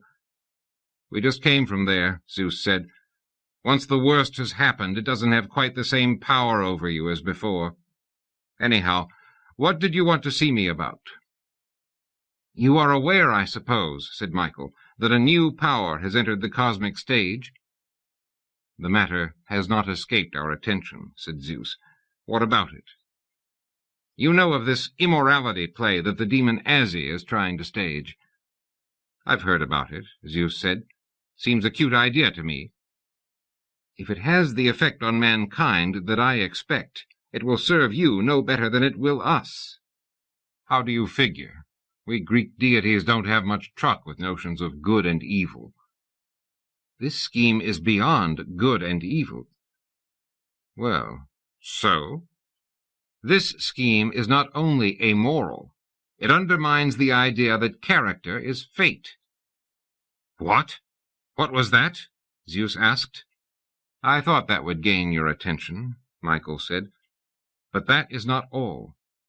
Not only is Azzie's play going to prove that character is not even fate, but also it will demonstrate that the unexamined life is well worth living. That is too much, Zeus said. How can we put a stop to it? We need to pursue the tactics of delay, Michael said. There's nothing I can do personally. I have already been warned by Ananke. But if you, or better, one of your children, would care to do a little favor for me. Phoebus arose. He smiled. I would be delighted to help, he said. Just tell me what it is you want me to do. It would involve the Cyclops, Michael said. I would have something similar to what Phoebus set up for Odysseus, only this time better. After that, I'll have another little job for whoever among you does storms and rain and high wind. Athena thought a while, then said, We divided that function among many gods, including Poseidon, and you yourself, great Zeus. That's true, Zeus said. Well, we'll assign the weather job to someone. Ares, how would you like a really natural way of making war? As long as it hurts people, it's okay with me, said Ares. Now listen up, Michael said. There are a few points you need to know about weather-making. Chapter 3. A woman's voice cried, Found it! And there followed a click. Moments later came the sounds of a fence falling. Oliver rose to his feet to explore the limits of his confines. There were no limits, so he began walking. He wasn't sure where he was going, but since he had a Moronia spell, he figured it would all come out all right. The spell pulled and tugged at him, and there was no doubt as to what direction he was intended to walk. He became aware that he was covering great distances. The spell began tugging him to the left, and he followed it. Soon he was on a beach. He continued walking, and after a while he saw a great cave. There was something forbidding about that cave, and he thought to give it a wide berth. But then he saw a rustic sign nailed up above its entrance, Ringholders Welcome. So he went in. A giant sat on a stool just inside the doorway. Have you got the ring? The giant asked. Sure do, Oliver said, and showed it. The giant studied it carefully. Good. You're the one. The giant got up and rolled a boulder toward the entrance of the cave. What did you do that for? Oliver asked. Orders, said the giant, sitting down again on his stool. So what happens now? Oliver asked. Believe me, you don't want to know. But I do want to know. Tell me. I eat you, the giant said. You're not serious. I am perfectly serious. Did you ever know a giant to kid around? Oliver said, I've never done you any harm. It's got nothing to do with that. What has it to do with, then? Sorry, buddy, but I've got the work order right here. Eat the guy with the ring. That's what it says. What guy with what ring? Oliver asked. It doesn't say, just the guy with the ring. But that could be anyone. Look, buddy, maybe they didn't have time to spell it out any more than that. But what if you get the wrong guy? Well, that would be somebody's tough luck, but it wouldn't be my fault if I did. Of course not, Oliver said. But they'd blame you anyway. How do you figure? Don't they blame you anyway when something goes wrong, whether it's your fault or not? You got that right, the giant said. He moved back into the cave. He had an easy chair in back, and a bed and a lantern. Oliver looked around for a weapon, but there wasn't anything he could use. He did see, though, that a piece of paper was pinned to the giant's shirt. What's that attached to your shoulder? Oliver asked. It's the dispatch ticket they gave me. What does it say? Just that I'm to stay here till the guy with the ring shows up. Does it say anything else? Not that I can see. Let me look. The giant didn't think this was such a good idea. He was protective of his dispatch ticket, and he wasn't about to show it to some stranger, especially not one he was going to eat. Oliver could understand all that, but now he was determined to get a look at the ticket. The only thing he could think of was to offer the giant a back rub. Why should I want a back rub? The giant asked suspiciously. Because it feels good, that's why. I feel okay, the giant said, though it was apparent he didn't. Sure, Oliver said. I can see that you feel okay. But what's okay? Okay isn't much. It's almost nothing at all. How would you like to feel good? I don't know if I need this, the giant said. How long is it since you felt good?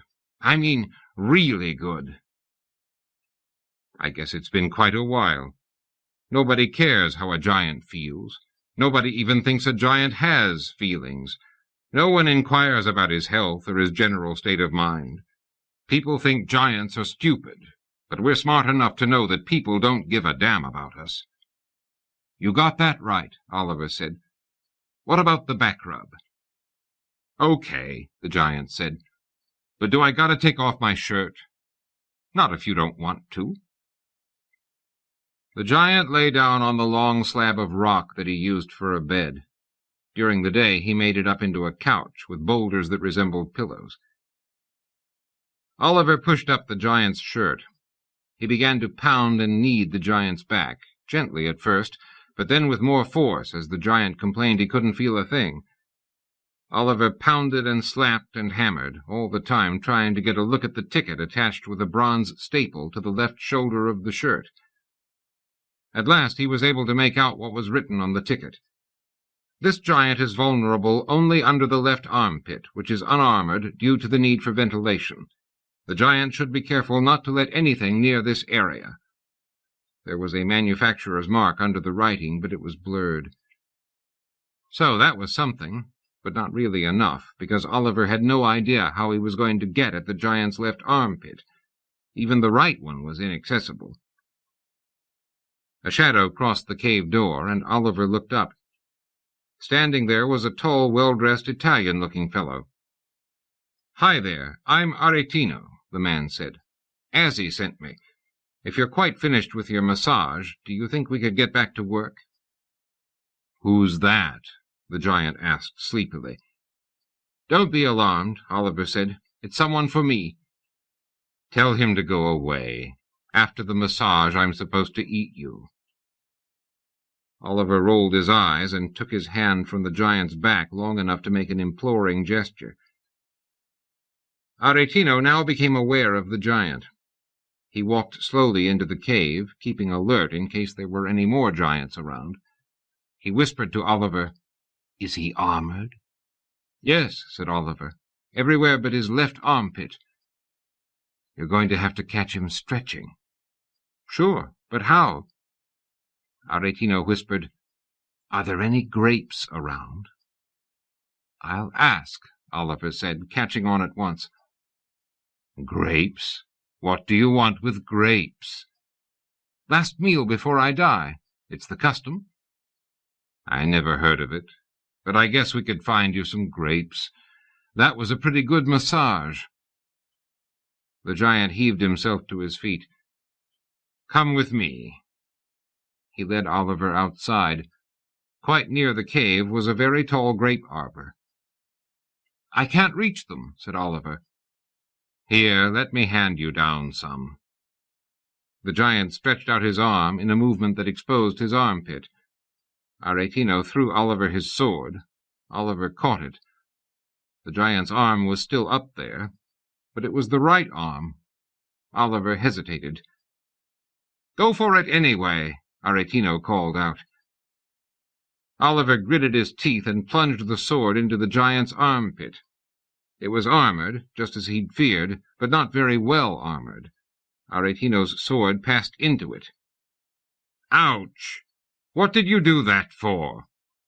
"I had to. You were going to kill me." "I would have changed my mind." "But how was I to know that?" The giant fell to the ground. He gnashed his teeth. "I suppose I should have expected this.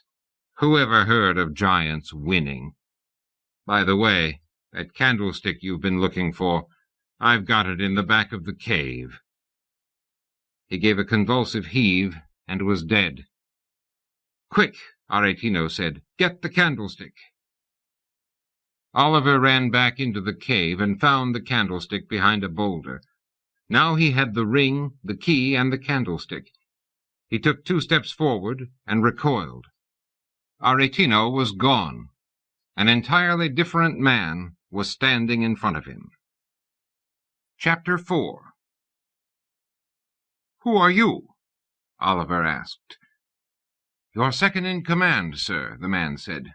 "Globus is the name. Serving greatness is the game." Oliver's peripheral vision kicked in, and he realized he was in a different place. Picking up the candlestick seemed to have done the trick. The beach was gone. He was standing in a large meadow outside a village with mountains to one side and a wide plain to the other. A river sparkled in the middle of the plain. Near the edge of the river was an encampment full of men and tents. "What troop is that?" Oliver asked. "The White Company," Globus told him. The White Company was famous. Its original commander, Sir John Hawkwood, had led this group to many notable victories all over Italy.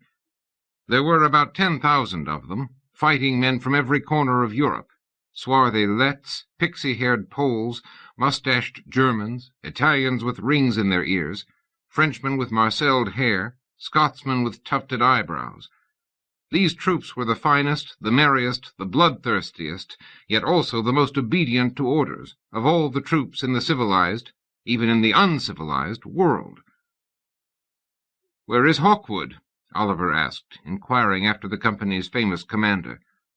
"Sir John is taking a paid leave in England," Globus told him.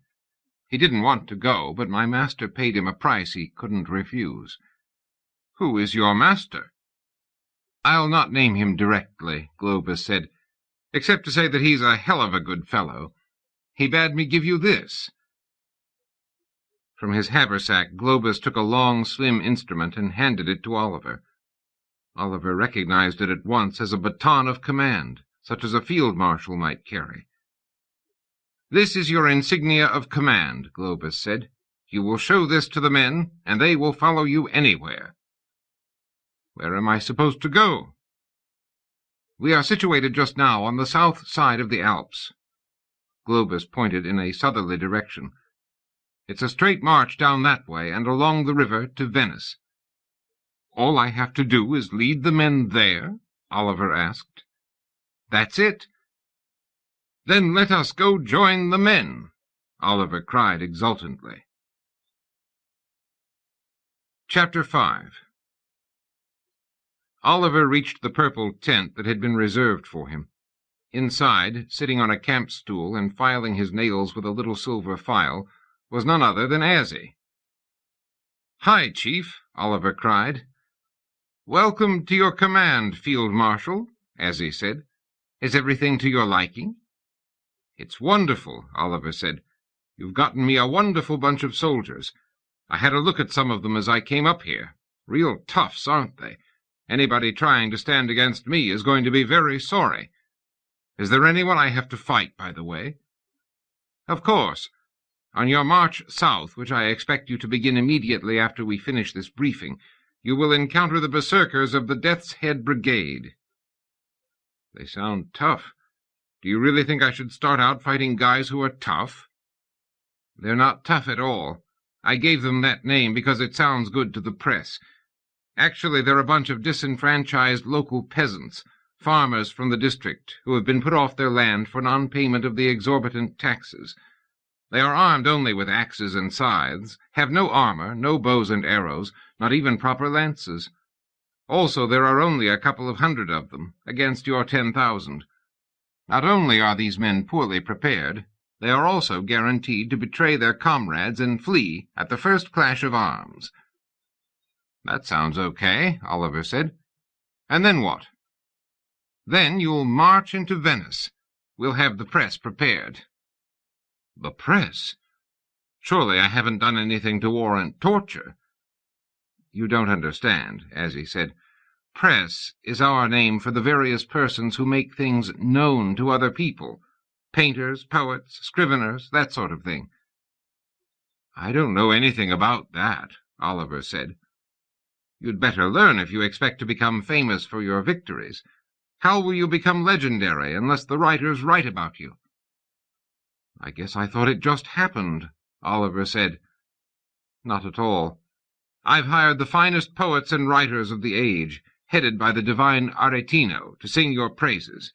Titian will do a huge propaganda poster of whatever victory we ask him to portray, and I'll hire a composer to write a masque in memory of the victory, whatever it is going to be." Azzie rose and walked to the entrance of the tent. A few fat drops of rain were falling, and big black clouds had come up from behind the Alps. "Looks like a bit of weather making up," he said. "It'll blow over soon, no doubt, and you can get your men on the road to Venice. Don't worry about how to address them, or in what language. Just tell Globus, and he'll make sure everyone understands." "Good. I was worried about that," said Oliver, who hadn't thought about it at all, but wanted to sound alert. "Good luck," Azzie said. "I suppose I'll see you in Venice by and by." Part 8. Chapter 1. Darkness held sway over Europe, and nowhere more than in the little inn where Azzie, despite small journeys of reconnaissance and aid, was still busily recruiting people for his play. "What news, Aretino?" Azzie asked. "Why, sir, Venice already buzzes with rumors that something strange and unprecedented is going on. No one knows what, but there is talk. Venetians are not privy to the secrets of the supernaturals, though we certainly ought to be, so special are we among the peoples of the world. Citizens meet day and night in San Marco's square to discuss the latest marvel glimpsed in the sky. But you did not send for me, sir, to discuss gossip." "I've called you here, my dear Pietro, so that you might meet some of my contestants at first hand, the better to assist them as they go about their work for me. It's a pity you missed Sir Oliver. He's a right fine model of a knight, and I think he'll do us proud." "I caught a glimpse of him as I was riding up," Aretino said without much enthusiasm. "It's a rather unusual way to cast a play, taking the first applicant and giving him the role willy-nilly, but no doubt he'll do. Who's next?" "We wait and see," Azzie said. "If I am not mistaken, those are footfalls upon the stairs." "They are indeed," Aretino said, and by their sound I judge them to belong to a person of no particular quality in terms of station in life."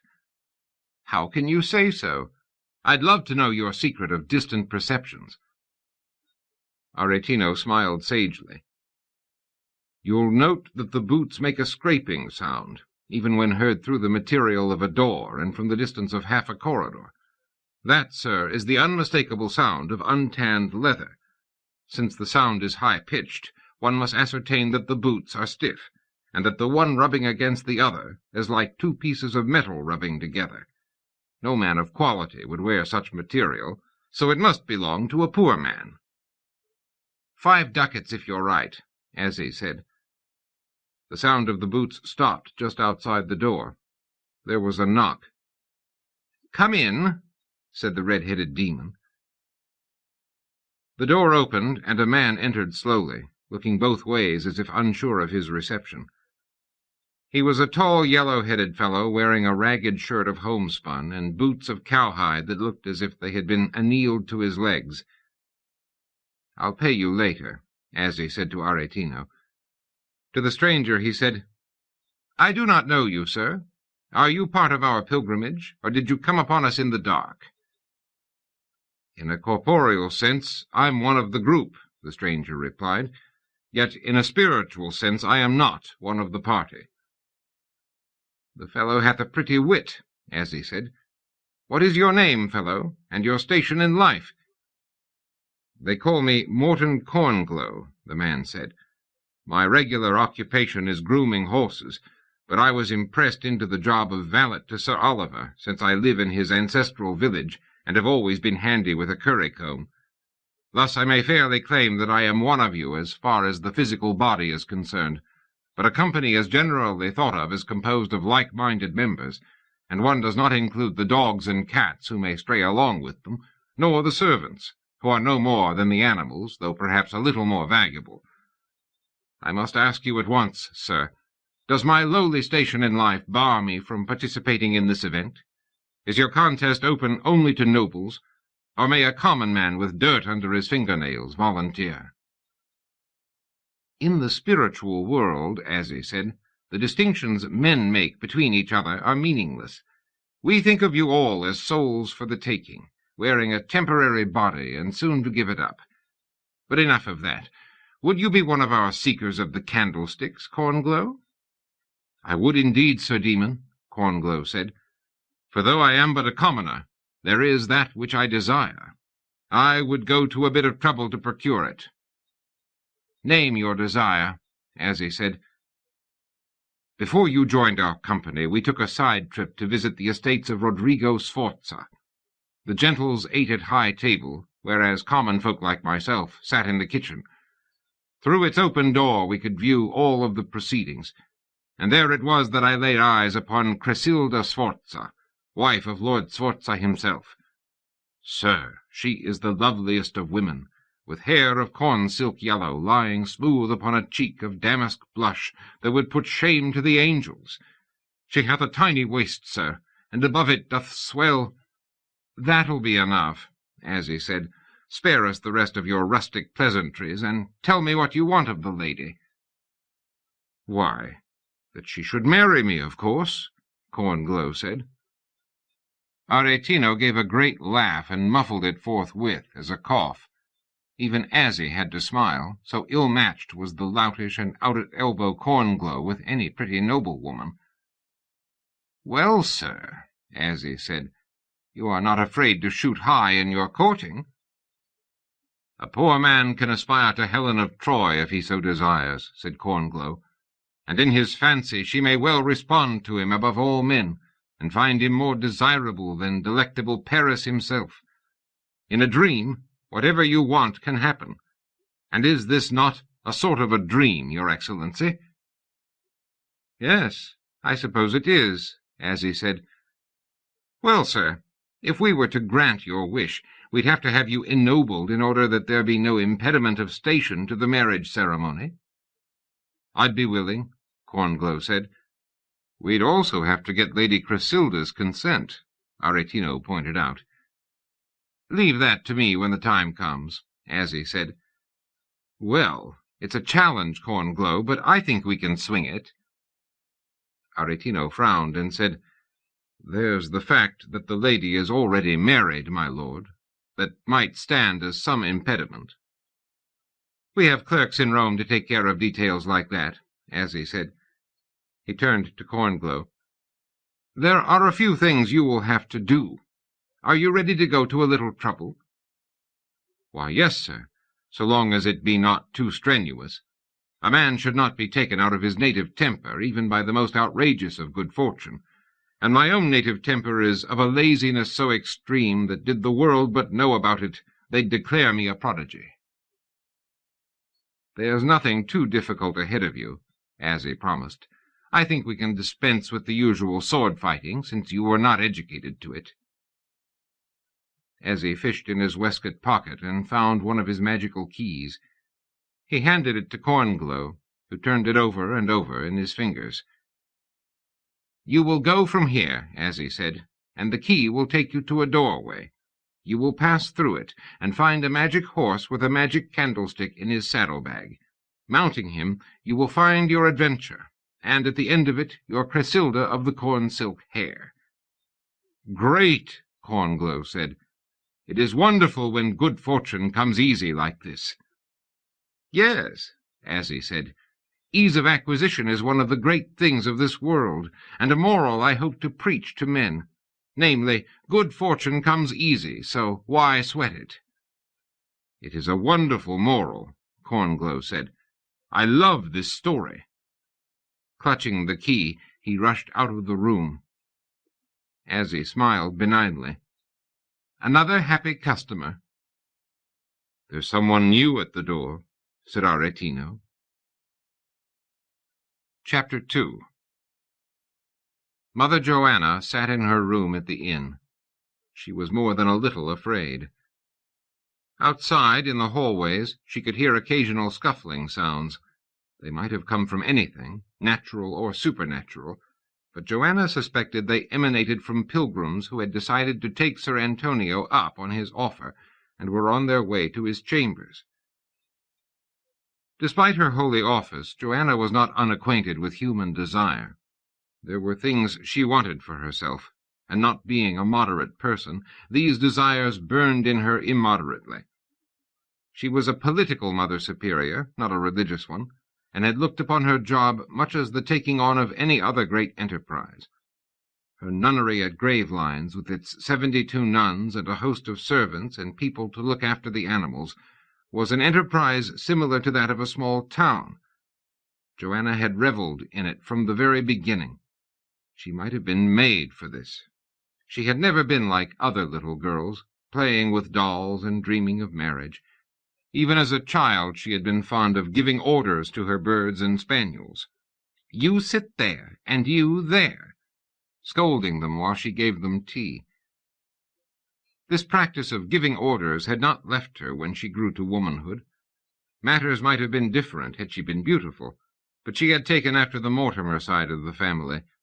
She had the great white face of the Mortimers, the short, dry, lifeless hair, the stocky body more suited to laboring with spade and plough than to the languors of the pursuits of love.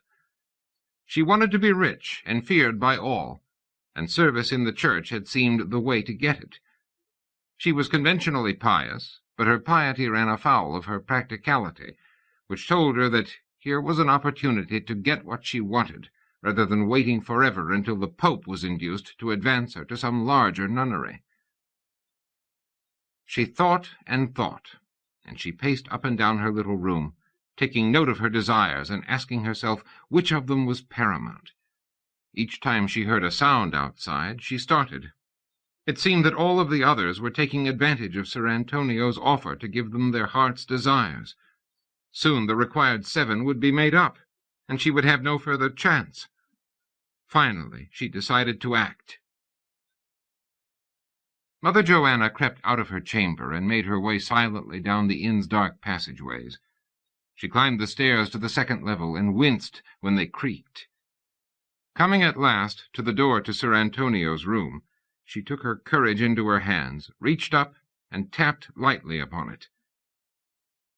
Azzie's voice from the other side said, Come in, my dear. I've been expecting you.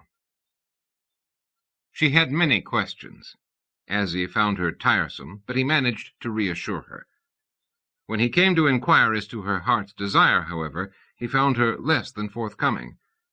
A look of sad embarrassment came across her broad white face. "What I want," she said, "is something I do not even care to speak about. It is too shameful, too demeaning." "Come on," Azzie said. "If you can't tell your demon, who can you tell?" Joanna seemed about to speak, then, jerking a thumb at Aretino, said, "What about him? Must he hear, too?" "Of course. He is our poet," Azzie said.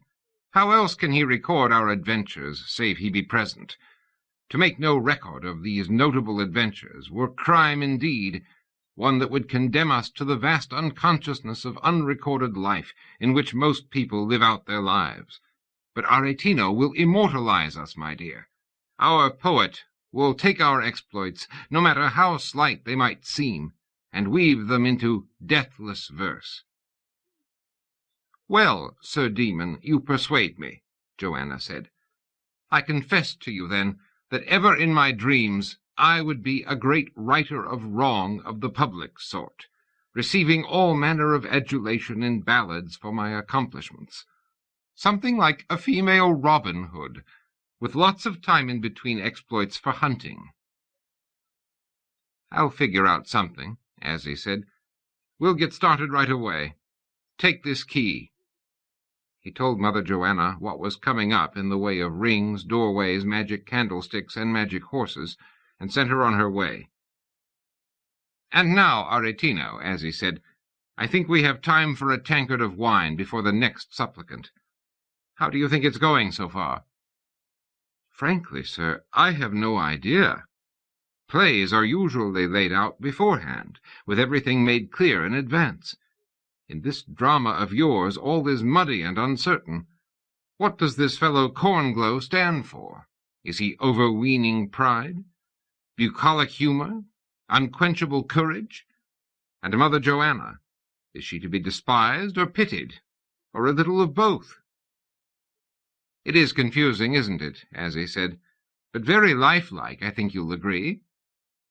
"Oh, no doubt. But how are we to find suitable moral dicta in all this?" "Don't worry, Aretino. No matter what the characters do, we'll find a way of making it represent what we have been speaking about all along. The playwright gets the last word, you must remember, and therefore is in a position to say that his idea is proven, whether it is or not. Now, pass that bottle this way." Chapter 3. When Cornglow returned to the corner of the old stable, he was more than a little surprised to see a horse tethered where there had been none before. It was a tall white stallion, and its ears pricked forward as Cornglow approached it. How had this noble steed gotten here? Then he saw that he was in a different place entirely from where he'd thought he was. The magic key must have led him through one of those doorways Azzie had been speaking about, and his adventure could already be launched. He had to make sure. Espying the saddlebags that the horse wore, Cornglow opened the one nearest him and reached in. His hand encountered something massy and metallic, thin and long. He pulled it halfway out. A candlestick. And unless he missed his guess, it was made of solid gold. He slid it back carefully into the saddlebag. The horse whinnied at him, as though inviting him to get up and ride away, but Cornglow shook his head, left the stable, and looked around outside. The stately manor house not 20 yards from him was unmistakably the house of Lord Rodrigo Sforza, the selfsame house where Cornglow had had his first and only glimpse of Lady Cresilda. It was her house. She was inside. But Lord Sforza was also undoubtedly inside, as were his servants, retainers, guards, torturers. There was no sense in rushing into this. Compunction cast its dark wings over him, and Cornglow took thought. Now, for the first time, he considered his adventure, and found it more than a little daft. It was always nobles who were doing this sort of thing. Well, sometimes commoners were involved in the folk tales, but was he the stuff folk story heroes were made of? He doubted it. He knew he was gifted with a swift turn of fantasy. Otherwise he wouldn't have gotten himself into this in the first place. But was he the man to persevere through it? Was the lady worth it? "Why, sir," said a soft voice at his elbow, "you do bend your gaze on the manor house as if someone very special were awaiting you there." Cornglow turned. Beside him was a diminutive milkmaid in peekaboo bodice and full pleated skirt. She had tousled dark curly hair, a pert expression, a full and curvaceous figure for so small a person, and a smile that was both gentle and lascivious. An unbeatable combination. "That's Lord Sforza's house, isn't it?" Cornglow asked. "That it is," the milkmaid said. "Were you thinking of kidnapping Lady Chrysilda?" "Why do you say that?" Cornglow asked. "Because it cuts directly to the heart of the matter," the woman said. "There's a game afoot, put forth by a certain demon who is known to friends of mine." "He said Lady Chrysilda would be mine," Cornglow said. "Easy enough for him to promise," the woman said. "I am Leonore, a simple milkmaid to all appearances, but in truth rather more, I assure you. I am here to tell you that the lady you're considering tying yourself to is a bitch of purest nastiness supreme. Winning her will be like damning yourself to the deepest pit of hell." Cornglow was much surprised at this speech. He looked at Leonore with an interest that grew more intense as the seconds passed by. "Lady," he said, "I know not what to do. Could you perchance advise me?" "That I could," Leonore said. "I will read your palm, and that will tell all. Come over here where we can be comfortable." She led him back into the stable, to a corner where the hay was piled in soft, comfortable heaps. Her eyes were wide and wild, and had the color of magic, and her touch was feather-light. Taking his hand, she drew him down beside her. Chapter 4. All reports seemed to show that Azzie's projected play was exciting considerable attention across the spiritual world, that there was even betting going on, and that upsets seemed to be happening. The main upset, of course, was the sudden release of the old gods, Zeus and that lot. These were many matters that needed Michael's urgent attention, and it was with this in mind that he agreed to see the angel Babriel. Babriel's interview with the Archangel took place in the executive boardroom of the Heaven Gate office building in downtown Central Heaven. Heaven Gate was a lofty and inspiring building, and the angels loved to work there. Next to the ineffable joy they felt at being close to the highest, there was also the pleasure of working inside an architectural gem. It was early evening, and a gentle rain was falling over the City of Good Vibes, as Central Heaven was also called. Babriel hurried down the marble corridors, making little 20- and 30-foot soaring flights to save time, even though there were signs everywhere saying, "No flying in the corridors." He came at last to Michael's suite of offices in the right wing, knocked, and entered. Michael was at his desk, with various reference works open on the table around him. A computer hummed softly to one side. The lighting was soft and golden. "About time," Michael said, with a momentary show of pique. "I've got to send you out again at once." "What's up, sir?" Babriel asked, sitting in one of the upholstered love seats facing the Archangel's desk. "This situation with Azzie and his play is even more serious than we'd anticipated. It seems our demon has acquired a variance from Ananke herself, giving him express permission to perform miracles in the furtherance of his plan. Furthermore, Ananke has ruled that we of the light are not to be accorded any more special privileges simply because we are good. I also have it on authority that Azzie has some scheme that would abstract Venice from real time and set it up as a special entity. Do you know what that means?" "Not exactly, sir. No, I don't." "It means that this noisome demon can potentially, at least, rewrite history to his heart's content." "But, sir, An abstracted Venice would have no effect upon the mainstream of human history. That's true. But it could be used as a model for those dissatisfied souls who think history ought to be something other than what it is, an account of human tribulation and suffering. The concept of rewritability undermines the entire doctrine of predestination. It releases mankind into a realm where chance can play an even greater part than it already does. That's serious, sir, Gabriel said. Michael nodded. The very order of the cosmos could be at risk here. Our long-established preeminence is being challenged. The principle of good itself has become moot. Gabriel gaped at him. But at least it does one thing for us, Michael went on. What's that, sir? It releases us from the galling strictures of fairness. It means we can take off the gloves. This is no longer a gentleman's game. At last we can lay aside our compunctions and get in there and fight. Yes, sir, Gabriel said, though he hadn't been aware that too much in the way of compunctions had guided Michael's actions to date. What specifically do you want me to do? We have learned, Michael said, that Azzie is onto a scheme now involving a magic horse. Gabriel nodded. That sounds very like him. There's no reason we should just let that go on as he has planned. Get you to Earth, Gabriel, to Lord Rodrigo Sforza's mansion, and do something about the magic horse that even now waits in the stables for Cornglow. To hear is to obey, cried Gabriel, springing to his feet. He flew through the corridors with a great beating of wings. This was serious. In not much more than a trice, he was back on Earth.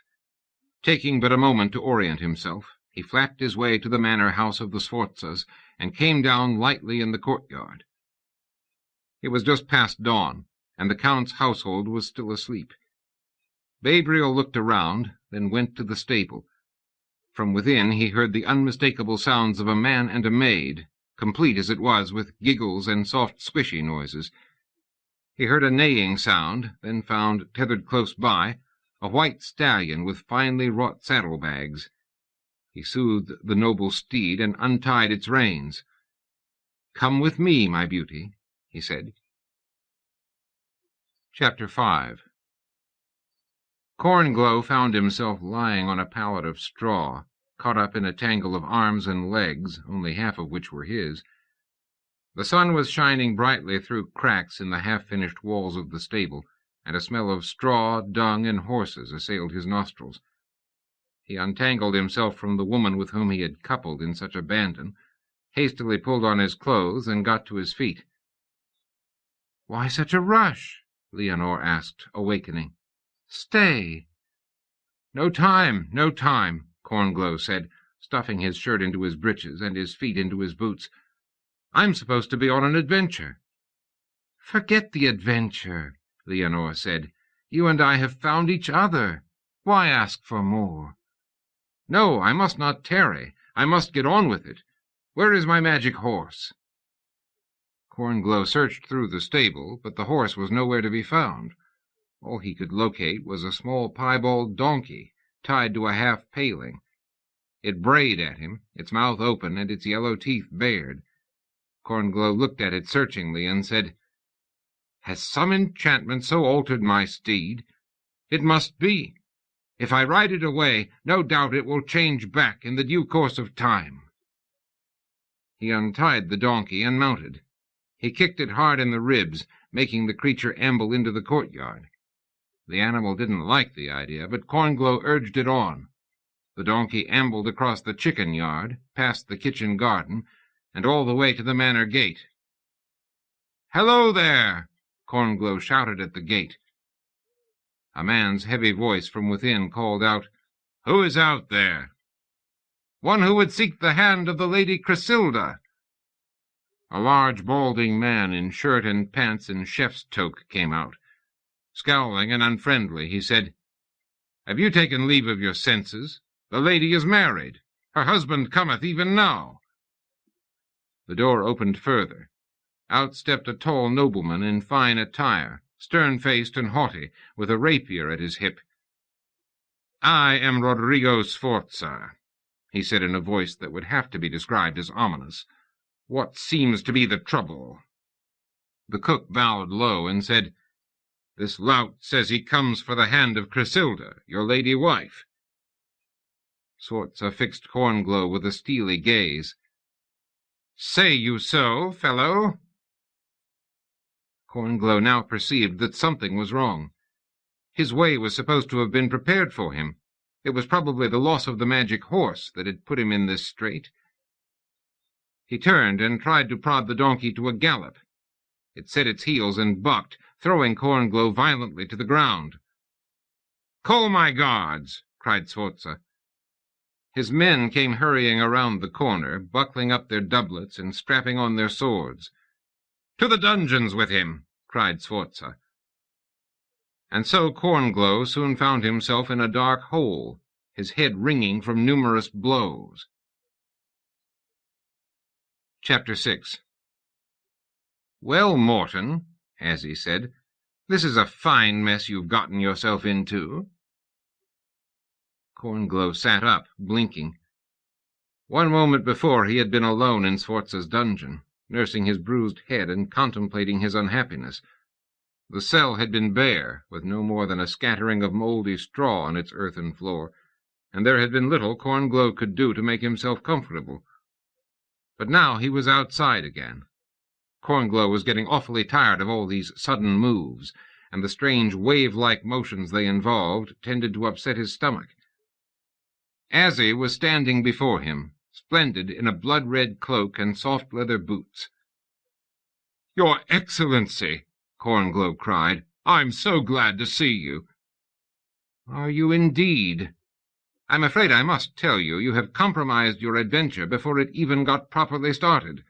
How on earth did you misplace the magic horse?" Cornglow fell back on the excuse that all men used in that day and age. "I was tempted by a sorceress, most noble one. I am a mere man. What could I do?" He then described his adventure with the fair Leonore. Azzie detected a familiar hand in this. "The horse was there at the beginning of your adventure?" Azzie asked. "Indeed it was, your Excellency, but when I looked again it was gone, and there was only a donkey. Could you bring me another, sir, that I might try again?" "Magic horses aren't so easily procured," Azzie said. "If you'd known how we had to search for that one, you would have taken better care of it." "But surely there's some other magical object we could use instead," Cornglow said. "Must it be a horse?" "I suppose we might come up with something." "I'll do it right this time, your Excellency. Oh, but there is one other thing." "What is it?" Azzie said. "I'd like to change my wish."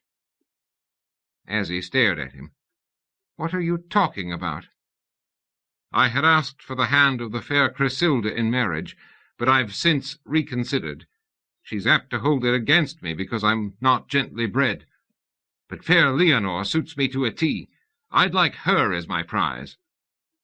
"Don't be silly," Azzie said. "We already have you down in the books as getting Chrysilda." "But she's already married." "You knew that beforehand. And what difference does it make?" "Quite a lot, sir. I would still have to live in the same world as her husband. You couldn't spend all your time protecting me, could you?" "You do have a point," Azzie said. "But you have already made your choice. Chrysilda it will have to be." "There was nothing in the agreement," Cornglow said, "that said I couldn't change my mind. Light-mindedness is one of my most salient characteristics, my lord, and it isn't fair to ask me to change my changeability." "I'll look into it," Azzie said. "I'll let you know my decision soon." With that he vanished, and Cornglow settled down for a nap, since there seemed nothing else to do. But he was rudely awakened yet again. Azzie had arrived with a new white horse that anyone could tell had to be magical, so beautiful was it.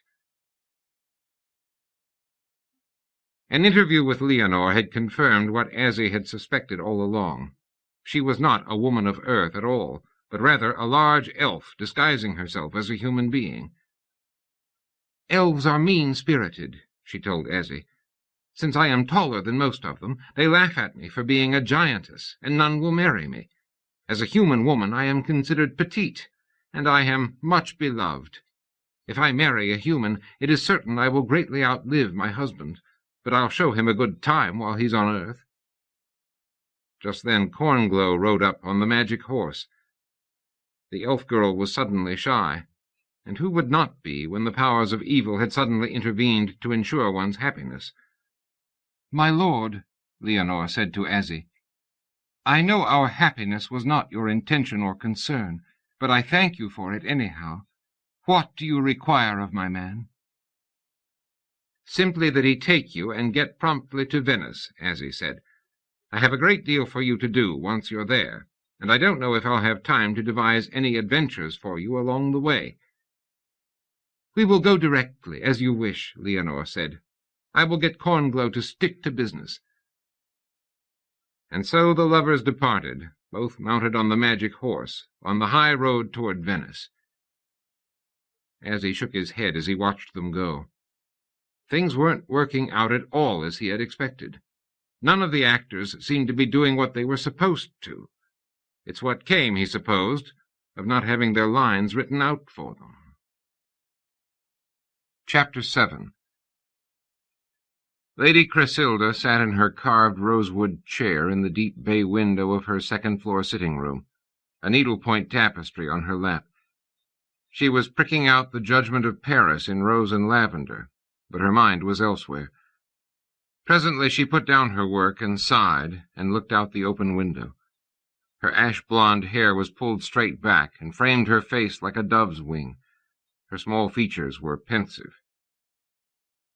It was early in the morning, but it felt already as if it would be another hot day. Below, in the courtyard, a couple of chickens were scratching at a corn-cob. Cresilda could also hear singing from the shed to the left, where the women were doing the month's washing. The distant neighing of a horse came to her ears, and she thought she might go hunting a little later. She thought it without much enthusiasm, though, for the larger game animals, the boars and stags, had been hunted out of the surrounding woods by the generations of Sforzas who had owned this property since time out of mind. She herself was a skilled huntress, a veritable Diana, the court poets called her, but she was not interested in their silliness any more than in Rodrigo's forced pleasantries when they met at the breakfast table from time to time. Something white moved in the courtyard below, and Cresilda looked to see what it was. A white stallion was picking its way slowly across the hard-packed earth.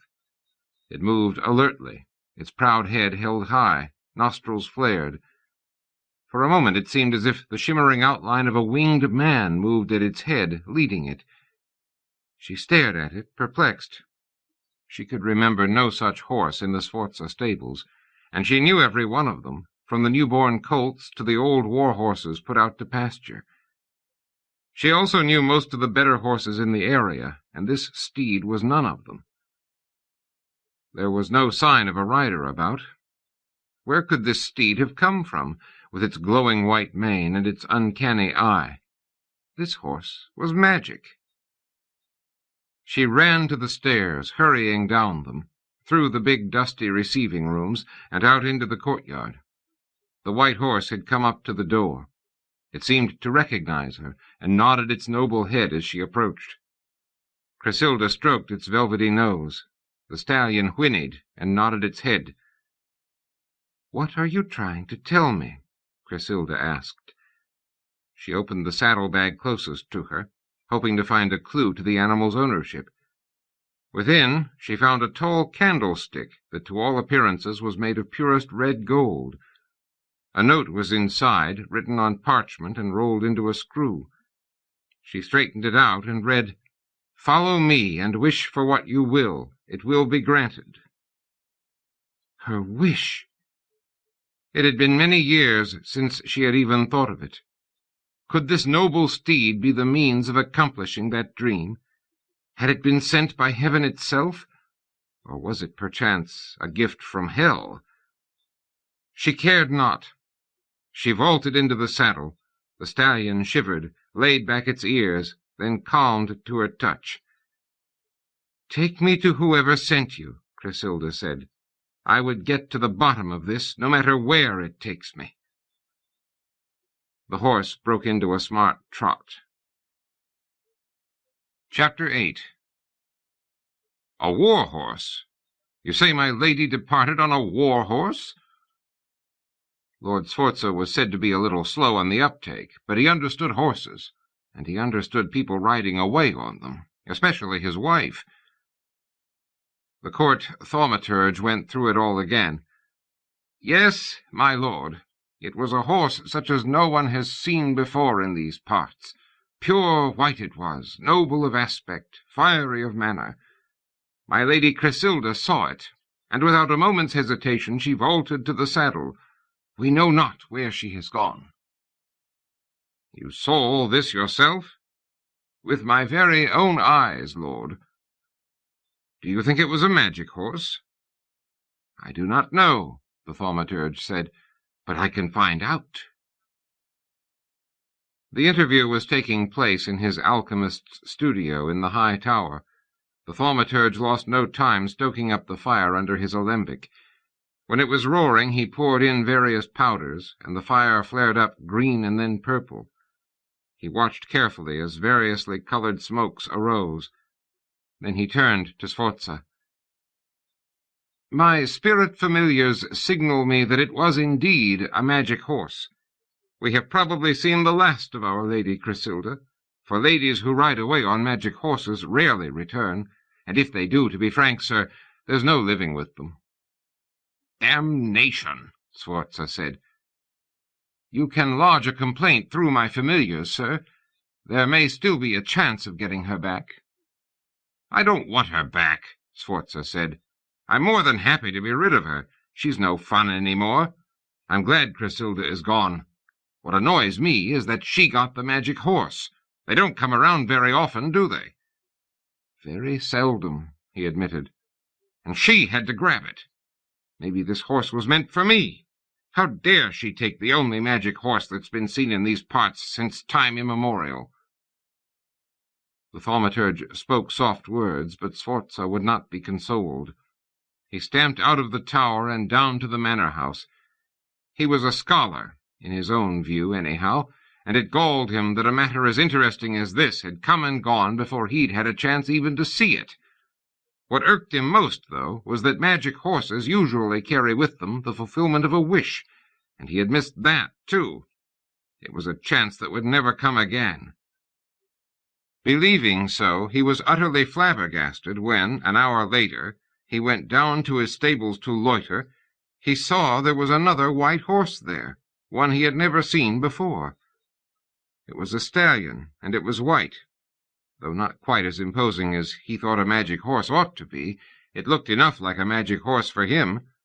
Without another thought, he swung into the saddle. "Now we'll see," he cried. "Take me to wherever you take people under these circumstances." The horse broke into a trot, then into a canter, and then a full gallop. Now we're in for it, Lord Sforza thought, hard-pressed just to hang on. Chapter 9. It was early morning. The remaining pilgrims were in the inn, getting ready to eat their morning porridge and whole-wheat bread, while their servants were getting the horses ready for the day. Azzie was brooding up in his room, Aretino with him. The turnout of volunteers for the play had been rather disappointing. "Why are the others holding back?" Azzie wondered aloud. "Maybe they're frightened," Aretino suggested. "Do we really need a full 7? "I suppose not," Azzie said. "We'll use what we get. Maybe we should stop here." Just then there was a knocking at the door. "Aha!" Azzie said. "I knew we were going to get more participants. Answer the door, my dear Pietro, and we'll see who has come to us." Aretino arose somewhat wearily, crossed the room, and opened the door. In walked a beautiful young woman, blonde, with a pale complexion and grave, finely shaped lips. She wore a sky-blue gown, ribbons of gold in her hair. "Madam," Pietro said, "is there something we can do for you?" "I think there is," the woman replied. Are you the ones who sent the magic horse?" "I think you want to speak with my friend here, Antonio," Pietro said. After he had found a seat for her, Azzie admitted that, yes, he had had something to do with magic horses, and yes, fulfillment of a wish did go along with each horse, and that acting in his play was the only condition for these gifts. He explained further that he was a fiend, but not a fearsome one, quite a nice fiend, he had been told. Since this didn't seem to put Chrysilda off, he asked her how she had acquired the magic horse. "It just walked out of my stable and into my courtyard," Chrysilda said. "I mounted and gave it its head. It brought me here." "But I didn't send him to you," Azzie pointed out. "This horse was intended for someone else. Are you sure you didn't steal him, my dear?" Chrysilda drew herself up indignantly. "Dare you accuse me of horse theft?" "No, of course not," Azzie said. "You're not the type. Is she, Pietro? It must have been our friend Michael having his little joke. Well, Chrysilda, this horse does indeed introduce its owner to a world in which his or her dearest wish can come true. I happen to be short 1 or 2 players, so if you'd like to volunteer, seeing as how you have the horse already—" "Yes," Chrysilda said, "indeed." "What is your wish?" Azzie asked, expecting to hear the usual gushy nonsense about a fine young prince and a long lifetime of married bliss. "I want to be a warrior," she said. "I know it's unusual for a woman, but we do have the example of Joan of Arc, and Boadicea before her. I want to lead men into battle." Azzie thought about it, turning it over this way and that in his mind. It was not in his original plan, nor did Aretino seem too eager about it, but Azzie knew he had to get his play moving, and he had already accepted the premise that he'd take more or less anyone who came along. "I think we can do something for you," Azzie said. "I'll just need a little time to set it up." "That will be fine," Chrysilda said. "If you should see my husband, Rodrigo Sforza, by the way, you don't necessarily have to mention that I'm here." "I am the soul of discretion," Azzie said. When the lady had departed, Azzie sat down with Aretino to plot out a sequence. Before he could even begin, though, there was a darkening shape at the window and an insistent tapping at the pane. "Aretino, get it, will you? There's a good fellow," Azzie said. Aretino walked over and raised the window. In flew a small, long-tailed sprite, one of the imp family used by the powers of dark to carry communications back and forth. It fluttered inside when Aretino opened the window. "You're Azzie Elbub?" the imp said. "I don't want to make any mistakes here." "That's who I am," Azzie said. "What message have you brought me?" "It concerns Mother Joanna," the sprite said, "and I'd better pick it up from the beginning." Chapter 10. Mother Joanna had been riding along the high road toward Venice. She had taken a short-cut through the forest, planning to rendezvous with Sir Oliver and then proceed in his company. She was in good spirits, it being a fine day, and all the woods alive with bird-song. A soft Italian sky hung overhead, and little brooks sparkled and invited leaping over. Mother Joanna did not permit herself any such nonsense, however. She guided her magic horse at a sober pace and went on, deeper and deeper into the forest. She had just come to the darkest and gloomiest part of it when she heard an owl hoot. Mother Joanna had a sudden presentiment of danger. "Who is there?" she cried, for the woods ahead of her suddenly seemed filled with menace. "Stop where you are," a gruff male voice said, "or I'll put a crossbow bolt through you." Joanna looked around wildly, but there seemed no place she could retreat to. The woods were so dense here that she couldn't even get her horse up to a decent canter. Deciding on discretion, she reined up and said, "I am a Mother Superior, and you risk damnation if you so much as touch me." "Glad to meet you," the gruff voice said. "I am Hugh Dancy, and I am known as the Bandit of Forest Perilous." The branches parted, and a man stepped forward. He was a strongly built fellow in the prime of life, black-haired, wearing a leather jerkin and knee boots. Other men also came out of the tangled underbrush, about a dozen of them. From the leering expressions on their faces, Joanna could tell that they had not seen a woman in a long while. "Get down off that horse," Hugh ordered. "You're coming back to the camp with me." "I shall do no such thing," said Mother Joanna, and she flicked the reins.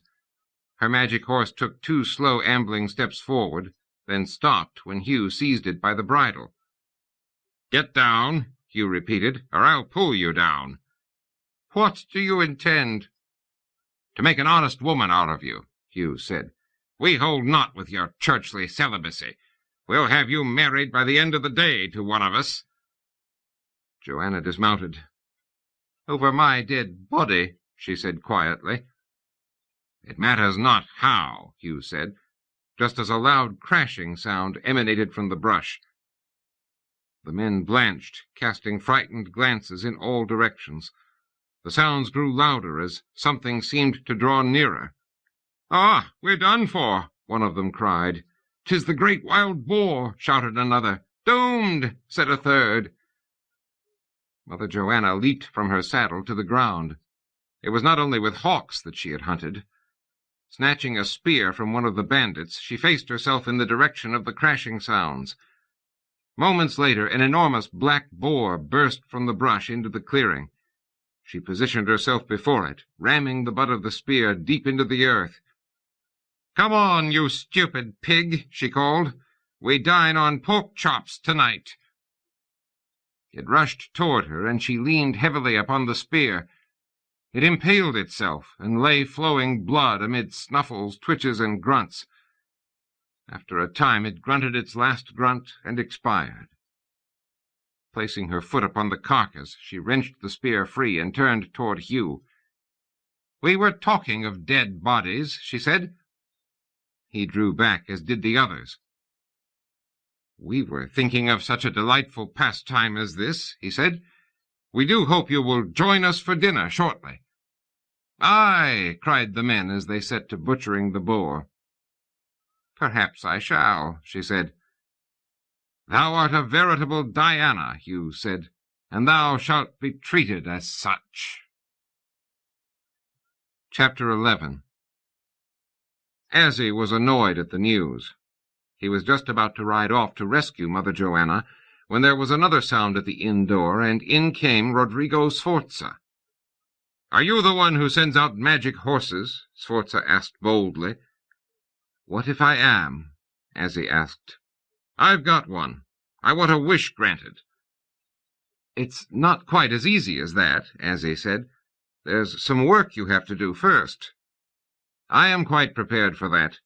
But tell me, will you grant me my dearest wish?" "Yes," Azzie said, "I can. What is it?" "I want to be known far and wide as a scholar," Sforza said. "I want to be better known than Erasmus, and looked upon as a model of learning." "Nothing simpler," Azzie said. "I should mention that I can neither read nor write." "That need not impede us." "You're sure? I thought literacy was a prerequisite for great learning." "So it is," Azzie said, "but what we are after here is the reputation, not necessarily the real thing. Listen carefully. You will have to undertake an adventure." "Not a dangerous one, I hope." "I hope not either," Azzie said. "But first I have an errand to run. Wait for me here. I'll be back presently." Azzie shed his cloak, freed his wings, and leaped into the sky with the sprite along to show the way. Azzie found Mother Joanna at the bandits' camp. She and Hugh were seated at the table, going over a map and discussing what sounded like the hijacking of a caravan 2 days hence. As Azzie reached out to dismember a drunkenly merry man, she stayed his hand. "Hold, Azzie," she said. "These are my men. I am in charge here." "What?" Azzie responded. "My wish was granted even sooner than I'd anticipated," she stated. "For this I owe you considerable thanks." "Think nothing of it," Azzie said. "Just be in Venice for the ceremony." "Of course." And I do get to keep my soul. Certainly, that was a part of the bargain. Good. I'll be there. Shaking his head, Azzie sprang into the air and was gone.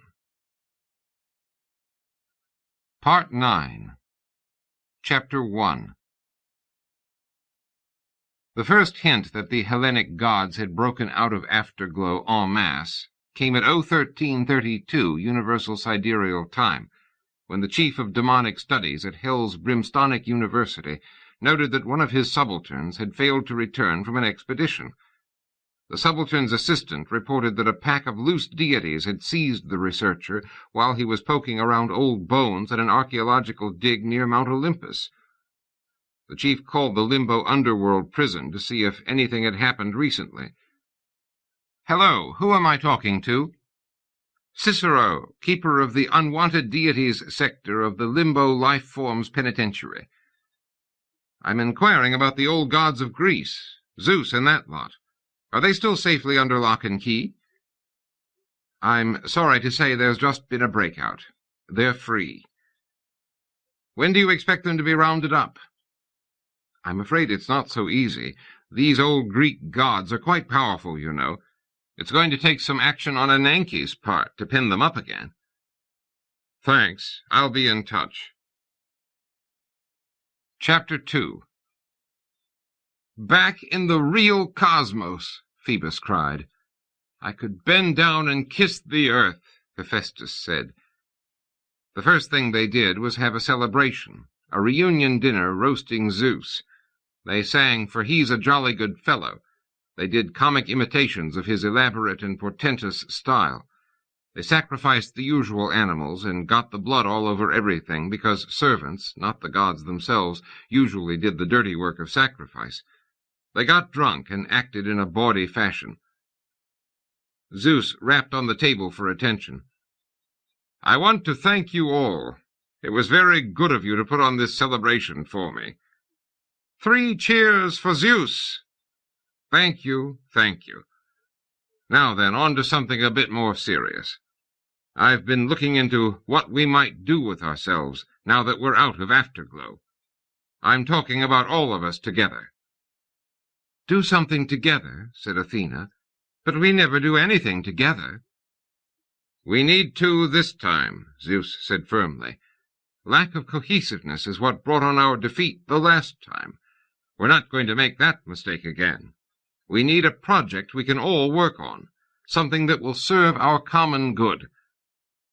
It has come to my attention that the biggest thing going on now out there in the world is a certain play that a young demon of the modern persuasion is trying to mount for the edification of the world. This demon, Azzie Elbub, is planning to award 7 players glorious prizes for no reason at all. Did you ever hear of such a thing?" Zeus paused for comment. The gods and goddesses made none, but sat on their golden folding chairs and listened attentively. Zeus went on. "The first thing we need to do is put a stop to this sort of vague and purposeless moralizing by upstart spiritual powers like the aforementioned demon. Didn't we ancient gods say that character is fate? Isn't that as true today as it ever was?" "If we take action," Hermes said, "the powers of evil aren't going to like us putting the kibosh on their plans." "I am indifferent to their feelings," Zeus replied. "If they don't like it, they know what they can do about it." "But should we be getting into trouble so quickly?" said Hermes.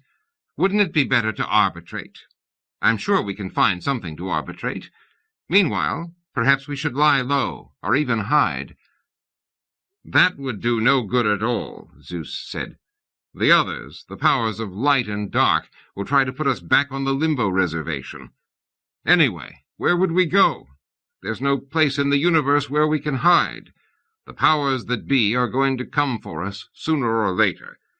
Let's have some fun while we may, and strike a blow for our usual way of doing things, godlike trickery." They all cheered godlike trickery.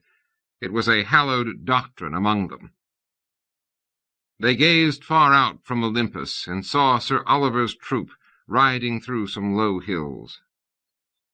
"What's the story?" Athena asked, as she and the others watched the great band of armed riders.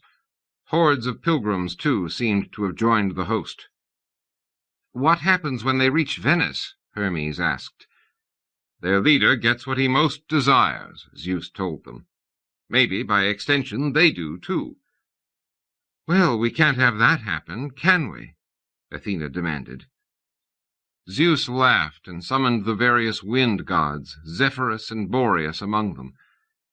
They whipped around Europe, Asia Minor, and parts of Asia, collecting stray breezes. They stuffed these winds into a large leather bag and presented the bag to Zeus. Zeus loosened the leather thongs that held the mouth of the bag, and a west wind poked her head out and asked, "What's going on? Who goes around capturing wind?" "We're Greek gods, and we capture winds when we please," said Zeus. "Oh, sorry I asked. What did you want us to do?" "I'd like you to blow up a good storm." The west wind looked more cheerful than before. "Oh, a storm. That's different. I thought you wanted one of those mild breezes people are always talking about." "We don't care what people want," Zeus said. "We're gods, and we want dramatic weather." "Where do you want this storm?" the west wind asked, rubbing together her transparent hands. "Ares," Zeus said, "why don't you go along with the winds and show them where we want them to blow? You could also direct the rain while you're at it." "Delighted," said Ares, "especially since I consider weather to be war by other means." Chapter 3. It was the worst weather that portion of Europe had seen, and God knew how long. Storm clouds rose like swollen purple bladders blown up to monstrous proportions in the sky, and swept in filled with a rain that seemed to possess a living malevolence. The wind blew the lances out of men's hands. When the wind caught a shield from behind, it converted it into a sail, and if the holder of the shield happened to lose his balance, it could blow him halfway across the countryside. Rain lashed at everything. Whipped by the wind into ultra-tiny drops driven with extraordinary force, it managed to penetrate every crack and crevice of armor or clothing. Sir Oliver had to scream into his assistant's ear in order to be heard. "We'd better take shelter." "Aye, sir. It seems the only course. But how are we to pass the order? Who will hear us in this racket?" "Something is amiss," Oliver said. "We'd better inform Antonio," for thus he still referred to Azzie. "He's nowhere around, my lord." "You must find him at once." "Yes, sir, but where?" The two men looked at each other, and then at the wide, gray, rain-soaked plain upon which they stood. Chapter 4. Zeus wasn't content with simply serving up foul weather. He and all his children began working on separate schemes to let mankind know they were back. Zeus left the company of the gods. He wanted to check out the human condition in its current state. First he visited Greece. As he had feared, Greek strength of arms had slipped downhill badly since the grand old days of Agamemnon. He looked around to see what other armies might be available. The rest of the forces of Western Europe were all engaged in one struggle or another. What he needed was a new force of men. He knew now just where he wanted to send them, barreling right down through the heart of Europe into Italy. He was going to start a new kingdom for himself there. His army would conquer, and they would make sure everyone worshipped him, or they would make war on those who did not. As their reward, he would deal them out glory and treachery. It was the old way, and the old way was always best, especially when it was bloody. But first he had to find a Pythoness who could tell him where there was an unoccupied army. A quick consultation of the prophet's directory helped him locate the Pythoness of Delphi, currently disguised as a washerwoman in a restaurant in Salonika.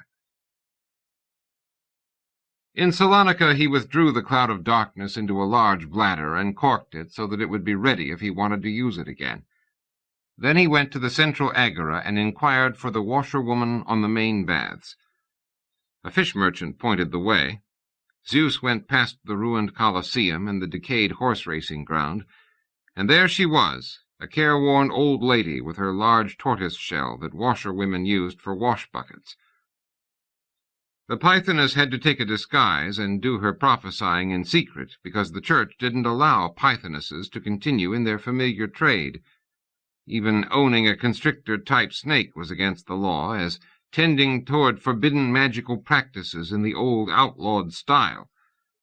But this Pythoness still did private readings for friends and certain disaffected aristocrats. Zeus went to her well wrapped in a cloak, but she recognized him at once. "I need a reading," he told her. "Oh, this is the finest day in my life," the Pythoness said. "To think that I would ever meet one of the old gods face to face. Oh, just tell me what I can do for you." "I want you to go into your trance and find out where I can get an army." "Yes, sir. But since your son Phoebus is the god of prophecy, why don't you just ask him yourself?" "I don't want to ask Phoebus or anybody like that," Zeus said. "I don't trust them. Surely there are other gods you ask questions of, not just us Olympians. What about that Jewish fellow who was around when I was?" "Jehovah has gone through some interesting changes, but he's not available for prophecy. He left strict orders not to be disturbed." "There are others, aren't there?" "There are, of course, but I don't know if it's a good idea to bother them with questions. They're not like you, Zeus, a god anyone can talk with. They're mean, and they're strange." "I don't care," Zeus said. "Ask them. If a god can't ask another god for a little advice, I don't know what the universe is coming to." The Pythoness took him to her chamber, lit the sacred laurel leaves, and piled on the sacred hemp. She took a few other sacred things and strewed them about, got her snake out of its wicker basket and wrapped it around her shoulders, and went into her trance. Her eyes soon rolled back into her head, and she said in a voice Zeus could not recognize, but which set the hair on the back of his neck to rise, "Oh, Zeus, go check out the Mongol peoples." "Is there anything else?" Zeus asked. The Pythoness said, "End of message," and then she fainted. After she had recovered, Zeus asked her, "I thought oracular answers were usually couched in strange and ambiguous terms. This one just came out and said what I was to do in a flat and straightforward manner. Has there been some change in operating procedure?" "I believe," the Pythoness said, "there's a general dissatisfaction in high circles with ambiguity. It wasn't getting anyone anywhere." Zeus left Salonika, wrapped again in his cloud of darkness, and turned to the northeast. Chapter 5. Zeus visited the Mongols, who had recently conquered the southern Chinese Empire. Viewing themselves as invincible, they were ripe to listen when Zeus came riding in. Zeus found the Mongol chief at his headquarters. "You and your men have done a fine thing, conquering this vast country, but now you lie around doing nothing. You are a people in search of a purpose, and I am a god in search of a people. What if we put our needs together and came up with something that will be good for us both?" "You may be a god," Jagatai said, "but you're not our god. Why should I listen to you?" "Because I am offering to become your god," Zeus said. "I've about had it with the Greeks, an interesting and inventive people, but disappointing to a god who was only trying to bring them good things. What do you offer us?" It soon came to pass that Mongol outriders, holding high their yak-tail banners, came riding hard through the Carpathian passes onto the flat plains of Friuli, Venetia, Julia, and riding through time into the 16th century. Zeus had to use all his powers to pull it off. It would have been easy to time and place transport them directly, but it would have spooked the horses. Panic spread through each resident population long before the Mongols arrived. The word was out everywhere. The Mongols were coming. Whole families took themselves to horse, or to donkeys, or to ox carts. The vast majority put what they could carry on their shoulders and streamed out in search of a place of refuge far from their pursuers, the flat-faced fiends with narrow black mustaches. Some people in their flight went to Milan, some to Ravenna, but for the most part the refugees made for Venice, a city believed to be secure from invasion behind its marshes and lagoons. Chapter 6. The Mongols were coming, and extraordinary measures were decreed to protect Venice. The Doge called a special session of the council and laid certain proposals before it. It was agreed that the main bridges into the city proper should be cut. After that, the Venetians would raid the shores that surrounded them, confiscating all boats in the vicinity capable of carrying 10 or more soldiers. These boats were to be taken up to the city itself, or sunk if they proved too heavy to carry away. The problems of defense were rendered all the more complicated by a serious shortage of provisions. Normally, a constant stream of foodstuffs arrived daily on ships sailing from ports all over southeastern Europe and the Near East. But the recent storms had whipped the Mediterranean into a frenzy and put a halt to seaborne commerce. The city was already on short rations, and conditions promised to get worse. The Venetians also faced a threat of widespread fires. People were trying to keep dry and warm, and they were often careless while lighting their stoves. The number of destructive fires in the city was greater than anyone had ever known before. Inevitably, there was talk that some had been set purposely by agents of Venice's enemies. Citizens were ordered to keep a close watch on strangers, and to suspect the presence of spies in their midst at all times.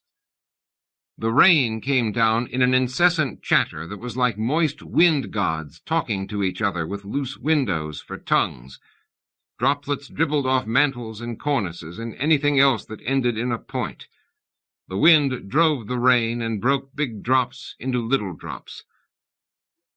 The water level rose steadily throughout Venice. Water overflowed the canals and flooded out into the squares and piazzas. It filled San Marco's square to a depth of 3 feet, and it continued to rise. It was not the first time Venice had been bothered by rain and floods, but this was by far the worst anyone had seen. Strong winds out of the northeast, laden with Arctic frost, blew steadily for days and showed no signs of letting up. The Republic's chief weather forecaster resigned his well-paid hereditary post. So distasteful had his work of predicting disaster become to him. People were praying to saints, devils, effigies, whatever they could think of, hoping to get some relief. Just to make matters worse, plague had been reported in some parts, and there were claims that Mongol outriders had been seen just a day's ride away, and there was no telling how quickly they were advancing. The Venetians were exhausted by their constant worries, frightened by the huge forces shaping up outside of the Republic, and suspicious even of each other. The usual ceremonies in honor of certain saints had fallen into abeyance. Churches were taken up day and night with prayers for the salvation of the city, and with anathemas delivered against the Mongols. Church bells tolled incessantly. This in turn spurred an air of desperate gaiety. It was a brilliant season of parties, masked balls, and fêtes. Carnival reigned constantly, and never had Venice shown herself to greater advantage. Despite the storms, candles gleamed brightly in the mansions of the rich, and music could be heard up and down the canals. People hurried through the rain-swept streets in cloak and half-mask, on their way from one party to the next. It was as if one last fling was all that remained for the proud old city. It did not go unremarked that there was something extraordinary about what was occurring, something that seemed to surpass earthly logic, something that smacked of the supernatural and of the coming of the last days. Astrologers searched through old parchment manuscripts and found predictions that the world was due to end soon, just as they had suspected, and that the 4 horsemen of the apocalypse would soon be seen riding across the flaming sky at the time of the final sunset. A strange incident occurred one day. A workman sent out by the city to assess storm damage discovered a hole in one of the dikes near the arsenal. No water was coming through it, however. Through the opening there came a blinding yellow light, and the workman could see something indescribable in silhouette on the other side. It appeared to have two shadows. The man ran away and told others what he had seen. A group of scholars came to study the phenomenon. The hole in the dike had grown larger. The brilliant yellow color had faded. Now the hole showed a clear and unearthly blue, even though stormy rain clouds and dun-colored earth should have been visible through it. This hole was like an opening through everything, earth and sky alike. The scholars studied it with trepidation. Little fragments of earth and sand on the edge of the hole were being pulled into it. As an experiment, they tossed a stray dog into the hole. The dog disappeared as soon as he broke the invisible plane of its surface. One of the scholars said, "From a scientific point of view, this hole seems to be a rent or tear in the fabric of existence." Another objected on a quibble. "How could the fabric of existence tear?" "That we don't know," the first replied, "but we can infer that something tremendous is happening in the spiritual realm, something so enormous that it is having its effect on us down here on the physical plane of mundane existence. Not even reality is to be trusted any longer, so strange has life become." More reports came in of other holes in the fabric of reality. The phenomenon was called the anti-imago, and examples of it seemed to be springing up everywhere, even in the interior chapel of San Marcos, where there was a hole almost 3 feet wide pointing obliquely downward and leading to where nobody could ascertain without taking the one-way trip into it. A church sexton reported a peculiar occurrence. A stranger had entered the building, and something about him seemed either more or less than human. Perhaps it was his ears, or the strange tilt to his eyes. This being walked about the church and its immediate area, looking at outbuildings and making notes on a roll of parchment. When the sexton demanded to know what he was doing, the stranger said, "Just taking some measurements, so I can report the situation to the others." "What others?" "The others like me." "But why should you and the others be interested in the state of our buildings?" "We're provisional life forms," the stranger said. "Me and the others like me. So new we haven't even gotten a name yet. There's a chance we'll get to take over. Reality, that is. And in that case we inherit what you leave behind. We thought it would be best to be prepared, so we are doing an inventory." The report of this strange occurrence was investigated by learned doctors of the church and judged to have never happened. The sexton's report was ascribed officially to an unaccountable hallucination. But this judgment came too late. The damage was done. People had heard and believed the story, and the sense of panic increased throughout the city. Chapter 7. The pilgrims huddled in the common room in the inn, taking turns stoking the fire while they awaited their next orders. They should have been triumphant, happy, for they had finished their contest, but the weather trivialized their victories. They had gone through hardships to get here, and now they were here and things were lousy. It wasn't the way it was meant to be, and none felt this more keenly than Azzie, who was being cheated of his story, though he couldn't figure out how it was happening.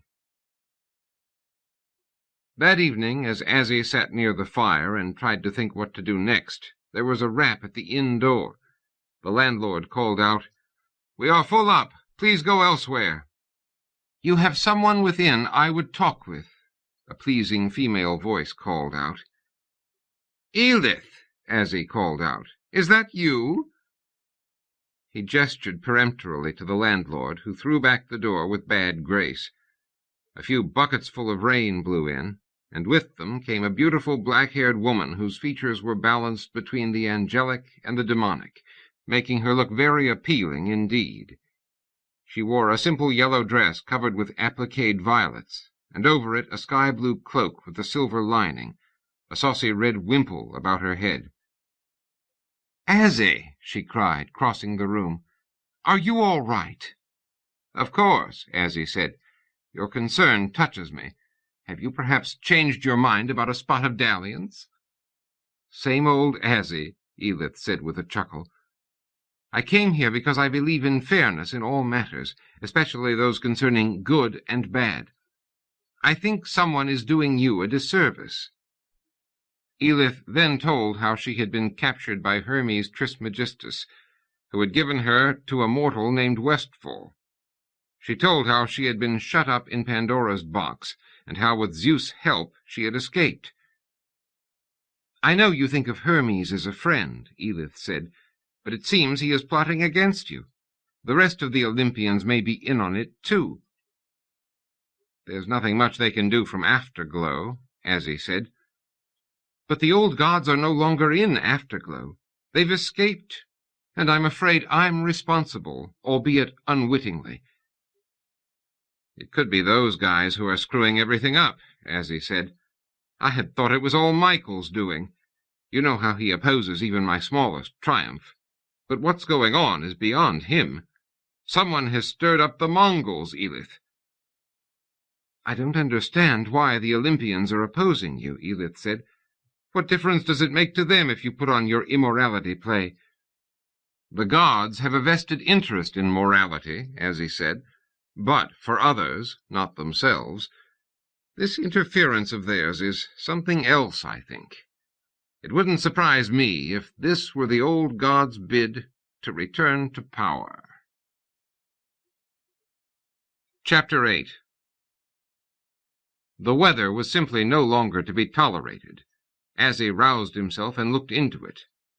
The most cursory inspection showed him that the storms didn't seem to be coming from any single source. They sprang up in the north, where the weather mostly comes from. But what did that mean, the north? How far north? North of what? And what was there in the north that created the weather? Azzie decided he had better find out, and do something about it if possible. He explained to Aretino what he was going to do, and then went to the window and opened it. The blustery wind came in with a huff. "This could be dangerous," Aretino said. "Probably is," Azzie said, and spreading his wings, he took to the air. He left Venice and flew north, in search of the place where the weather came from. He traveled the length of Germany and saw much bad weather, but it was all blowing in from even farther north. As he crossed the North Sea, touched on Sweden, and found it was not the storm breeder, but merely a place storms passed over on their way to somewhere else. He veered into the eye of the wind, and it took him toward Finland, where the Lapps had a great reputation as weather wizards. Wherever he went in that flat, snowy, pine-clad country, he always discovered that the weather didn't come from here. It blew in from over there, someplace farther north. At last he reached a region at the top of the world where the winds came funneling out at him with a speed and regularity that was impressive. The wind swept across the frozen tundra in a steady, unending stream, and so strong was it that it resembled the waves of the sea more than rivers of the air. As he pushed on, still moving to the north, though the whole world seemed to be narrowing and coming to a point here, he came at last to the very northernmost point of north, and found a tall, narrow mountain of ice. On the top of that mountain was a tower, so old that it might have been put there before anything else existed, and the only place was here. The tower was topped by a platform, and on it stood a gigantic naked man with tangled hair and an expression most uncanny. He was working a large leather bellows. As he drove it up and down, the wind blew from its mouth. It was the origin of all the wind in the world. The wind emerged from the bellows in a steady stream and blew into and through the tubes of a peculiar-looking machine. A strange creature sat in front of what looked like an organ keyboard, and his hands, with their many flexible fingers that almost appeared to be tentacles, played on the keys and shaped and formed the winds that passed through them. It was an allegorical machine, such as religions produce when they are trying to explain how things work. It directed the shaped and conditioned winds produced by the bellows pumper to the window, where they began their journey south to all points of the globe, and especially to Venice. But why Venice? As he focused his X-ray vision, which all demons have, but few use because it's difficult to work, like trying to do long division in your head. But now that he looked, as he could see that ley lines had been drawn on the land beneath the ice, and these lines guided the winds and augmented their ferocity. But what about the rain? Everything here in the topmost reaches of the north was dry, crisp, and brand-spanking new, and without a trace of moisture. As he looked around, but he saw no one but the man working the bellows and the other one, the operator of the wind machine. He said to them both, "My dear sirs, you are screwing things up in the portion of earth where I reside, and I cannot permit it. I intend to do something about it unless you cease and desist upon the instant." He had spoken up bravely, and he had no idea if he could prevail against these two strange creatures. But it was in his nature to advance boldly, and his nature did not desert him now. The two creatures introduced themselves. They were incarnations of the god Baal. The one working the bellows was Baal Hadad, the other was Baal Quarnain, Canaanite deities who had been living quietly for some thousands of years since the last of their worshippers had died. Zeus had enlisted them both into his service, saying there were none better for bringing up the sort of weather he was interested in, once the initial bag of breezes had been exhausted. Zeus himself was a weather god, but he was too busy nowadays for the tedious work of making weather. The old Canaanite deities, despite their glossy black wavy hair, hooked noses, prominent eyes, and bold features, despite their swarthy skin and huge hands and feet, were timid deities.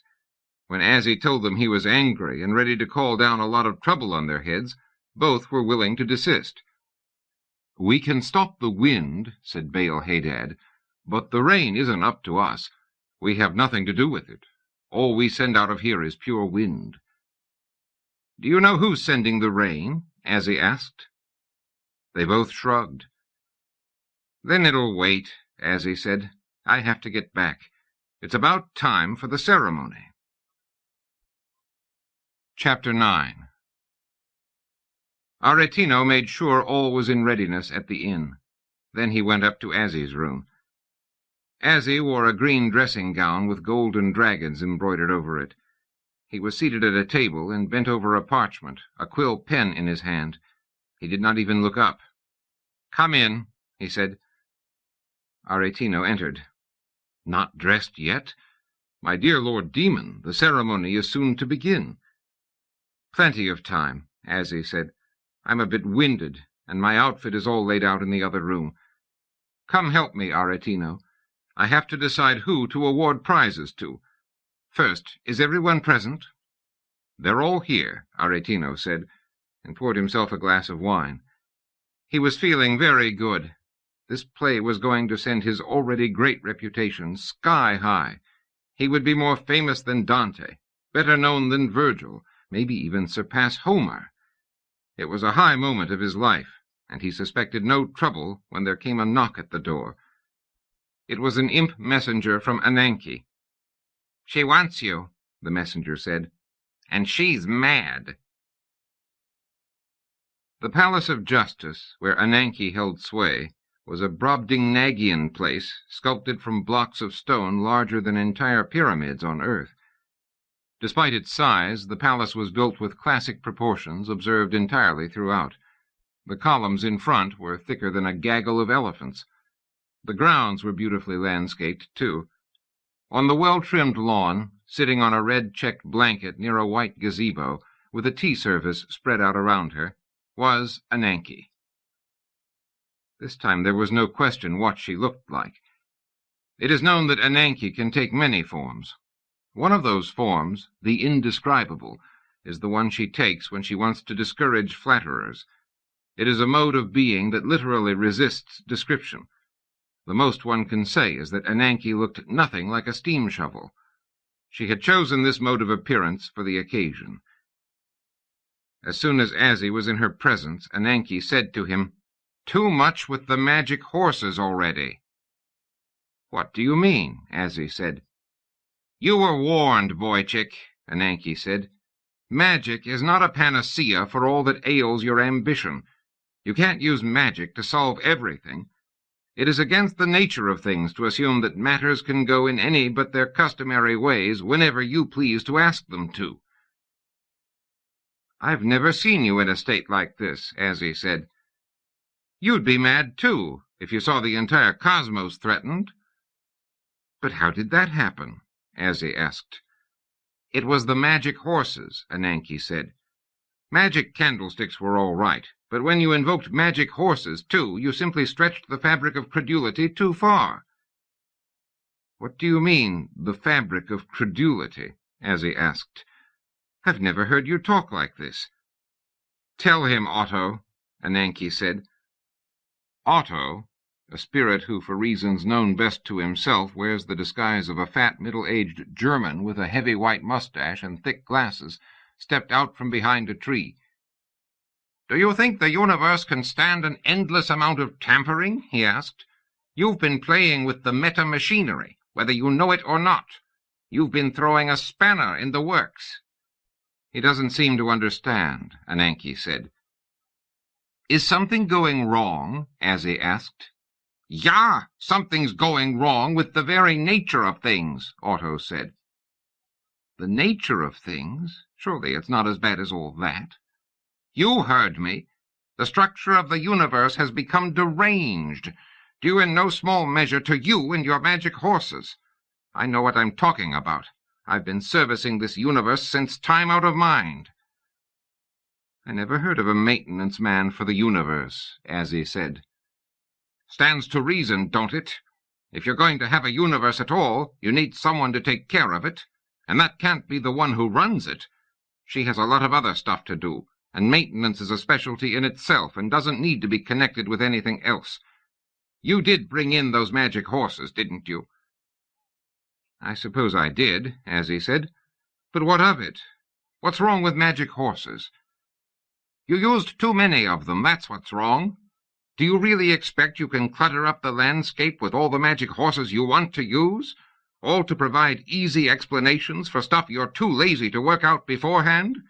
No, my fine young demon, you've gone and messed up this time. This damned universe is changing under our eyes, after all my years of holding it together, and there's nothing you or Ananke or me or anyone else can do about it. You've loosed the lightning of his terrible swift sword, if you take my meaning, and now there's going to be hell to pay in the Badlands. You've toyed with reality one time too often. What does this have to do with reality? Azzie asked. Listen up good now, my fine young demon. Reality is a sphere of solid matter made up of various substances lying in strata. Where one stratum abuts another, there, we can say, is a potential fault line, just as it is in the earth. Anomalies are the things that explode shock waves along these interfaces. Your illicit use of the magic horses was one such anomaly bomb, but other anomalous things have been happening too. The fact that the old gods have escaped is an event so impossible that its occurrence has shaken the universe. It is poor Venice that is bearing the brunt of this cosmic disaster that you have perpetrated. The city has had the bad luck to be the focus of events, and your work has subjected it to a reality strain. The floods, the Mongol invasion, and the plague soon to follow are not at all part of the main line of Venetian history. They weren't really supposed to happen at all. They are side possibilities, with vanishingly small chances of being activated in the normal run of things. But due to you, they have been activated, and so all of recorded history from this time forward lies under threat of destruction. How can time forward be threatened? Azzie asked. You must think of the future as something that has already happened, and that is threatening to happen again, wiping out all that has gone before. That is what we must avoid at all costs. A lot of stuff is going to come down, Ananke said. But first, you must get these pilgrims of yours back to their homes. Azzie had to be content with that. but at the back of his mind there began a small stirring beneath the sea of anxiety. Ananke said he wasn't acting according to reality. But what was reality but the balance, the agreement between good and bad? If he could get Michael to change that agreement to their mutual benefit. But first he had to look in on his pilgrims. Part 10. Chapter 1. When Azzie left the Palace of Justice, his tail was between his legs, and a suspicious wetness was in the corners of his brown eyes. He was trying to get used to the idea that his play, his great immorality play that was going to astonish the worlds, was never going to happen. The legend, the all-important legend of the golden candlesticks, was not to be allowed to play to its ending. He was under direct and unambiguous orders from Ananke herself to stop his actors in mid-scene. There had to be a way around her order. Moodily he went to a power booth outside the Palace of Justice and refilled his travel spell. At a nearby lunch area he found a stall that specialized in quick convenience foods for demons, where he bought a sack of deviled cat's heads in a nice clotted red sauce. It would give him something to snack on his way back to Earth. Then he activated his spell and found himself hurtling through the transparent veils that spiritual space seems composed of. As he flew, he munched on the cat's heads and thought furiously. Despite his utmost efforts at transcendental casuistry, he could find no way to get around Ananke's command without her finding out sooner or later and coming down hard on him. And it wasn't just Ananke that he had to fear. There was also the fact that he had upset the balance of the cosmos by his overuse of magic horses. Were he to persist, it might all fall apart, the whole shooting match, everything, all of creation, engulfed in the pure white flame of self-contradiction. If that happened, the cosmos itself might collapse. At the very least, the laws of reason would be overturned. Soon he was back over Venice, and the sight of the city from the air was a sad one. Rising waters had already engulfed some of the low-lying outer islands. The winds had fallen off, but floodwaters had risen to engulf the San Marcos Square to a depth of 10 feet. The older and less secure buildings were already collapsing as the brackish tidal waters washed out the old mortar that held their bricks and stones together. Azzie came down at Aretino's house and found the poet outside in his shirt-sleeves, trying to shore up his house with sandbags. It was a task useless on the face of it, and Aretino put down his tools and sadly followed Azzie indoors. They found a dry room on the 2nd floor. Wasting no time, Azzie said, "Where are the pilgrims now?" "They're still at the inn." Now Azzie had to change the plans, collect all the golden candlesticks, and make sure they got back to Fatus Castle in Limbo. Then he needed to get the pilgrims out of Venice. He saw no reason, however, to tell Aretino all of that just now. He would find out when the others did that the ceremony had been scrubbed. "We're going to have to get the pilgrims out of Venice," Azzie told Aretino. "Between the Mongols and the floods, this city looks doomed. I have it on good authority that there's going to be a change in the timeline in which this sequence of world history is taking place." "A change? What do you mean?" "The world spins a timeline, and from it different events spring forth. The way things are going now, Venice looks as if it will be destroyed. But this result is unacceptable to Ananke, so the Venice timeline will be split just before I started with the golden candlesticks. It will become the new main line. This line, the one we're in now, will be relegated to Limbo." "And what will that mean?" Aretino asked. "The Limbo version of Venice will run for no longer than a week, from the time I first asked you to write a play to the time, predicted for midnight tonight, when the Mongols arrive and the floods spill over the walls. It will have but a week of life, in one sense, but that week will replay itself, beginning again as soon as it has reached its end. The inhabitants of the Limbo version of Venice will have an eternity of weeks, each of which will end in doom and destruction." "But if we get the pilgrims away from Venice—" If we get them out before midnight, they will be able to continue their normal lives, exactly as if I had never happened. They will be returned to the time just before they met me." "Will they have any memory of what happened?" Azzie shook his head. "Only you will remember, Pietro. I'm arranging that so you can write the play based on our contest." "I see," Aretino said. "Well, it's all a little unexpected. I don't know how they'll like it." "They don't have to like it," Azzie said. "They just have to do it, or suffer the consequences if they don't." "I'll make sure they understand that." "Do so, most excellent Pietro. I'll meet you at the church." "Where are you going?"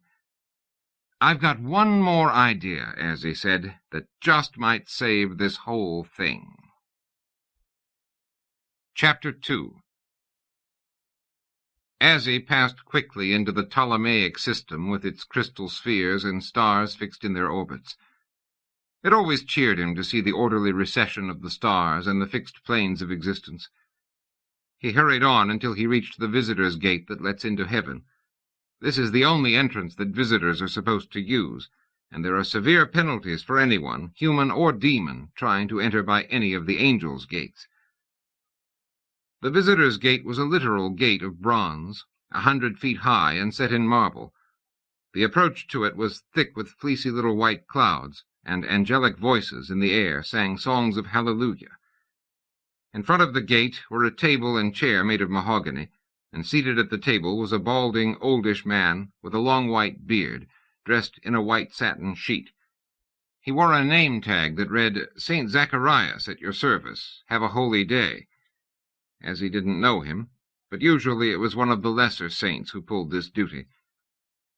"What can I do for you?" Zacharias asked. "I need to see Michael the Archangel." "Did he leave your name on the visitors' list?" "I doubt it. He didn't know I was coming."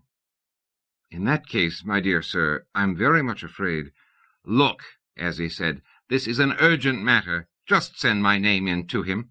He'll thank you for it." Grumbling, St. Zacharias went to a golden speaking tube that snaked down the side of the bronze door. He said a few words into it and waited, humming to himself. Then someone spoke through the other end. "You're sure? It's not really proper form?" "Yes, of course, sir." "You're to go in," Zacharias said. He opened a small wooden door set in the base of the big bronze door. As he went inside, past the scattered buildings that were set out on the green lawn of heaven. Soon he was at the office building in West Heaven, and Michael was standing on the steps waiting for him. Michael ushered Azzie into his office. He poured him a glass of wine. Heaven has the finest wine, though for good whiskey you need to go to hell. They chatted a while. Then Michael asked him what he wanted. "I want to make a deal," Azzie said. "A deal? What kind of a deal?" "Did you know that Ananke has ordered me to stop my immorality play?" Michael looked at him, then grinned. "She has she? Good old Ananke." "Do you think so?" Azzie said frigidly. "Indeed I do," Michael said. "Although she's supposed to be above good and bad, and indifferent to both, yet I'm glad to see she knows which side her morality is buttered on." "I want to make a deal," Azzie repeated. "You want my help in opposing Ananke?" "That's exactly it," Azzie said. "You astound me. Why should I make a deal with you? Ananke is stopping you from putting on your immorality play. That's just the way I like it." "Is this the sound of personal pique I hear?" Azzie asked. Michael smiled. "Oh, perhaps a little. I do get annoyed at your carryings on. But my decision to stop your play is not based on personalities. It is an advantage to my side to stop this insidious play you want to mount. It's as simple as that." "You may find it amusing," Azzie said, "but it's a more serious matter than you've given it credit for." "Serious for whom?" "For you, of course. How could that be? She's doing what we want. The fact that she is doing anything is the bad news, Azzie said. Michael sat up straight. How do you figure? Since when has Ananke ever concerned herself with the daily operations of our struggle, yours and mine, between dark and light? This is the first time I can ever remember her interfering directly, Michael admitted. What are you getting at? Do you accept Ananke as your ruler? Azzie demanded. Of course not. She has nothing to do with the decisions of good or bad. Her part in the running of the cosmos is to set an example, not to make law. Yet here she is making law, Azzie said, forbidding me to put on a play. Michael smiled. I can't get too serious about that. You could if it were your play that was being stopped. Michael's smile faded. But it's not. Not this time. But if you accept the precedent that Ananke can set rules for bad, how are you going to argue when she sets a rule for good? Michael scowled. He stood up and paced rapidly up and down the room. At last he stopped and turned to Azzie. You're right. Her stopping your play, blessing though it is to us who are opposed to you, is nevertheless overstepping the rules that govern all of us. How dare she? Just then the doorbell chimed. Michael gestured impatiently, and it swung open. Gabriel, good. I was just about to send for you. I have brought you a message, Gabriel said. It will have to wait, Michael said. I have just learned that Ananke is poaching on our preserve, so to speak. I'll need to speak to Gabriel and some of the others immediately.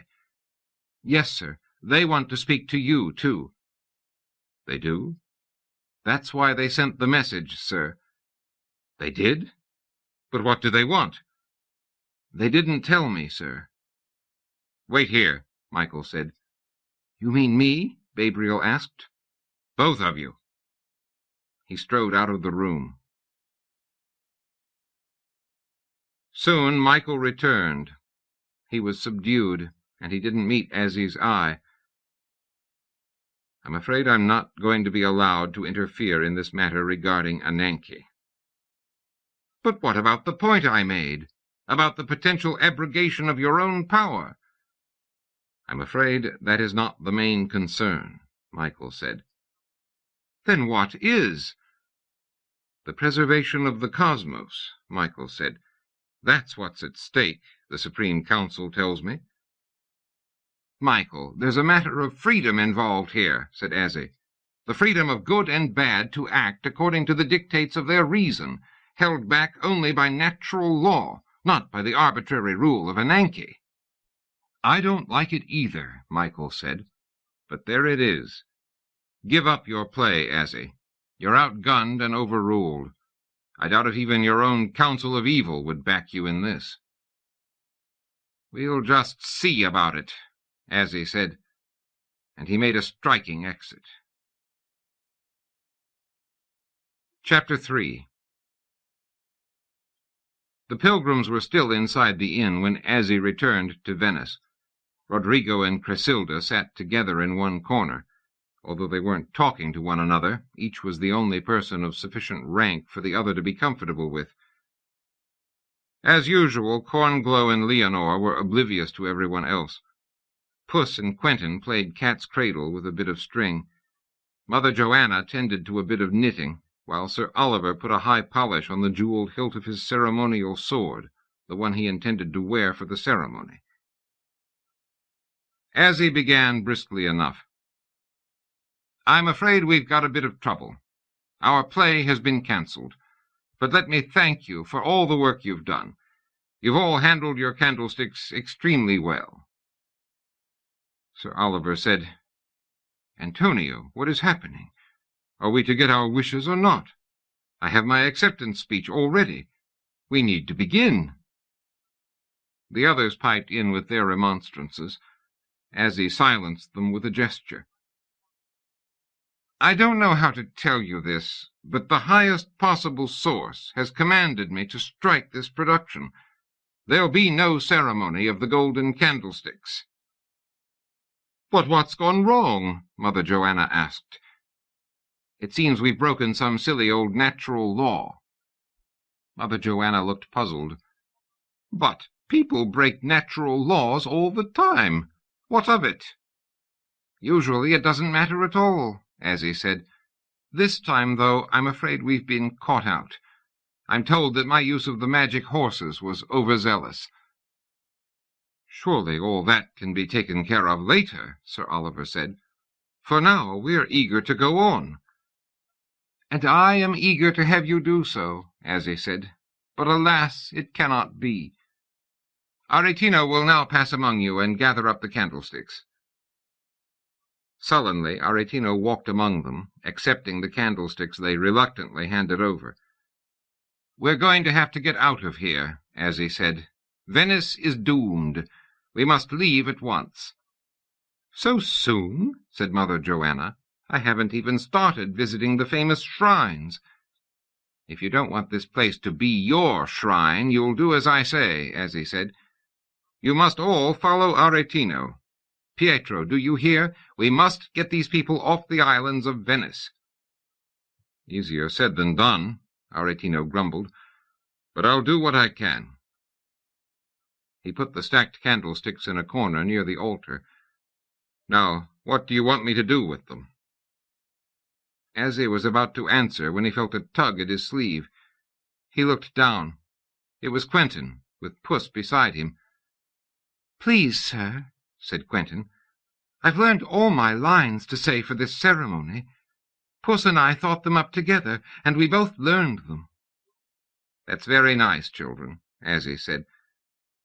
"Won't we get a chance to say them?" Quentin asked. "You can tell your lines to me later, when I've gotten you safe away from Venice." "But, sir, that won't be the same thing. We learned them for the ceremony." Azzie grimaced. "There isn't going to be any ceremony." "Did one of us do something bad?" Quentin asked. "No, it's nothing like that," Azzie said. "Was it a bad play, then?" "No," Azzie cried. "It was not a bad play. It was a fine play. All of you were acting just like yourselves, and that's the best acting job possible." "If it wasn't a bad play," Quentin said, "and we didn't do anything wrong, why can't we finish it?" Azzie opened his mouth to speak, but he hesitated. He was remembering himself as a young demon, contemptuous of all authority, willing to pursue his sin and his virtue, his pride and his will, to wherever they would lead him. Well, he had changed a lot since that day. Now a mere woman commanded him, and he obeyed. It was true that Ananke wasn't quite the same as a woman. She was more like a vague but compelling divine principle with breasts. She had always loomed above everything, compelling but remote. But here she was, breaking the precedent that had been set since the beginning of time not to interfere. And who did she pick to be the bearer of her broken precedent? Azzie Elbub. "My dear child," Azzie said, "to go on with this ceremony could mean the death of us all." "I guess we all have to die some day, sir," Quentin said. Azzie stared at him, because the lad had the effrontery of a demon and the sang-froid of a saint. Could Azzie do any less? "All right, kid," he said. "You've talked me into it. Everybody, pick up your candlesticks and take your places on the stage that has been set up in front of the bar." "You're going through with it?" Aretino cried joyfully. "I am very thankful, sir. For what ending would I have had otherwise for the play I intend to write from this material?" "You've got something to write about now," Azzie said. "Is the orchestra in the pit?" They were, still cheerful because Aretino had paid them triple their usual wage to hang around waiting for Azzie, and because the city was so flooded that there were no other musical performances planned. The orchestra struck up a tune. As he waved his hand, the ceremony began. Chapter 4. The ceremony was all pomp and circumstance, such as demons and Renaissance people loved. Unfortunately, there was no visible audience. This had to be a private affair. But it was all very impressive, there in the otherwise deserted inn, with the rain hammering overhead. The pilgrims marched through the room, all dressed in their holiday best. They bore their candlesticks, which they retrieved from Aretino. They marched down the aisle and mounted to the stage. Azzie, master of ceremonies now, introduced each one, and made a short complimentary speech about him or her. Eerie things began happening. There was a strange popping of curtains. The wind took on an uncanny moan. A pungent, unearthly smell suffused the space. Most prominent was a wind that sounded like a tormented soul trying to get in. "I've never heard the wind sound like that," Aretino said. "It's not the wind," Azzie said. "I beg your pardon?" But Azzie refused to elaborate. He knew a visitation when he heard one. He had presided at too many to be deceived now, when an unearthly chill seemed to settle on the building, and curious thumping noises came from all over. Azzie only hoped this new force, whatever it was, would hold off making an appearance for a while. It seemed to be having difficulty finding its way. And the hell of it was, Azzie didn't even know who or what was hunting for him. It was an unusual situation, a demon being haunted by what seemed to be a ghost. Azzie got an idea of what lay ahead then, the vast chasms of unreason that threatened now to engulf those fragile edifices, logic and causality. With just the tiniest movement, it seemed, those things might cease to be. After the speeches came a short, tasteful interlude that featured singing by the local boys' choir, an all-Europe class group that Aretino had booked for this occasion. Some thought St. Gregory himself was putting in a ghostly appearance, for a tall, thin shape had begun to materialize near the door. But whatever it was hadn't quite got it right. It faded out before it could fully materialize itself, and the ceremony was able to continue. Next, the contestants massed their candlesticks on the altar and lit them. Azzie made a short speech congratulating his contestants, driving home the premise of his play by pointing out that they had done well by simply going about their natural pursuits. They had won good fortune through no great effort, and that good fortune was by no means the concomitant of good character and good action. On the contrary, good luck was a neutral quality that could happen to anyone. As proof of that, as he said, here stand my contestants, all of whom have earned golden rewards this evening by nothing more taxing than being themselves in all their imperfections. Throughout all of this, Aretino sat in a front-row pew and was busy scribbling notes. He was already planning out the play he would weave from this material. It was all very well for Azzie to think it was sufficient to stage a sort of divine comedy, but that was not the way of art. The really good stuff was contrived, not improvised, and that was what Aretino planned to do with it.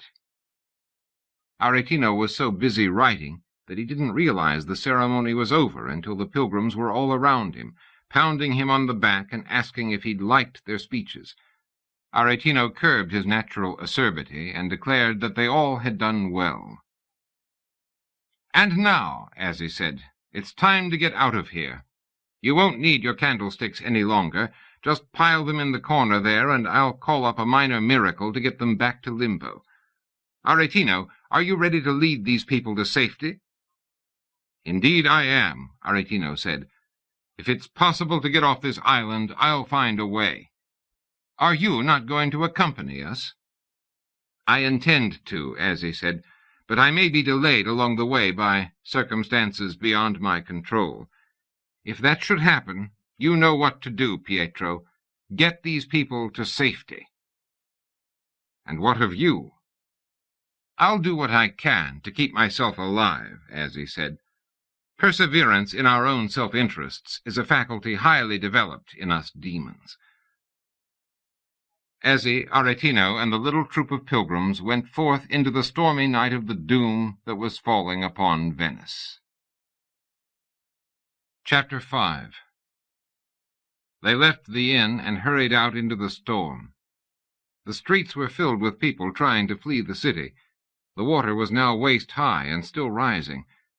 Aretino had brought along plenty of bribe money, but he could find no available boatman to bribe. The various stations along the Grand Canal had been abandoned hours ago. "I don't know what to do," Aretino told Azzie. "Every boat in the city seems to be destroyed or already booked." "There's still a way of getting the contestants to safety," Azzie said. "It will no doubt result in another anomaly for which I'll be held to blame, but we'll try it anyway. We need to find Karen. His boat is always around places like this where there are so many dead and dying. He's a connoisseur of large-scale tragedies." "The actual Karen from the Greek myths is here?" "Certainly.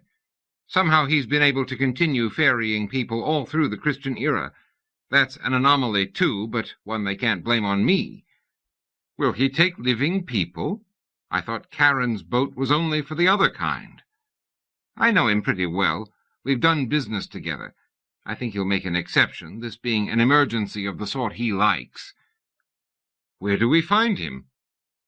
Azzie led them in the right direction. Aretino wanted to know what the big hurry was to get the pilgrims off. "Is the situation really so bad?" he asked. "Yes, it is. The fall of Venice is only the beginning. It heralds the collapse of the entire universe. Both the Copernican and the Ptolemaic models are in difficulty, and the signs of anomaly shock are everywhere. Already the streets are full of prodigies and miracles. Business has come to a standstill, and even love has been forced to put itself on hold." "I don't understand," Aretino said. "What is this anomaly explosion? What is going to happen? How will this catastrophe reveal itself? By what signs will it be known?" "You will know it beyond doubt," Azzie said. "There will be a sudden discontinuity in the action of life. Causes and effects will no longer add up. Conclusions will no longer flow sweetly from their premises. As I told you, reality will fork into two branches. One branch will go on with the story of Europe and the earth as if this pilgrimage had never taken place, while the other will continue what is going on now, bringing the results of the pilgrimage. It is that branch, that disaster, that will be sent to limbo. There it will repeat itself over and over, in a loop bigger than all outdoors. We need to get the pilgrims out before that happens." But Karen was not to be found. Aretino and Azzie carried on, shepherding their pilgrims from one point to another, hoping to find a way to get them out. Some people were already trying to swim to the mainland and were drowning, many of them pulled under by other struggling swimmers. The few remaining gondoliers were already occupied with passengers. Those lucky enough to have gotten aboard had drawn their swords, and with these they menaced anyone who approached them. Azzie and Aretino searched up and down the narrow winding streets, looking for Karen. At last they found his boat, slab-sided and misshapen, and painted a matte black. Azzie walked up to the snuff-colored rail, put one narrow foot upon it, and called out, "Ho, boatman!" A tall, skinny old man with sunken jaws and preternaturally bright eyes came out from the little cabin into the torchlight. "Azzie," he said, "you do pop up in some strange places. What are you doing in Venice, Karen, so far from your usual route on the Styx?" "We boatmen of the dead have been commanded to extend service to the area. I have it on good authority that there's going to be a die-off here like nothing anyone has seen since Atlantis foundered. I'd like to hire your services now." "Is it really necessary? I was going to get a little sleep before the big evacuation begins." "This whole construct is in a lot of trouble," Azzie said. "I need your help to get my friends out of here." "I don't help anyone," Karen said.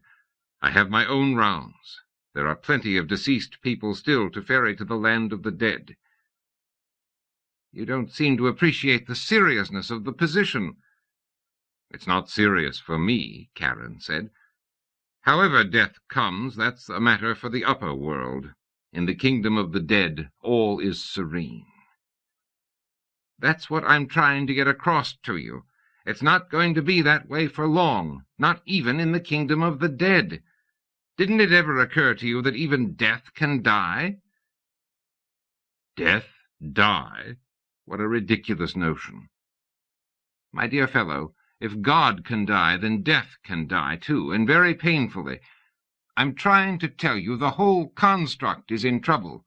You could be wiped away along with everything else." Karen was skeptical, but he allowed himself to be convinced. "What is it you want done?" "I must get the pilgrims out of here and restore them to their starting places.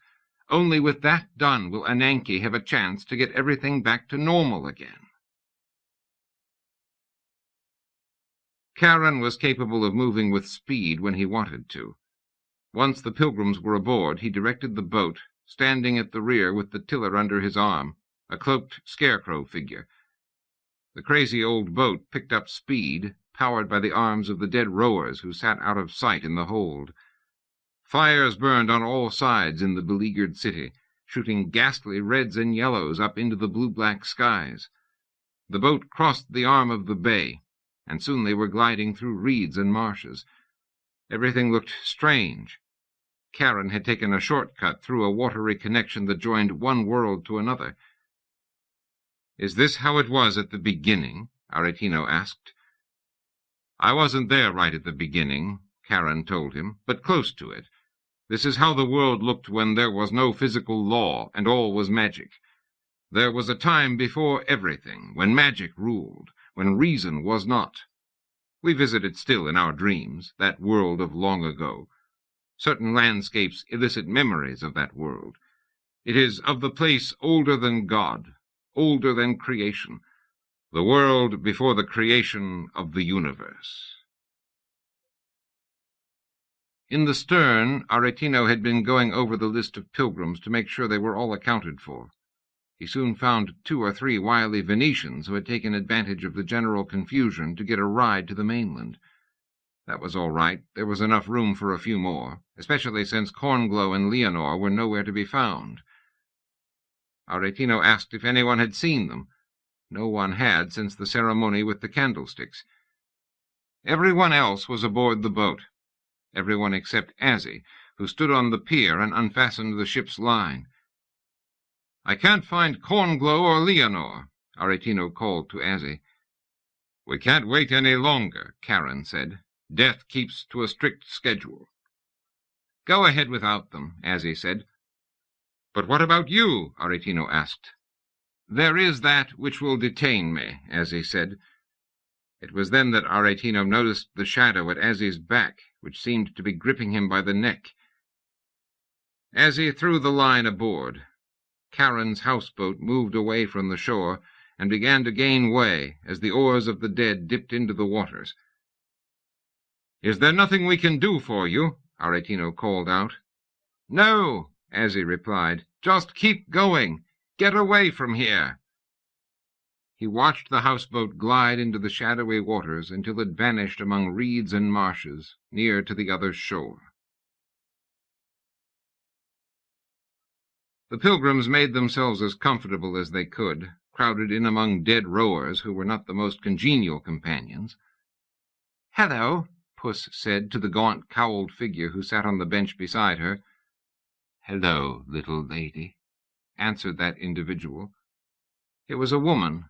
She appeared to be dead, even though she was still somehow able to talk. "Where are you going?" Puss asked. "Our boatman, Karen, is taking us to hell," the cowled figure said. "Oh, I'm so sorry," Puss said. "No need to grieve," the figure said. "That's where it all winds up."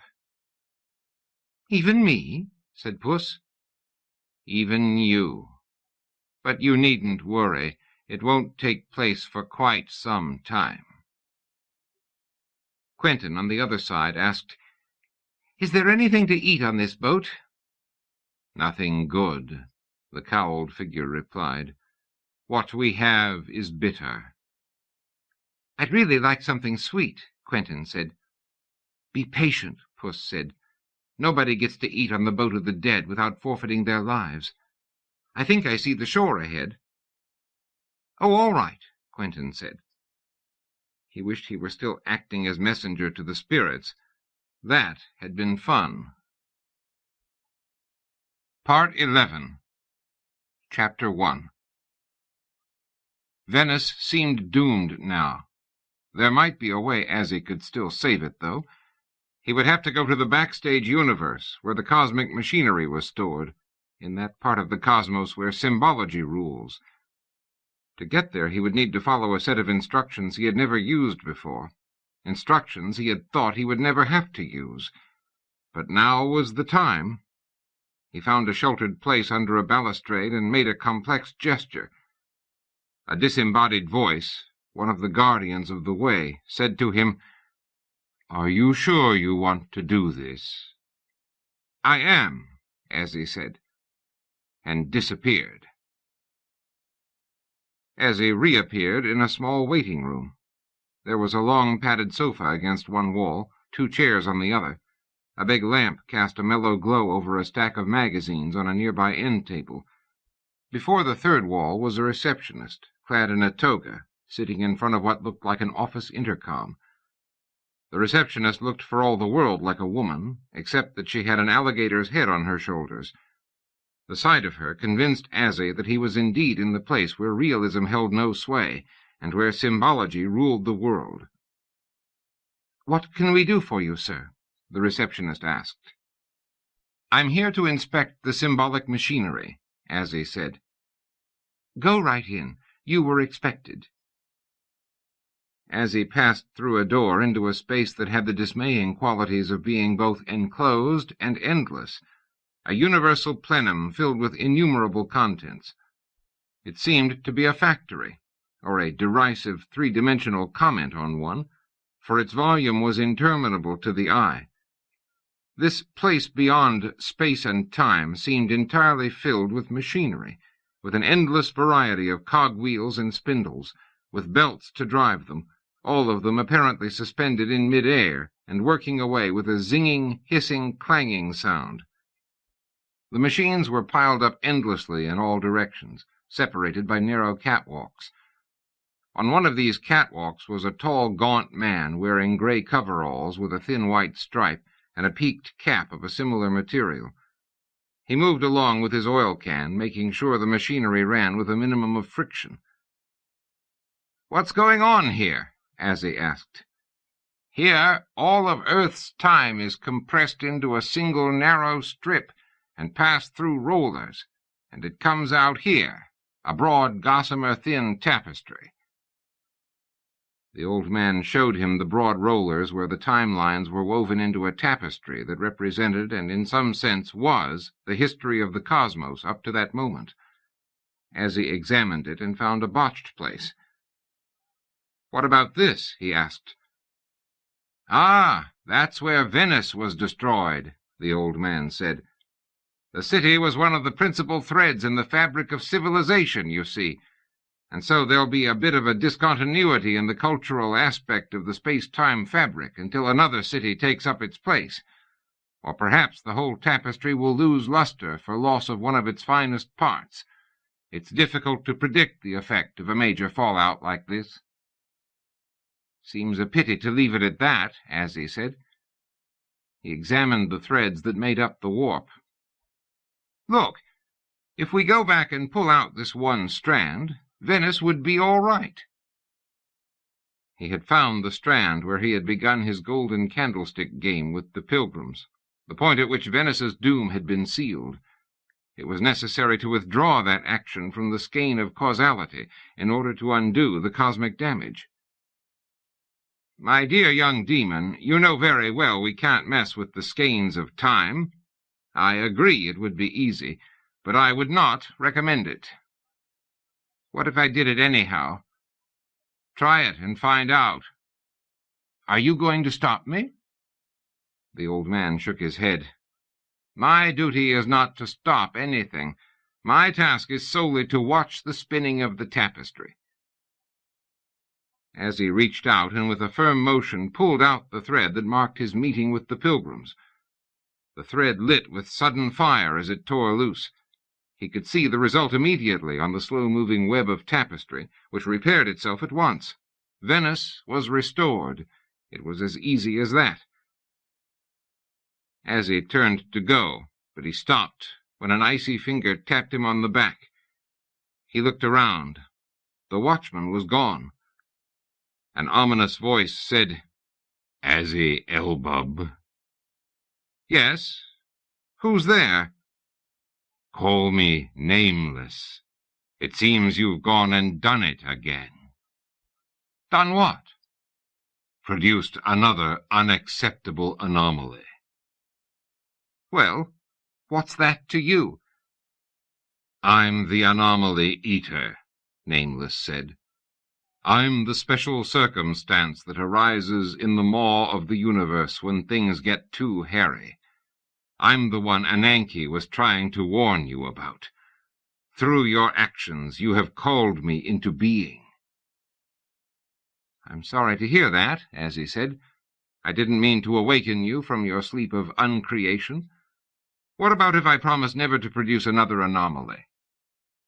"Not good enough," Nameless said. "You're in for it this time, my lad.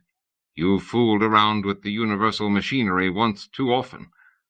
And while I'm at it, I think I might as well destroy the cosmos and overthrow Ananke, and begin everything all over again, with me as supreme deity." "That's an overreaction, if I ever heard one," Azzie said. "To destroy an anomaly, you propose to produce a greater one." "Well, that's how the universe crumbles," Nameless said. "I'm afraid I'll have to destroy you." "I suppose you have to try," Azzie said. "But why don't you have it out with Ananke instead? She's top gun around here."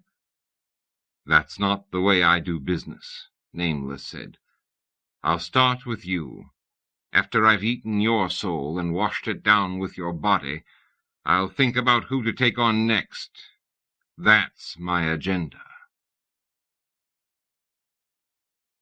Chapter 2.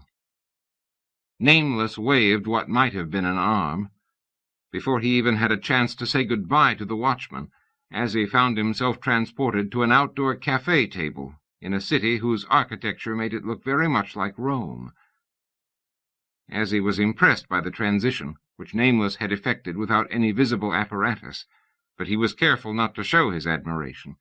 Nameless seemed to have a swelled head anyway. Nameless was there with him, wearing an overweight human body with a green Tyrolean hat on top of it. A white-coated waiter came over. Azzie ordered a Cinzano and turned to Nameless. "Okay, now, about this fight. Are we going to have any rules, or is this going to be freestyle all the way?" Azzie knew he didn't stand a chance against Nameless, whom he suspected of being a just-born superdeity, but he was putting a bold face on it, trying to bluff his way to some advantage. "Which fighting style are you better at?" Nameless asked. "I'm known as a master of the contest without rules," Azzie said. "Is that so? Then I guess we'll have some rules." Rules were something Azzie knew he could deal with. He had been taking exception to them since he was born, so already he had an advantage, but he was careful not to gloat visibly. "What rules do you want to fight by?" Nameless said. Azzie looked around. "Are we in Rome?" "Yes, we are." "Then let's go by regulation gladiatorial drill." No sooner were the words out of his mouth than he had a moment of vertigo. When his head cleared, he found himself standing inside a great amphitheater. Empty seats rose in a circle on all sides of him. Azzie was naked save for a loincloth. Apparently the new deity was a bit of a prude. That was worth remembering. Checking himself over, he saw that he was holding a shield of rather antique design and carrying a standard Roman short sword. "That was fast," Azzie said. "I catch on quick," Nameless said. his voice coming from nowhere in particular. "What now?" Azzie asked. "Hand-to-hand combat," Nameless said. "Just you and me." "Here I come." A door slid open on one side of the amphitheater. There was a noisy snarling sound, and out rolled a large metallic object with tracks. Azzie had seen one of these before, during his visits to the First World War battlefields in France. It was a standard-sized army tank with the usual armor and cannon. "Are you in that tank?" Azzie asked. "I am the tank," Nameless said. "Not quite evenly matched, are we?" Azzie said. "Don't be a sore loser," Nameless said. The tank rumbled forward, its blue exhaust bleating out a chorus of challenge. Tentacles sprouted from its sides, each tentacle terminating in a whirring buzzsaw. Azzie retreated until he felt the wall at his back. "Wait!" he cried. "Where's the audience?" "What?" the tank asked, coming to a stop. "Can't have a real gladiatorial contest without an audience," Azzie said. The stadium doors opened, and people started to enter the amphitheater. Azzie knew all of them. First came the Greek gods in their sculptured white sheets. Then came Elith, and with her was Babriel. A few steps behind them came Michael. Nameless looked them over and apparently didn't like what he saw. "Just a minute," he said. "A short time out, okay?" Azzie found himself in a 19th century sitting room with Nameless. Chapter 3. "Now look," Nameless said. "You can see that I've got you outclassed and outmatched. Nothing to be ashamed of. I'm the new paradigm. No one can oppose me. I'm the visible sign of what is to come." "So kill me and get it over with," Azzie said. "No, I have a much better idea. I want to let you live. I want you to join me in the new universe I am going to create." "What do you need me for?" "I don't. Let's be very clear about that. It's just that once I'm established, I'd like to have someone around to talk to. Someone from the good old days, which are now. Someone I didn't create. I suspect it gets boring when there's nobody to talk to but emanations of your own being. I imagine that's why your God went away. He got tired of having nobody to talk to. Nobody from the old days, I mean. Nobody who wasn't himself in some way or other. I'm not going to make that mistake.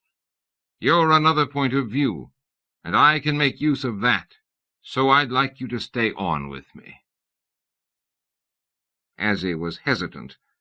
It was a great opportunity, of course, but still. "What are you delaying for?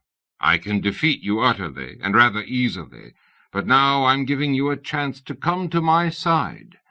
You and you alone from this universe, Azzie, will live on after the destruction of everything else.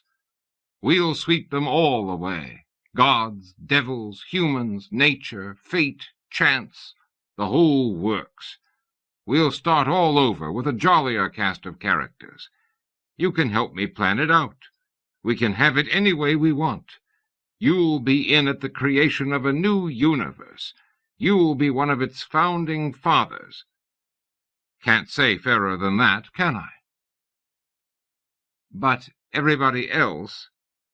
"I'm going to kill them all. They all have to go. Don't try to change my mind." "There's a young boy named Quentin." "He'll live in your memory." "There's a witch named Elith." "Don't you have a lock of her hair for a keepsake?"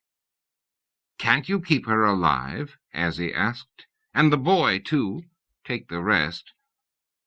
"Of course I can keep her alive. I can do whatever I want. But I'm not going to let her live, or the kid, or anyone else. Only you, Azzie. It's a kind of punishment, you see." Azzie looked at Nameless. He had the feeling that things weren't going to be much different under the new cosmic management, but he wasn't going to be around to see it. It was time to fight, time to die. "No thanks," he said. Chapter 4. The tank rumbled forward. Now it was a beautiful machine made of an amalgam of anodized aluminum and glowing chrome. White hot it glowed, and it moved toward Azzie. He dodged out of its way. Due to its melting state, its wheels sagged out of shape, and it suddenly had a hard time moving. Nameless hadn't gotten that bit quite right. The tank fired its cannon. From the cannon's maw came a blobby plastic ball that split upon contact with the sand. Out of it came chiggers and baby mice. Altogether they began to dig what looked like a barbecue pit. Azzie was careful not to judge. He didn't know what Nameless had in mind, if anything. The cannon fired again, but what came out this time was a bunch of notes of the sort musicians write on ruled paper. Azzie could hear Nameless saying, "Cannon, not cannon." Nameless was having trouble reining in his exuberant imagination. The cannon fired again, and this time it emitted a cascade of multicolored spatter cones, which burbled and gurgled and gave off a noxious fizz. The tank came into the center of the arena. There was a certain hesitancy about its movements, for it had learned that while Azzie might be negligible as an antagonist, Nameless himself was his own worst enemy. Azzie picked up a stone and prepared to throw it. And then, marching out of Nameless Corner, came a host of headless people famous in history. Blackbeard, Anne Boleyn, Lady Jane Grey, the Headless Horseman, John the Baptist, Louis XVI, Marie Antoinette, Mary Stuart, Medusa, Sir Thomas More, and Maximilien de Robespierre. They gathered in a phalanx, their heads tucked under their left arms in a military manner, right arms holding long lances with silvery tips. Robespierre led them, and he said afterward it was the hardest thing he'd ever done in his life. Azzie called up his own people, who came armed with gross weapons, but they soon faded away. One of Nameless' few rules was that Azzie was going to have to do this alone. Then Nameless opened a mouth of dirt and boulders, and, towering above Azzie, proceeded to snap and bite at him. "You're crazy," Azzie cried. "No," Nameless said. "Why don't you die?" "You're a poor creation," Azzie said. "Are you sure we need this combat? Couldn't you just die and have done with it?" "Sorry," Azzie muttered. Chapter 5. Azzie looked around. The 12 Olympians, led by Zeus, were sitting on marble steps near to Gabriel, Michael, and Edith. There were new people there, too, Prince Charming and Princess Scarlet, Johann Faust and Marguerite. They rose as one and advanced into the arena. "This isn't fair," Nameless said. "You're not allowed to summon help." "I didn't summon them," Azzie said. "They came on their own." "I haven't had any time yet to create friends and allies." "I know," Edith said. "You chose to go it alone." "Too late now," Michael the Archangel said. He stood at the front of the heavenly hosts. "I think we are all agreed that you, Nameless, are quite unsuited to be supreme deity. We're going to join together now and dispose of you." Then there was a sound of singing, a single strong male voice leading a rousing melody. It was Aretino, singing a Renaissance version of Onward, Christian Soldiers. The chorus was made up of all the others, Quentin and Puss, Cornglow and Leonore, Sir Oliver and Mother Joanna, Rodrigo and Cresilda. They formed a tight circle around the combatants and urged Azzie on. But how silly it was to urge him, he reflected, for there was nothing he could do. The power of this creature from darkest probability had already proven too much for him. "You don't have to die," Edith was saying to him. "Ananke is defeated only if you are. You've had the courage to mount your play. Keep fighting. Chapter 6. All right. A little Greco-Roman wrestling, Nameless said, assuming a vaguely human form. To the death. He seized Azzie in a powerful grip. Then Quentin cried, You can't kill him. I can't. Why not? Because he's my friend. Young man, you don't seem to realize what an exposed position you're in. I'm the eater of souls, my boy. Yours will be like a little maraschino cherry on top of the whipped cream sundae of this foolish demon here. No! And Quentin smacked Nameless over the head with his open palm. Nameless reared back on his wheels, baring his teeth, and Puss poked the superdeity in the stomach. Nameless collapsed onto the bloody sand. Sir Oliver came into the ring, tugging a lance, and with Mother Joanna's help he poked Nameless in the eye. Oh, this is too much, Nameless said, as the lance passed through his head, and he died. Ananke appeared in the heavens above them, her old lady's face smiling. Well done, my children, she cried. I knew you could all cooperate if the cause were dire enough. So that's why you hatched this scheme, Azzie cried. One of many reasons, my pet, Ananke said. There are always reasons within reasons, and every reason for a reason may itself be scrutinized, and its constituent reasons adduced. Don't question it, my friend. You are alive, all of you. And then they all came together into a dance. They held hands. They mounted to the air. Faster and higher they flew, all of them together. All of them there, except... Chapter 7. Aretino suddenly woke with a snort. He sat up in bed and looked out the window. The sun was shining on Venice. Beside him on the bed was a manuscript, The Legend of the Golden Candlesticks. He remembered now that he had dreamed a fantastic dream. That was one explanation. Another explanation was that Azzie had succeeded in preserving Venice in limbo. He looked out the window. People were walking past, Cornglow and Leonore among them. What's happening? Aretino called out. Cornglow looked up. Take care, Aretino. They say the Mongols are coming any moment. So Venice was doomed? Then Aretino knew that everything was all right. What he needed now was to find a quiet place to sit down and continue work on his play. Aretino woke up on a splendid morning to realize that during the night he had had an unaccountable dream, in which a demon had come to him and ordered him to write a play. The play was about pilgrims and golden candlesticks, and the result so outraged the powers of the universe that Venice was put to destruction. But then Ananke decided to spare it, so the time track of the city that had continued his actions with the demon was cut away and sent to limbo, and he had awakened in Venice in the real world. Aretino got up and looked about. Everything looked as it always had.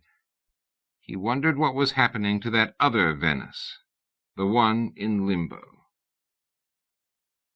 Chapter 8. Fatus felt a certain alarm when he was told that a new place had arrived in limbo. Limbo was a place of many regions that had been, and many that never were.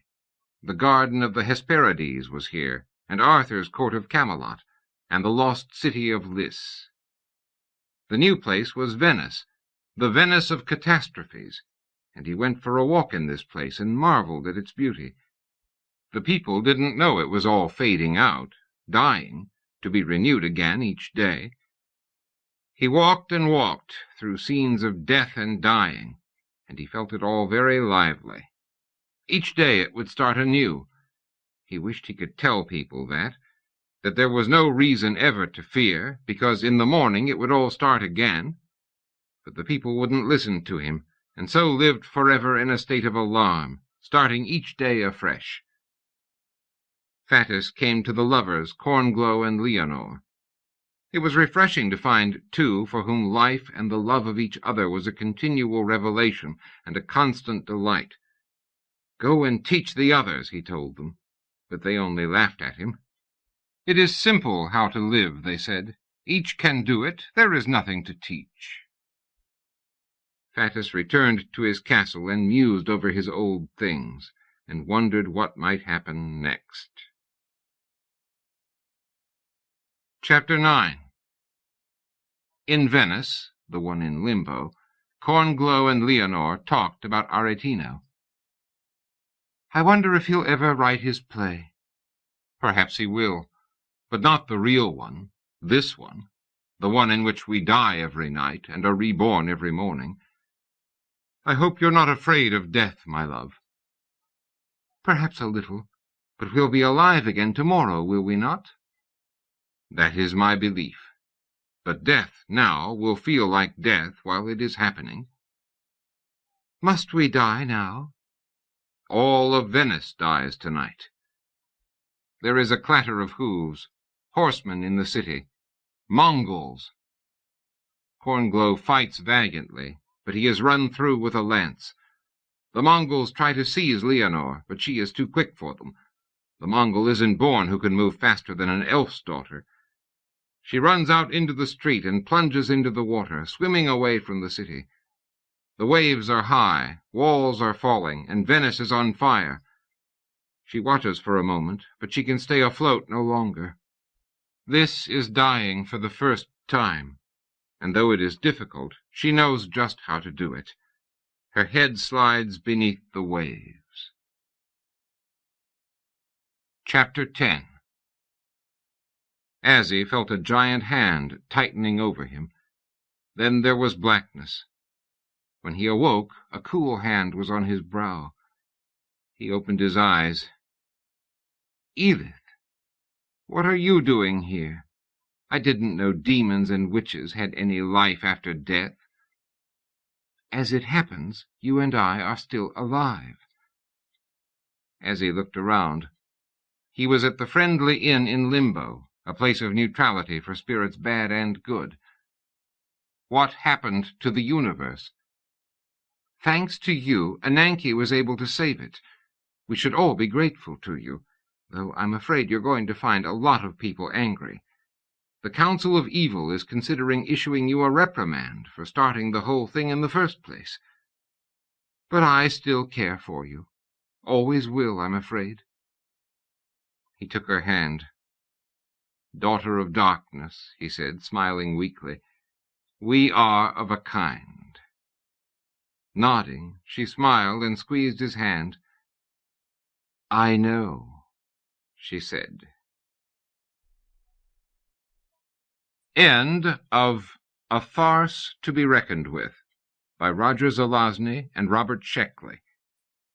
Read by James DeLotel in the studios of the American Printing House for the Blind, Louisville, Kentucky, for the Library of Congress, November 1996.